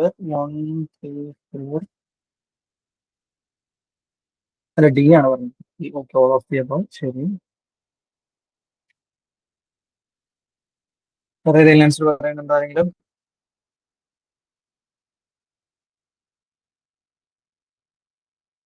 ശരി. അതിന്റെ ആൻസർ ആക്ച്വലി വരുന്നത് ഡി തന്നെയാണ് കേട്ടോ. ഇതിന്റെ ആൻസർ വരുന്നത് നോക്കിക്കേ, എംബഡഡ് കേസ് സ്റ്റഡി. നമ്മളിത് ആക്ച്വലി എംബഡഡ് പഠിച്ചിട്ടുള്ളത്, നമ്മളത് മിക്സഡ് മെത്തഡ് അല്ലെങ്കിൽ ട്രയാങ്കുലേഷൻ എന്നുള്ള ഒരു കൺസെപ്റ്റിലാണ് നമ്മൾ എംബഡഡ് കേസ് സ്റ്റഡീസിനെ കുറിച്ചിട്ട് പറഞ്ഞിട്ടുള്ളത്. അല്ലെങ്കിൽ എംബഡ് എന്നുള്ള ഒരു സംഭവം നമ്മൾ അവിടെ പറഞ്ഞിരിക്കുന്നത് മൾട്ടിപ്പിൾ യൂണിറ്റ്സ് ഓഫ് അനാലിസിസ്. നമുക്ക് അറിയുന്നല്ലേ, ട്രയാങ്കുലേഷന്റെ ബേസ് തന്നെ മൾട്ടിപ്പിൾ എന്നുള്ള ടേമിലാണ് വരുന്നത്. അല്ലെങ്കിൽ മൾട്ടിപ്പിൾ ഡാറ്റ കളക്ഷൻ ടൂൾസ് ഉപയോഗിക്കുന്നു, മൾട്ടിപ്പിൾ അനാലിസിസ് അല്ലെങ്കിൽ മൾട്ടിപ്പിൾ ഇൻവെസ്റ്റിഗേറ്റേഴ്സ് വരുന്നു, ഈ ഒരു സംഭവമല്ലേ വരുന്നത്. So multiple unit of analysis correct ആയിരിക്കും. റിയൽ വേൾഡ് കോണ്ടെക്സ്റ്റ് നമ്മൾ ചിന്തിക്കേണ്ട ഒരു സാധനം, സോഷ്യൽ വർക്ക് റിസർച്ചിൽ നമുക്ക് റിയൽ വേൾഡ് കോണ്ടെക്സ്റ്റ് എന്നുള്ള ഒരു ഓപ്ഷൻ വന്നു കഴിഞ്ഞാൽ അത് ശരിയാവാനുള്ള ചാൻസസ് അല്ലേ വരുന്നത്. കാരണം നമ്മൾ എവിടെ ഫോക്കസ് ചെയ്യുന്നു, നമ്മുടെ ലാബ് എന്ന് പറയുന്നത് സൊസൈറ്റിയാണ്. അപ്പൊ റിയൽ വേൾഡ് കോണ്ടെക്സ്റ്റ് എന്നുള്ള സംഭവം എന്തായാലും റെഡി ആയിരിക്കില്ല ചെയ്യാം. നിങ്ങൾക്ക് ഡൗട്ട് ഉണ്ടെങ്കിൽ അല്ലെങ്കിൽ അങ്ങനെ ഒരു സാധനം വരുമ്പോൾ അത് ശരിയാവായിരിക്കും. നിങ്ങൾക്ക് ഇത് കറക്റ്റ്ലി അറിയണമെന്നില്ല, പക്ഷെ എന്താണ് ഇത് ചാൻസസ് ആർ ഹൈ. അങ്ങനെ ഒരു സംഭവം നമുക്കൊരു സ്റ്റേറ്റ്മെന്റ് വായിക്കുമ്പോൾ ഉണ്ടാവുമല്ലോ. ഇത് ശരിയാവാനുള്ള സാധ്യത ഉണ്ട് എന്നുള്ള രീതിയിൽ നമുക്ക് മനസ്സിലാക്കണ്ടേ. അപ്പൊ അതും ശരിയാവാനുള്ള ചാൻസ് വരുന്നത്. ഇനി suitable for both explanatory research and exploratory research. എക്സ്പ്ലോറേറ്ററിക്കും ഒരേപോലെ വരുന്ന എന്താ ഒന്ന് രണ്ട് എന്തായിരുന്നു രണ്ടും നമ്മൾ ഇത് വരുന്നത്. എക്സ്പ്ലോറേറ്ററി എന്ന് പറയുമ്പോൾ പുതുതായിട്ട് ഒരു സാധനം ഉണ്ടാക്കുന്നു. എക്സ്പ്ലനേറ്ററി എന്ന് പറയുന്നത് കുറച്ചും കൂടെ അതിന്റെ ആ ഒരു സംഭവത്തിനെ തിയററ്റിക്കലായിട്ട് ഇതാക്കി കൊണ്ടുപോകുന്നു. ഈ രണ്ടിനും സൂട്ടബിൾ ആണെന്നാണ് പറഞ്ഞിരിക്കുന്നത്. ചാൻസസ് ഇല്ല അത് ശരിയാവാൻ വേണ്ടിയിട്ട്. ഏതെങ്കിലും പെർട്ടിക്കുലർ ഒന്നിന് മാത്രമേ ഇത് സ്യൂട്ട് ആവും നമുക്ക് അങ്ങനെ പറയാൻ പറ്റില്ല. Chances are there. മൂന്നും ശരിയാവാൻ സാധ്യത നിങ്ങൾ ഉറപ്പിച്ച് പറയേണ്ട ശരിയാവാനുള്ള ചാൻസ് ഉണ്ട്. Involves co-locating researchers within non-academic organizations to better link research and practice. നിങ്ങൾ ഇങ്ങനെ മനസ്സിലാക്കേണ്ട ഒരു സാധനം എന്താ വെച്ച് കഴിഞ്ഞാൽ ഇതൊരു ജനറൽ സ്റ്റേറ്റ്മെന്റ് ആണ്. എന്താ പറയുക നോൺ അക്കാഡമിക് ഓർഗനൈസേഷൻസ് എന്നുള്ള എന്താ പറയുക involve co-locating researchers within non academic organisation എന്നുള്ള റിസർച്ചേഴ്സിനെയും കൂടെ നമ്മൾ എന്ത് ചെയ്യുന്നു കോ-ലൊക്കേറ്റ് ചെയ്യുന്നു. എന്തിനു വേണ്ടിയിട്ട് ബെറ്റർ ലിങ്ക് റിസർച്ചിനും പ്രാക്ടീസിനും വേണ്ടി. ഇതൊരു ജനറൽ സ്റ്റേറ്റ്മെന്റ് ആണ്. നമ്മൾ സാധാരണഗതിയിൽ ഏത് റിസർച്ച് ചെയ്യുന്ന സമയത്തും ഈ ഒരു ഓപ്ഷൻ കൺസിഡർ ചെയ്യാറുള്ള അല്ലെ നോൺ അക്കാഡമിക് ഓർഗനൈസേഷനിലുള്ള റിസർച്ചേഴ്സിനെ കോലൊക്കേറ്റ് ചെയ്യുന്നു എന്നുള്ള സംഭവം അല്ലെ. അത് നമ്മൾ ചെയ്യാറുള്ള ഒരു സംഭവമാണ്. ബേസിക്കലി നമ്മൾ സാധാരണ റിസർച്ച് ചെയ്യുന്ന സമയത്ത് ചെയ്യുന്നതാണ്. ഇതിൽ എന്താ പറഞ്ഞിരിക്കുന്നത് മസ്റ്റ് ആയിട്ടും ചെയ്തിരിക്കണം എന്നൊരു എക്സ്ട്രീം സ്റ്റേറ്റ്മെന്റ് പറയുകയാണെങ്കിൽ വേണമെങ്കിൽ നിങ്ങൾക്ക് എന്ത് പറയാം അത് തെറ്റായിരിക്കും. എന്തായാലും ചെയ്തേ പറ്റുള്ളൂ എന്നുള്ളൊരു സംഭവം അല്ല പറയുന്നത്. ഇൻവോൾവ് ചെയ്തേക്കാം അത് അങ്ങനെ ഒരു സാധ്യത ഉണ്ട് അല്ലെങ്കിൽ അങ്ങനെ ചെയ്യാറുണ്ട് എന്നുള്ളൊരു സംഭവം അല്ലേ പറഞ്ഞിട്ടുള്ളൂ. സോ അത് എന്താണ് സ്റ്റേറ്റ്മെന്റ് ആണ്. സാധാരണ റിസർച്ച് ചെയ്യുന്ന സമയത്ത് നമുക്ക് അറിയുന്നില്ല നമ്മൾ ഒരുപാട് സ്റ്റേക്ക് ഹോൾഡേഴ്സ് ഉണ്ടായിരിക്കും. നമ്മൾ കൊളാബറേറ്റ് ചെയ്തിട്ടായിരിക്കും സംഭവം നടന്നു പോകുന്നുണ്ടായിരിക്കും. കോ ഗൈഡുകൾ ഉണ്ടായിരിക്കും. ഒരുപാട് റിസർച്ചേഴ്സ് ആയിട്ടുള്ള സംഭവം ഉണ്ട്. ഫോർ എന്തായാലും ശരിയാവാനുള്ള ചാൻസസ് അല്ല. ഫോർ ശരിയാവാന്ന് പറയുമ്പോൾ നമ്മൾ വായിച്ചാൽ എന്താ എല്ലാ സ്റ്റേറ്റ്മെന്റ്സും ശരിയാണ്. നമുക്ക് അങ്ങനെ ഒരു ഓപ്ഷനും കിടക്കുന്നുണ്ട്. ഇതിന്റെ ആക്ച്വൽ ആൻസർ വരുന്നത് ഡി തന്നെയാണ്. ഓൾ ദ എബവ് ആണ്. 4 സ്റ്റേറ്റ്മെന്റ്സും എന്താണ് എംബഡഡ് കേസ് സ്റ്റഡി ആയിട്ട് ശരിയാണ്. ഇത് നിങ്ങൾക്ക് കുറച്ചുകൂടെ മനസ്സിലാവുന്ന എങ്ങനെയാണെന്ന് ഇവിടെ എവിടെ എക്സ്ട്രീം സ്റ്റേറ്റ്മെന്റ്സ് വരുന്നില്ല. ഇവിടെ എല്ലാം എന്താ പറയുക കുറച്ചുകൂടി ജനറൽ ആയിട്ടുള്ള സ്റ്റേറ്റ്മെന്റ്സ് പറഞ്ഞിട്ടുള്ളത്. ജനറൽ സ്റ്റേറ്റ്മെന്റ്സ് വന്നു കഴിഞ്ഞാൽ അത് ശരിയാവാനുള്ള ചാൻസ് ഉണ്ടെന്ന് മാത്രമേ പറയുള്ളൂ. അത് അങ്ങനെയാണ് ഉണ്ടാവുക. ഇത് ആക്ച്വലി പി എസ് സിന്റെ PYQ ആണ് കേട്ടോ. എല്ലാം ജനറൽ സ്റ്റേറ്റ്മെന്റ്സ് പറഞ്ഞിരിക്കും. എവിടെയും എക്സ്ട്രീം സ്റ്റേറ്റ്മെന്റ്സ് തൊട്ടിട്ടില്ല. സോ എന്താണത് ശരിയാവാനുള്ള ചാൻസസ് ഉണ്ട് എന്നുള്ളതാണ് മനസ്സിലാക്കേണ്ടത്. ക്ലിയർ ആണോ പറഞ്ഞിരിക്കുന്നത്. ഓൾ ഓഫ് ദി അബവ് ആണ് വരുന്നത്. ഓക്കെ.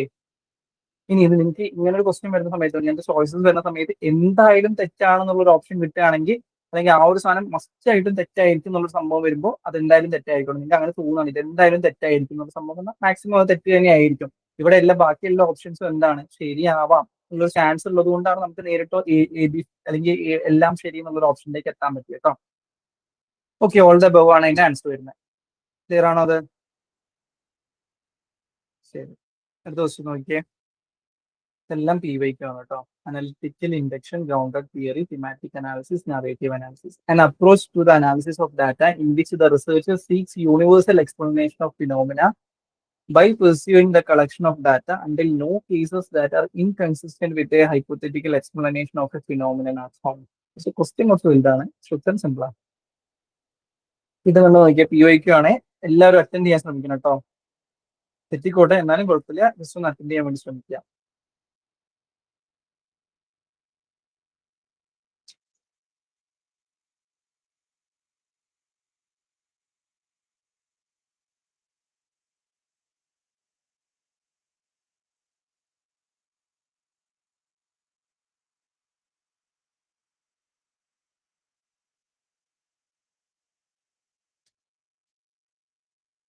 സി പറഞ്ഞിട്ടുണ്ട്. CCA പറഞ്ഞിട്ടുണ്ട്. Okay. An approach to the analysis of data in which the researcher seeks universal explanation of a phenomena by pursuing the collection of data until no cases that are inconsistent with a hypothetical explanation. ആ ഒരൊറ്റ statement ആണ് അതിന്റെ keyword കേട്ടോ. Until തൊട്ടിട്ടുള്ളതാണ് അതിന്റെ keyword. Until no cases that are inconsistent with the hypothetical explanation of a phenomenon are found. ഒരൊറ്റ statement ആണ് അതിന്റെ keyword. Okay. A പറയുന്നുണ്ട്, സി പറയുന്നുണ്ട്. ശരി. ഇതിന്റെ ആൻസർ വരുന്നത് എ ആണ്. അനലിറ്റിക്കൽ ഇൻഡക്ഷൻ ആണ് ഇതിന്റെ ആൻസർ വരുന്നത്. സംഭവം ഒന്നുമില്ല. അനലിറ്റിക്കൽ ഇൻഡക്ഷൻ എന്നുള്ള സംഭവം ഭയങ്കര സിമ്പിൾ ആയിട്ടുള്ള സംഭവം. അതായത് നമുക്കൊരു യൂണിവേഴ്സൽ ആയിട്ടുള്ള ഒരു എക്സ്പ്ലനേഷൻ കൊടുക്കണം. ഇന്നത് കൊണ്ടാണ് ഒരു കോസ് ആൻഡ് എഫക്ട് റിലേഷൻഷിപ്പ് ഉണ്ടാക്കിയെടുക്കുക നിങ്ങൾ വിചാരിക്കാം. അപ്പൊ നിങ്ങളൊരു ഹൈപ്പോത്തിസിസ് ഒക്കെ ആയിട്ട് സ്റ്റേറ്റിങ്ങനെ നടത്തി പോവാണെന്ന് വിചാരിക്കാം. ഒരു ഘട്ടത്തിൽ എത്തുമ്പോൾ നിങ്ങൾ എന്തായാലും ഒരു കോസ് ആൻഡ് എഫക്ട് ആണല്ലോ പറയാൻ പോകുന്നത്. ഇതുകൊണ്ടാണ് ഇത് ഉണ്ടായത് എന്നുള്ള സാധനം നിങ്ങൾക്ക് പറയണം. അപ്പൊ നിങ്ങളൊരു ഘട്ടം എത്തുമ്പോൾ നിങ്ങൾക്ക് മനസ്സിലാവുകയാണ് ഇത് പാളി, ഈ ഒരു സംഭവം ഇങ്ങനെയല്ല വരുന്നത്, ഇത് ഇങ്ങനെയല്ല ഉണ്ടാവുന്ന സംഭവം വന്നു വിചാരിക്കുക. അപ്പൊ നിങ്ങൾ എന്ത് ചെയ്യും? ബുദ്ധിപരമായി നമ്മൾ താത്വികമായി നമ്മൾ എന്ത് ചെയ്യും? നമ്മൾ ഹൈപ്പോത്തിസിസ് തന്നെ തിരുത്തും. ഈ ബേസിക് സംഭവം തന്നെയാണ് ഇവിടെ നടക്കുന്നത്. ഞാൻ കുറച്ച് പണി പറഞ്ഞതേ ഉള്ളൂ, പക്ഷെ ഇതാണ് ആക്ച്വലി നടക്കുന്നത്. എന്താ നമ്മൾ ചെയ്യുന്നുണ്ടായിരിക്കും? നമുക്കൊരു യൂണിവേഴ്സൽ ആയിട്ടുള്ള എക്സ്പ്ലനേഷൻ കൊടുക്കാനായിട്ടാണ്, ഒരു യൂണിവേഴ്സൽ കോസൽ എക്സ്പ്ലനേഷൻ കൊടുക്കണം ഒരു ഫിനോമിനെ കുറിച്ച്. ഇനി അതുകൊണ്ടാണ് ഇത് നടന്നിട്ടുള്ളത് എന്നുള്ളത്. അപ്പൊ നമ്മൾ ടെസ്റ്റ് ചെയ്യുന്ന സമയത്ത് ഓരോ വട്ടം ടെസ്റ്റ് ചെയ്യുമ്പോഴും എന്താണ് നമ്മൾ ഇതിന്റെ, അതായത് ഇങ്ങനെ ഇങ്ങനെ സംഭവിക്കാതിരിക്കാനുള്ള സാധ്യതകളെയൊക്കെ നമ്മൾ തരണം ചെയ്ത് നമ്മൾ എന്ത് ചെയ്യുന്നു? ഹൈപ്പോത്തിസിസിൽ മാറ്റം വരുത്തി അവസാനം there is no inconsistent with a hypothetic explanation. ആ ഹൈപ്പോത്തിസിസ് തെറ്റാണെന്ന് തെളിയിക്കാനുള്ള ഒന്നുമില്ല എന്നുള്ള ഒരു ഘട്ടം എത്തുന്ന വരെ നമ്മൾ എന്ത് ചെയ്യുന്നു? ഹൈപ്പോത്തിസിസിൽ മാറ്റം വരുത്തിക്കൊണ്ടിരിക്കുന്നു. അപ്പൊ അങ്ങനെ ചെയ്യുന്ന ഒരു സംഭവത്തിനാണ് നമ്മൾ എന്തെന്ന് പറയുന്നത്? അനലിറ്റിക്കൽ ഇൻഡക്ഷൻ എന്നാണ് നമ്മൾ അതിനെ പറയാം. അനലിറ്റിക് ഇൻഡക്ഷൻ എന്നുള്ളതാണ് പറയുന്നത്. ഇപ്പൊ എന്താന്ന് പറഞ്ഞാൽ നമ്മൾ ഇത് എന്തിനു വേണ്ടിയിട്ട് യൂസ് ചെയ്യുന്ന? ഒരു യൂണിവേഴ്സൽ കോസൽ എക്സ്പ്ലനേഷൻ നമുക്ക് കൊടുക്കണം. ഒരു ഫിനോമിനെ കുറിച്ചിട്ടുള്ള ഒരു യൂണിവേഴ്സൽ കോസൽ എക്സ്പ്ലനേഷൻ കൊടുക്കണം. അപ്പൊ നമ്മൾ എന്ത് ചെയ്യും? അതിന് വേണ്ടിയിട്ട് സിസ്റ്റമാറ്റിക് ആയിട്ട് ടെസ്റ്റ് ചെയ്യും, റിഫൈൻ ചെയ്യും, എന്നിട്ട് ഹൈപ്പോത്തിസിസിൽ ചേഞ്ചസ് വരും, എന്നിട്ട് സക്സസീവ് കേസസിൽ മാത്രം എത്തും. അതായത് എങ്ങനെ ടെസ്റ്റ് ചെയ്താലും ഇത് ശരിയായിരിക്കണം, ഈ ഹൈപ്പോത്തിസിസ് ശരിയായിട്ട് മാത്രമേ കിട്ടാവൂ എന്നുള്ളൊരു ഘട്ടത്തിൽ എത്തുന്നവരെ നമ്മൾ ചെയ്യും. അതാണ് നമ്മൾ എന്താ പറഞ്ഞത്? അനലിറ്റിക്കൽ ഇൻഡക്ഷൻ എന്നുള്ളത് ഉദ്ദേശിക്കുന്നത്. അനലിറ്റിക് ഇൻഡക്ഷൻ ക്ലിയർ ആണോ പറഞ്ഞിരിക്കുന്നത്? യൂണിവേഴ്സൽ എക്സ്പ്ലനേഷൻ കൊടുക്കണം ഒരു ഫിനോമിനു വേണ്ടിയിട്ട്. അപ്പൊ അതിന് വേണ്ടിയിട്ട് no cases that are inconsistent with hypothetic explanation. Hypothetic explanation തെറ്റാണെന്ന് തെളിയിക്കുന്ന ഒരു സ്റ്റേറ്റ്മെന്റ് ഉണ്ടാവാൻ പാടില്ല. അതുവരെ നമ്മൾ ക്ലിയർ ആണോ? അത് സെറ്റ് അല്ലേ?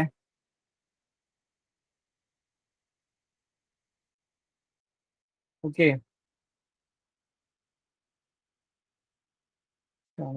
ഓക്കെ ശരി. അനലിറ്റിക്കൽ ഇൻഡക്ഷൻ ലാസ്റ്റ് ക്വസ്റ്റൻ ആണേ. ആൻസർ ചെയ്യാൻ പറ്റുന്നുണ്ടോ നോക്കിയേ. സിമ്പിൾ ആണ്.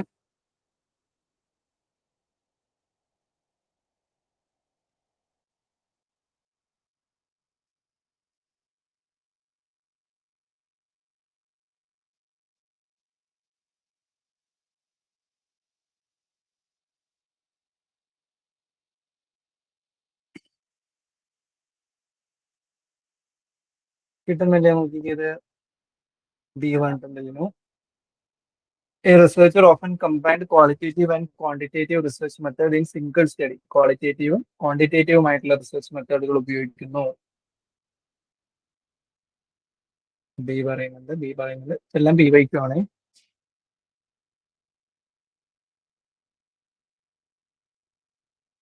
ഓക്കെ ശരി. ട്രയാങ്കുലേഷൻ എന്നുള്ള ഒരു സംഭവം നിങ്ങൾക്ക് ക്ലിയർ ആണെന്ന് വിചാരിക്കുന്നു. മൾട്ടിപ്പിൾ ആയിട്ടുള്ള ഇൻവെസ്റ്റിഗേറ്റേഴ്സിനെ യൂസ് ചെയ്യുന്നു, അല്ലെങ്കിൽ മൾട്ടിപ്പിൾ ആയിട്ടുള്ള ഡാറ്റ കളക്ഷൻ ടൂൾസ് അല്ലെങ്കിൽ ഡാറ്റ കളക്ഷൻ മെത്തേഡ്സ് ഉപയോഗിക്കുന്നു, പിയറിറ്റി യൂസ് ചെയ്യുന്നു, അല്ലെങ്കിൽ മൾട്ടിപ്പിൾ മെത്തേഡ്സ് ഉപയോഗിക്കുന്നു. ഇതിനെല്ലാം നമ്മൾ ട്രയാങ്കുലേഷൻ എന്നുള്ള സംഭവം വെച്ചിട്ടാണ് പറയുന്നത് അല്ലെ. ഇവിടെ എന്താ പറഞ്ഞിരിക്കുന്നത്? ക്വാളിറ്റേറ്റീവും ക്വാണ്ടിറ്റേറ്റീവും ആയിട്ടുള്ള റിസർച്ച് മെത്തേഡ്സ് ഉപയോഗിക്കുന്നു. ഒരു സിംഗിൾ സ്റ്റഡിയിൽ തന്നെ, ഒറ്റ സ്റ്റഡിയിൽ തന്നെ നമ്മൾ ക്വാളിറ്റേറ്റീവ് ആയിട്ടുള്ള ഉപയോഗിക്കുന്നു, ക്വാണ്ടിറ്റേറ്റീവ് ആയിട്ടുള്ളത് ഉപയോഗിക്കുന്നു. അതിന് നമ്മൾ എന്ത് ടേമോ പറയുന്നത്? അത് ആക്ച്വലി മെത്തഡോളജിക്കൽ ട്രയാങ്കുലേഷൻ ആണ്. നമ്മൾ മെത്തേഡ് ആയിട്ടല്ല പറയാം ക്വാളിറ്റേറ്റീവ് സ്റ്റഡി നടത്തുന്നു, ക്വാണ്ടിറ്റേറ്റീവ് സ്റ്റഡി നടത്തുന്നു. ഇത് രണ്ടിനെയും നമ്മൾ ഒരുമിച്ച് ഉപയോഗിക്കുന്ന മെത്തഡോളജിക്കൽ ട്രയാങ്കുലേഷൻ ആണ്. Methodological triangulation. ഇൻവെസ്റ്റിഗേറ്റഡ് ട്രയാങ്കുലേഷൻ എന്തായിരിക്കും? കുറച്ചും കൂടെ ബേസിക്കലി നമ്മൾ ചെയ്യുന്നുണ്ടാവുക ഒന്നിൽ കൂടുതൽ ഇൻവെസ്റ്റേഴ്സ് ഇൻവോൾവ് ആയിട്ട് വരുന്നു. ഡാറ്റ ട്രയാങ്കുലേഷൻ കൂടുതൽ മെത്തേഡ്സ് ഓഫ് ഡാറ്റ കളക്ഷൻ നമ്മൾ കൂടുതൽ ഉപയോഗിക്കുന്നു, അല്ലെങ്കിൽ സോഴ്സ് ഓഫ് ഡാറ്റ കളക്ഷൻ നമുക്ക് കൂടുതലുണ്ട്. തിയറി ട്രയാങ്കുലേഷൻ, തിയറീസ് കൂടുതൽ ഉപയോഗിക്കുന്നു, മൾട്ടിപ്പിൾ തിയറീസ് നമ്മൾ ബാക്കപ്പ് ചെയ്യുന്നുണ്ട്. ഇത്തരം കാര്യങ്ങൾ വരുന്നതാണ് തിയറി ട്രയാങ്കുലേഷൻ. അപ്പൊ ഇതിന്റെ ആൻസർ എന്താ വരുന്നത്? മെത്തഡോളജിക്കൽ ട്രയാങ്കുലേഷൻ ആണ് വരുന്നത്. ക്ലിയർ ആണ് ഈ ക്വസ്റ്റ്യൻ?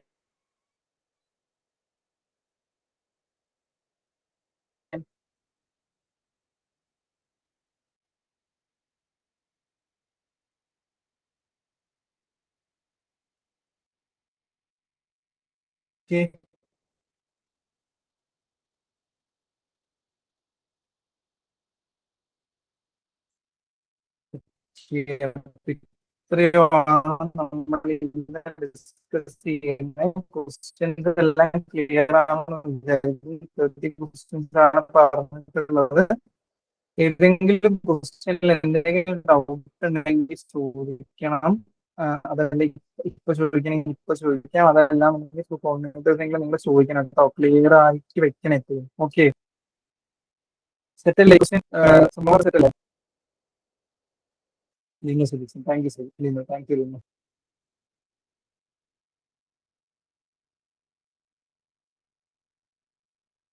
എന്തെങ്കിലും ഡൗട്ട് ഉണ്ടോ ആർക്കെങ്കിലും?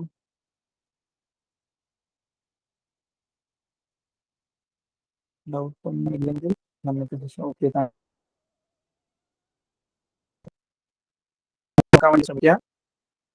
അതേപോലെ മാക്സിമം ക്വസ്റ്റ്യൻസ് അതായത് റിവിഷൻ, അതായത് പഠിച്ചുകൊണ്ട് മാത്രമല്ല ക്വസ്റ്റ്യൻസും കൂടെ അറ്റൻഡ് ചെയ്യാൻ വേണ്ടി ശ്രമിക്കണം. കേട്ടോ, മുന്നത്തെ ക്വസ്റ്റ്യൻസ് ആണെങ്കിലും അതിന് മോക്ക് ടെസ്റ്റുകളാണെങ്കിലും ഒക്കെ ചെയ്യാൻ വേണ്ടിയിട്ട് ശ്രമിക്കുക. ഓക്കെ ഓക്കെ, അത്രയേ ഉള്ളൂ. നമുക്ക് എന്തായാലും വൈൻഡപ്പ് ചെയ്യാം. Okay, thank you all.